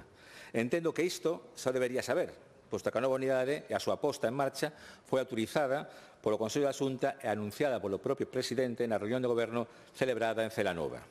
Señoría, se esa unidade está funcionando é polo compromiso e polo traballo da Xunta, da Consellería e, sobre todo, da área sanitaria de Ourense, Verín e o Barco de Valdeorras e, por suposto, pola implicación e o compromiso dos profesionais. A dotación dunha unidade de ictus era un compromiso deste goberno da Xunta cos veciños da provincia de Ourense. A decisión, efectivamente, tomouse en 2023. Desde ese momento comezamos a dar os pasos para a creación dunha unidade específica para tratar os ictus as 24 horas do día, os 365 días do ano. Este tipo de unidade é unha estrutura xeográficamente delimitada para o cuidado dos pacientes con esta patoloxía, con criterios de ingreso preestablecidos, con monitoración continua e con persoal adestrado e especificamente dedicado.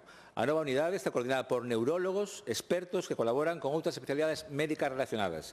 Conta co persoal e servizos diagnósticos disponibles as 24 horas de día, e vías clínicas e protocolos para o manexo dos pacientes baseados nas evidencias científicas máis actualizadas. E todo isto, señoría, é posible gracias a que o Servicio de Neuroloxía da área sanitaria está perfectamente dimensionado para levar a cabo esta nova encomenda.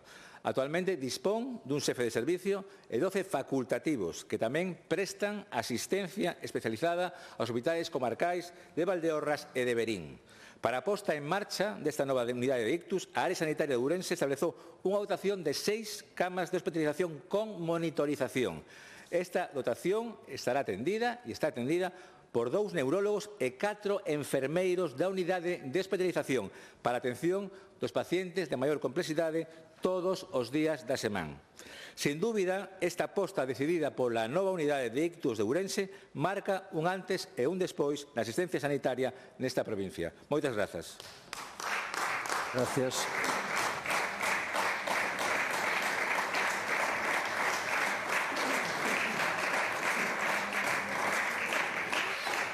Réplica, señora Rodríguez da Costa. Gracias, presidente. Conselleiro, me agradecía que lle fixera esta pregunta. Pois de nada, porque así aclaramos certas cousas. Fala vostede de 6 camas medicalizadas.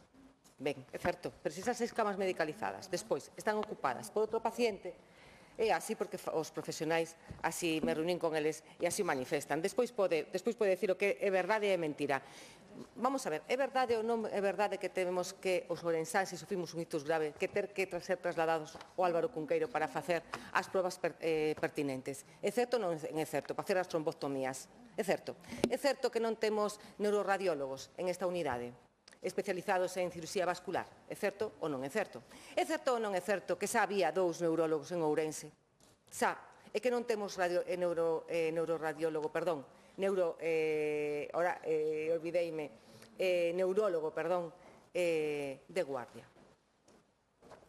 É certo ou non é certo que a dotación de enfermeiras e auxiliares de enfermería non chegan para cubrir os fines de semana e tardes tamén? É certo ou non é certo? Mire, non somos un barrio de Vigo. Non somos un barrio de Vigo, señor conselleiro. Somos a terceira cidade de Galicia.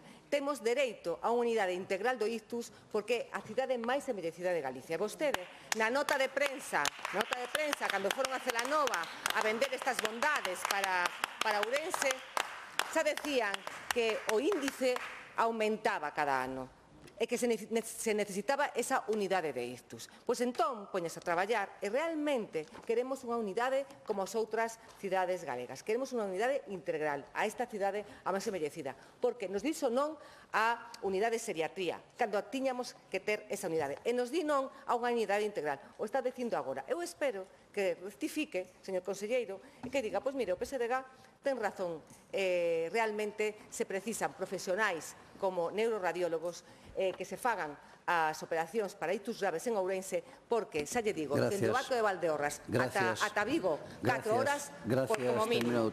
Gracias.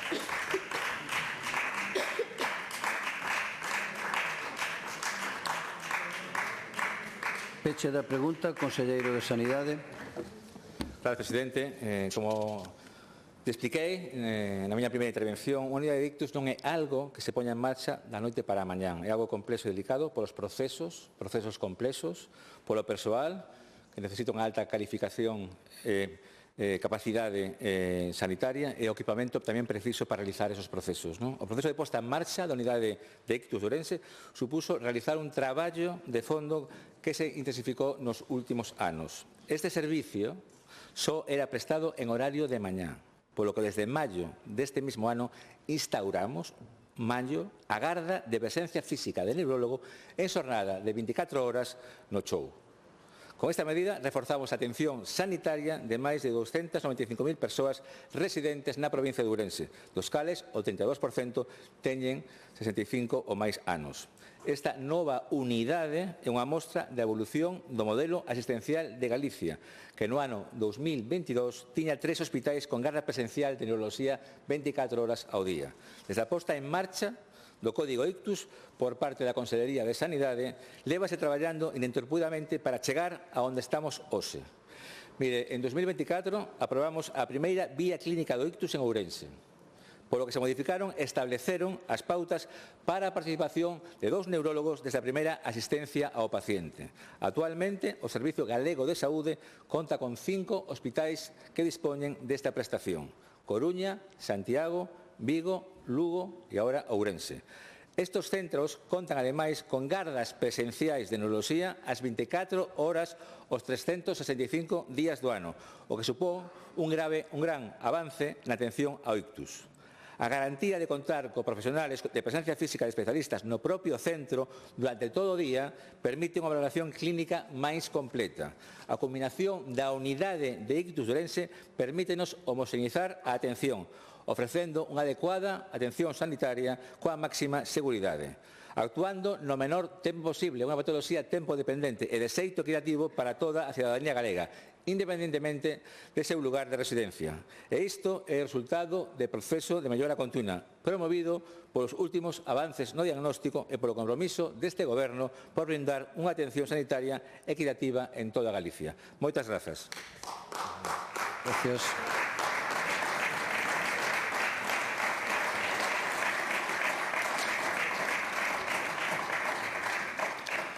Pregunta de doña Silvia Longueira, do Grupo Parlamentario Socialista. Gracias, presidente. Bo día, conselleiro, e bo día tamén ao portavoz do PSDG de Frades, que está precisamente esperando a saber esta cuestión. Vou primeiro ler a pregunta porque a veces non me dá tempo a acabala, pero cando ten pensado a Consellería de Sanidade restituir a normalidade da atención médica diaria presencial no Concello de Frades? E o día 25, precisamente, o sábado, había ali bastantes persoas, eu diría que máis de 200 persoas, entre elas o alcalde da zona de Pontecarreira, que era onde está o centro de saúde que lle corresponde ao Concello de Frades. O alcalde de Pontecarreira é seu, é do Partido Popular. E estaba ali precisamente porque é unha cuestión evidente entre toda a veciñanza que hai unha anomalía desde fai xa moito tempo co centro de saúde de Frades, é dicir, teñen unha médica militar que cando lle toca estar nas cuestións militares vaise, e teña outro médico que non sabe, se sabe, non hai unha coordinación, evidentemente, e isto ven acontecendo desde fai xa de mediados da legislatura pasada. Xa viñeron aquí ao Parlamento, xa viñeron a máis cuestións. Creo que o propio alcalde, se non dixo a verdade, supoño que sí, pediu xa ao Partido Popular e pediu xa aquí, ou ben a Consellería ou ben nas dependencias da Consellería, que se restituíse esta situación. Básicamente, porque Frades son 12 entidades. Volvo a insistir, o centro de saúde está en Pontecarreira, máis de 2.000 persoas, entre eles unha poboación envellecida que precisa, evidentemente, dunha atención diaria, e esa é a realidade. Entón, non é unha cuestión de non temos médico, non se atopa o médico varios días a semana. E non unha cuestión de que as persoas de Frades, os veciños de Frades, vayan de vez en cando ao médico. Son persoas crónicas, envellecidas, con serias patoloxías, con un PAC que está en ordes a donde un chega como a 20 minutos en coche, ou ben co taxi, ou ben xunto en coche, e evidentemente, eu non sei se contribuímos a sentar a poboación ou non desde as políticas da Xunta, pero desde logo non se contribui a sentar a poboación con datos deste tipo. Así que, como están aquí os veciños, e como tamén chegará o recado ao alcalde e os demais, eu lle pregunto así, sin máis, porque isto é o motivo da pregunta: cando se vai a restituir a normalidade médica presencial no Concello de Frades? Moitas gracias. Gracias.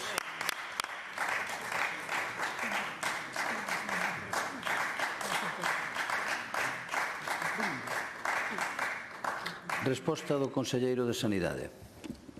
Grazas, presidente. Saludos a los veciños de Frade. Señoría, o compromiso do Goberno galego e da Consellería de Sanidade coa atención sanitaria, especialmente nos concellos do rural, é absoluto.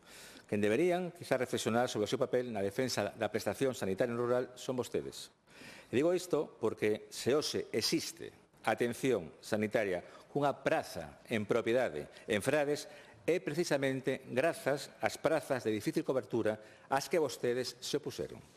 Vostedes votaron ata 3 veces en contra neste Parlamento desas prazas de difícil cobertura, que, sen embargo, son as que agora permiten cubrir moitos postos no rural galego.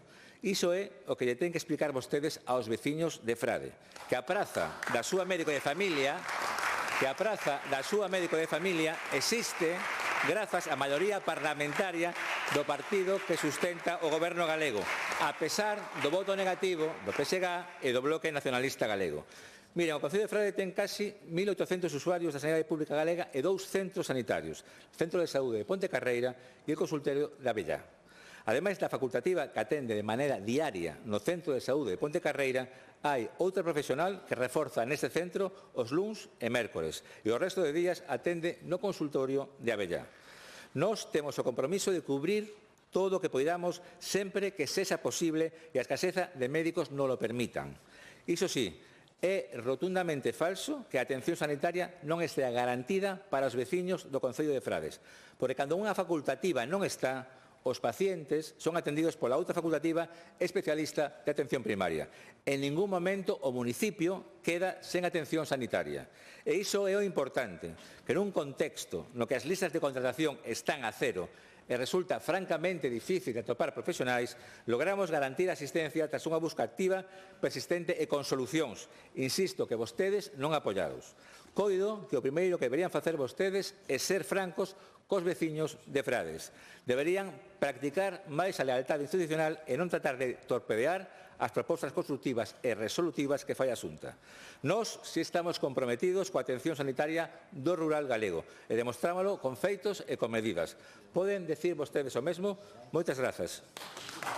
Gracias.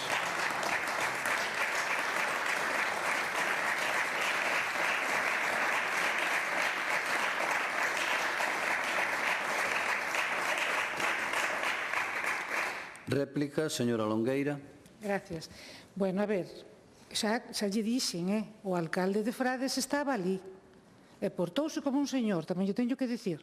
Saiu de onde estábamos, falou como alcalde, hombre, quiso amparalo, el quiso amparalo, non o castiguen despois, que eu tamén ben sei como van estas cousas dentro dos partidos. El quiso amparalo, pero non... Aquí ten usted os seus amigos, sempre son tan amables comigo. Entonces, el quiso amparalo, pero isto non se sostén. Non se sostén porque non é verdad que haxe asistencia todos os días. Non é verdad. E senón eu non estaría aquí facendo esta pregunta, porque non veño a facer aquí unha pregunta dun concello como Frades para quedar ben con ninguén, porque cando traemos aquí unha pregunta dun concello porque é necesario. Non é aquí queremos botarnos por fora do asunto, non. Non, é poboación envellecida, vostede acaba de dicilo, é xente que necesita unha seguridade médica. É moito máis a veces que saber, que ter a propia cura, a propia medicina, é saber que nese centro de saúde hai un médico polas mañás. E dá unha seguridade médica moito máis alá, que a medicina sabe vostede perfectamente que vai moito máis alá a veces que unha receta ou que auscultarse nun médico. Así que sabe que non é verdad. Teñen a unha médica do servicio militar ou o militar que sai cando ten que sair nas súas misións e ten outro señor que fai o que pode co que ten, pero non hai asistencia. Mire, eu non sei, pero vostedes gobernan desde fai 16 anos.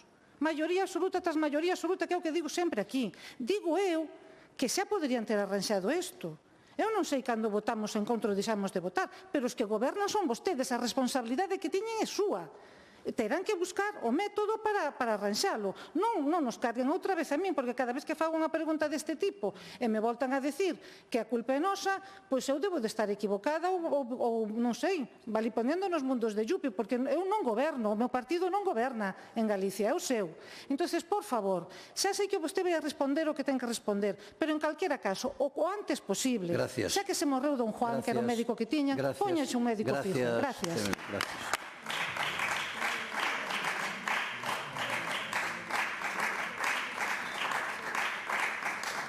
Peche da pregunta, conselleiro de Sanidade. Gracias, presidente.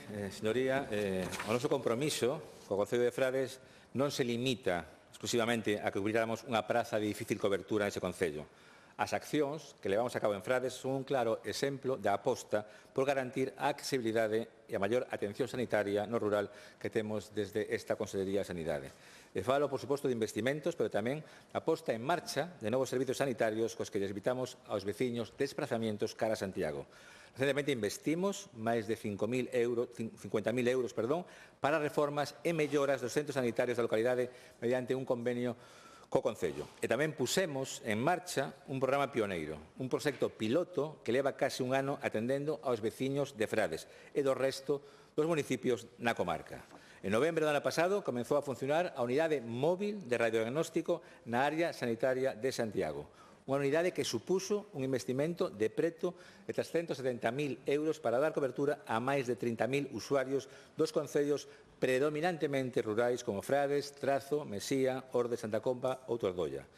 Esta unidade realiza de media 130 pruebas diagnósticas por semana e supón evitar alrededor de 7.000 kilómetros en desplazamentos. Desde que o 27 de novembre do ano pasado comezou a andar esta unidade móvil, que se despraza cada semana ata o Centro de Saúde de Ponte Carreira, son xa 290 os veciños de Frades aos que se realizaron máis de 300 radiografías. Radiografías encargadas tanto da atención primaria como hospitalaria e asistidas por inteligencia artificial para apoio á interpretación de radiografías de fracturas e tamén de patoloxía torácica. Tamén o Concello de Frade está incluído no proxecto Alumiños, para o que firmamos un convenio entre a Consellería de Sanidade e o Colexio de Educadoras e Educadores Sociais de Galicia. Un proxecto de que forman parte outros 19 concellos predominantemente rurais. Neste proxecto, a Consellería achegou 127.000 euros para previr a soidade non desexada detectada nos centros de atención primaria. Consiste en actividades de benestar social e emocional e fomento de relaciones veciñais e de acompañamento dirixidas por persoal especializado neste eido. Son actuacións que mostran o compromiso da Consellería de Sanidade coa mellora da atención sanitaria nos municipios máis pequenos e rurais, como é o caso de Frades. Garantimos a asistencia sanitaria e fomentamos a mellora da calidade de vida con servicios máis alá do esencial. Moitas grazas. Gracias.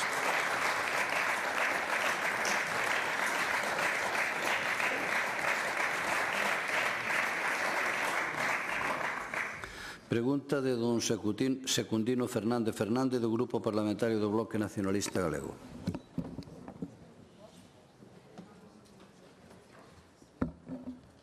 Presidente, conselleiro, xa lle preguntei outras veces onde estaba situado Valdeorras. E voulle volver a preguntar porque parece que non ten unha boa referencia espacial sobre Valdeorras. Coñece a comarca de Valdeorras? Sabe onde está situada? Como os conselleiros viaxan en coche oficial, parece que non se dan conta da situación do territorio e moito menos das distancias. Parece que non calculan adecuadamente o tempo dos desplazamentos. Conselleiro, o Hospital de Valdeorras está a 120 km de Ourense e o tempo de desplazarse do barco a Ourense é 1 hora e media. Ese é o tempo que para ir facer unha proba é, por suposto, en coche propio ou en taxi, porque se vamos en transporte público, entonces pasamos o día. Esta é a situación que teñen que pasar as mulleres que son derivadas a Ourense para facer unha mamografía, unha ecografía ou un TAC. Outra pregunta.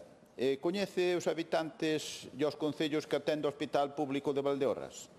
A este distrito sanitario pertenecen os concellos de Rubiá, Carballeda, Vilamartín, A Rúa, Petín, Larouco, O Bolo, A Veiga, Manzaneda, Pobra de Tribes, Viana do Bolo e, por suposto, o Barco de Valdeorras, onde está situado o hospital. Nestes concellos residen 30.000 persoas, das cales máis ou menos a metade son mulleres. Máis de 15.000 mulleres residen, polo tanto, nestes concellos do distrito de Valdeorras. Señor conselleiro, segundo os datos recentes, Ourense é a segunda provincia a nivel estatal en incidencia de cancro de mama. Así, nesta provincia detectáronse 266 casos no ano 2024, con unha incidencia de 168, fronte á media galega de 160 e frente á media estatal de 145, é dicir, 23 puntos máis que a media estatal. Estos son cifras, conselleiro, pero detrás destas cifras hai mulleres que sofren esta grave enfermidade, que é o cancro de mama, e que lles condiciona a vida, para toda a vida. Como ben sabe, conselleiro, a detención a tempo é moi importante para evitar o agravamento da enfermidade ou incluso a morte. E seino por desgraza. Para iso son os cribados e as mamografías. Pero, como sabe tamén, hai unha porcentaxe que necesitan para un diagnóstico adecuado facer unha ecografía ou un TAC. E, por suposto, as mulleres que desenvolven a enfermidade teñen que facer probas varios anos para ver a evolución da enfermidade. Conselleiro, vostede e a súa consellería están enviando as afectadas de Valdeorras fora da súa comarca, fora do seu hospital de referencia. Vostede, señor conselleiro, estalles dicindo á cara a todas estas mulleres que collan o coche, que conduzan 3 horas para facerse unha ecografía, un TAC ou incluso unha mamografía. Non lle parece isto un abuso, conselleiro? Como vai solucionar este grave problema? Espero a súa resposta.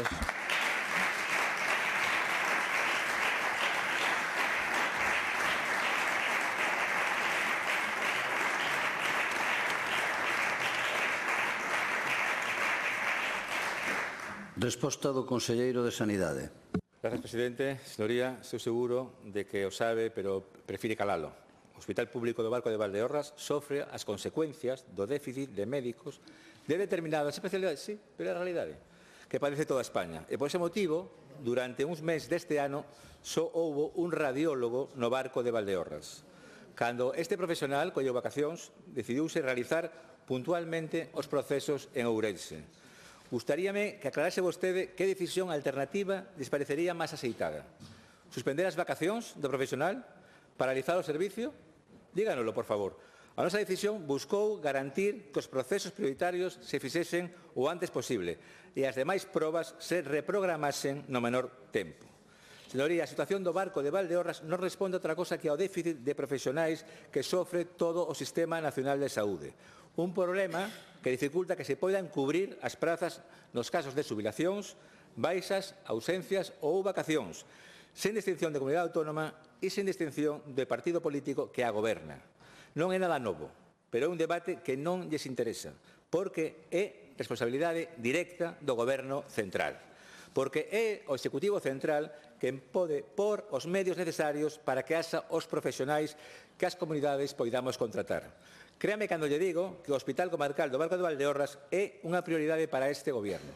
Cando aprobamos leis que nos facultan a convocar prazas por concurso de méritos para reforzar os comarcais, é para reforzar hospitais como o do Barco de Valdeorras. Cando valoramos con puntuación extra os servicios prestados dos hospitais comarcais, é para reforzar hospitais como o do Barco de Valdeorras. E cando elaboramos os orzamentos e seguimos investindo en todos os hospitais comarcais, é para mellorar hospitais como o do Barco de Valdeorras. Sabe cal é o nexo común a todo isto? A oposición frontal do seu partido. Sería de agradecer que fosen máis bloque nacionalista e menos bloque sanchista e apoyasen as medidas que realmente benefician aos galegos. A súa búsqueda constante de rédito político imposibilita que apoyen estas medidas que favorecerían, sin ninguna dúbida, a toda a poboación. Convídolle a reflexionar sobre o papel do seu partido neste contexto de déficit de profesionais. Quizás, a vindeira vez que veñamos a esta Cámara con novas medidas para mellorar a sanidade pública, contemos co voto a favor do BNG. Por agora máis nada e moitas grazas. Gracias.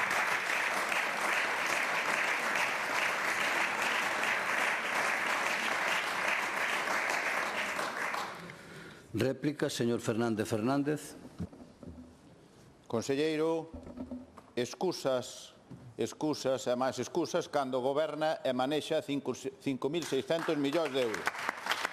E non é quen de contratar uns especialistas. Eu a isto chámolle inútil político.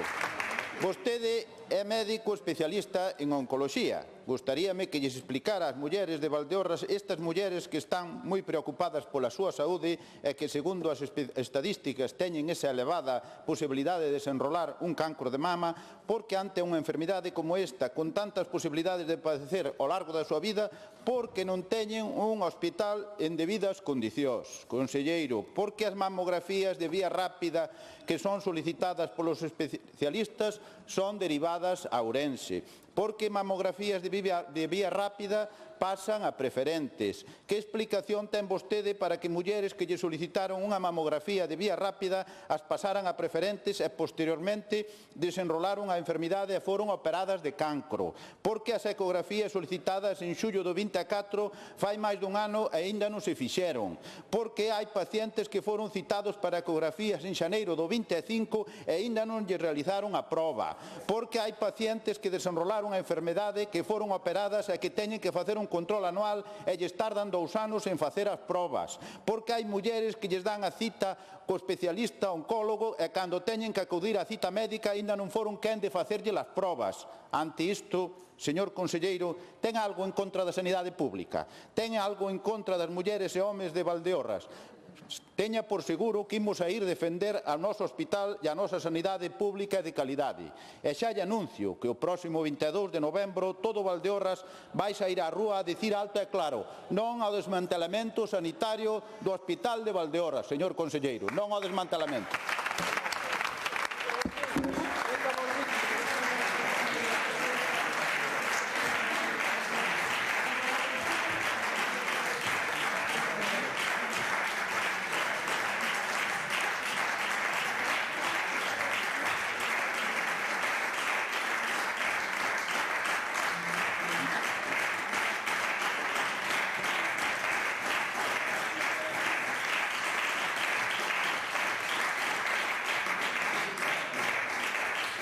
Peche da pregunta, conselleiro de Sanidade.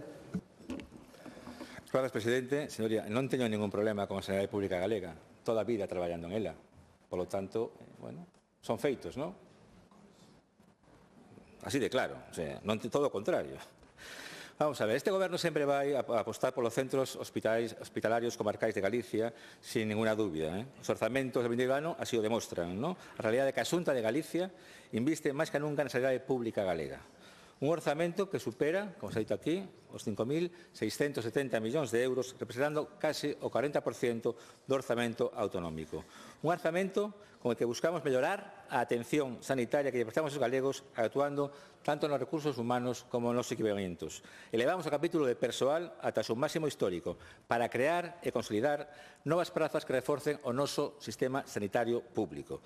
O reservamos máis de 325.000 euros para a compra dun novo mamógrafo para o propio Hospital do Barco de Valdeorras. Con esta nova adquisición reforzaremos a realización de mamografías no Distrito Sanitario do Barco de Valdeorras. Do mesmo xeito, tamén contamos con un novo radiólogo que leva traballando neste centro desde o pasado mes de outubro e coa expectativa de dotar ao hospital con un terceiro profesional nos vindeiros chamamentos. Señoría, ten que comprender que a realización puntual de probas no complexo hospitalario universitario de Ourense se debe a causas sobrevidas e buscou sempre garantir a continuidade do servicio, porque a nosa prioridade, e máis en oncoloxía, é asegurar o seguimento e o control da saúde dos nosos pacientes. Ejemplos desta planificación son os seguintes resultados. Un incremento dun 4,39% respecto do mesmo período anterior na participación no Programa Galego de Detección Precoz de Cancro de Mama. E tamén as mamografías foron lidas e informadas en un prazo de 5 días. Señor Fernández, as nosas accións van a seguir sendo a prol de reforzar o Hospital Público de Valdeorras, porque creemos verdadeiramente na importancia destes centros dentro da rede de hospitales do Servicio Galego de Saúde. Mentre o Goberno Central non se digne a facilitar solucións ao déficit de profesionais sanitarios, nós imos continuar tomando medidas para garantir a atención sanitaria. Seguiremos ofertando plazas por concurso de méritos, pese a que vostedes se opuseran, e seguiremos dotando con puntuación extra os servicios prestados nestes centros. Vostedes sigan intentando sacar rédito político da sanidade pública. non respetando xa ni siquiera aos enfermos de cancro. Desde a Xunta seguiremos buscando solucións e xestionando con eficacia a realidade e o día a día da sanidade pública. Moitas grazas. Gracias.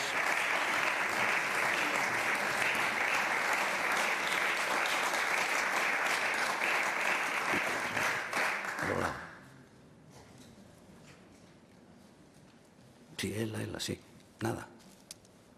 Gracias. Bueno, pois entón non hai máis asuntos que tratar e nada, remata aquí o pleno.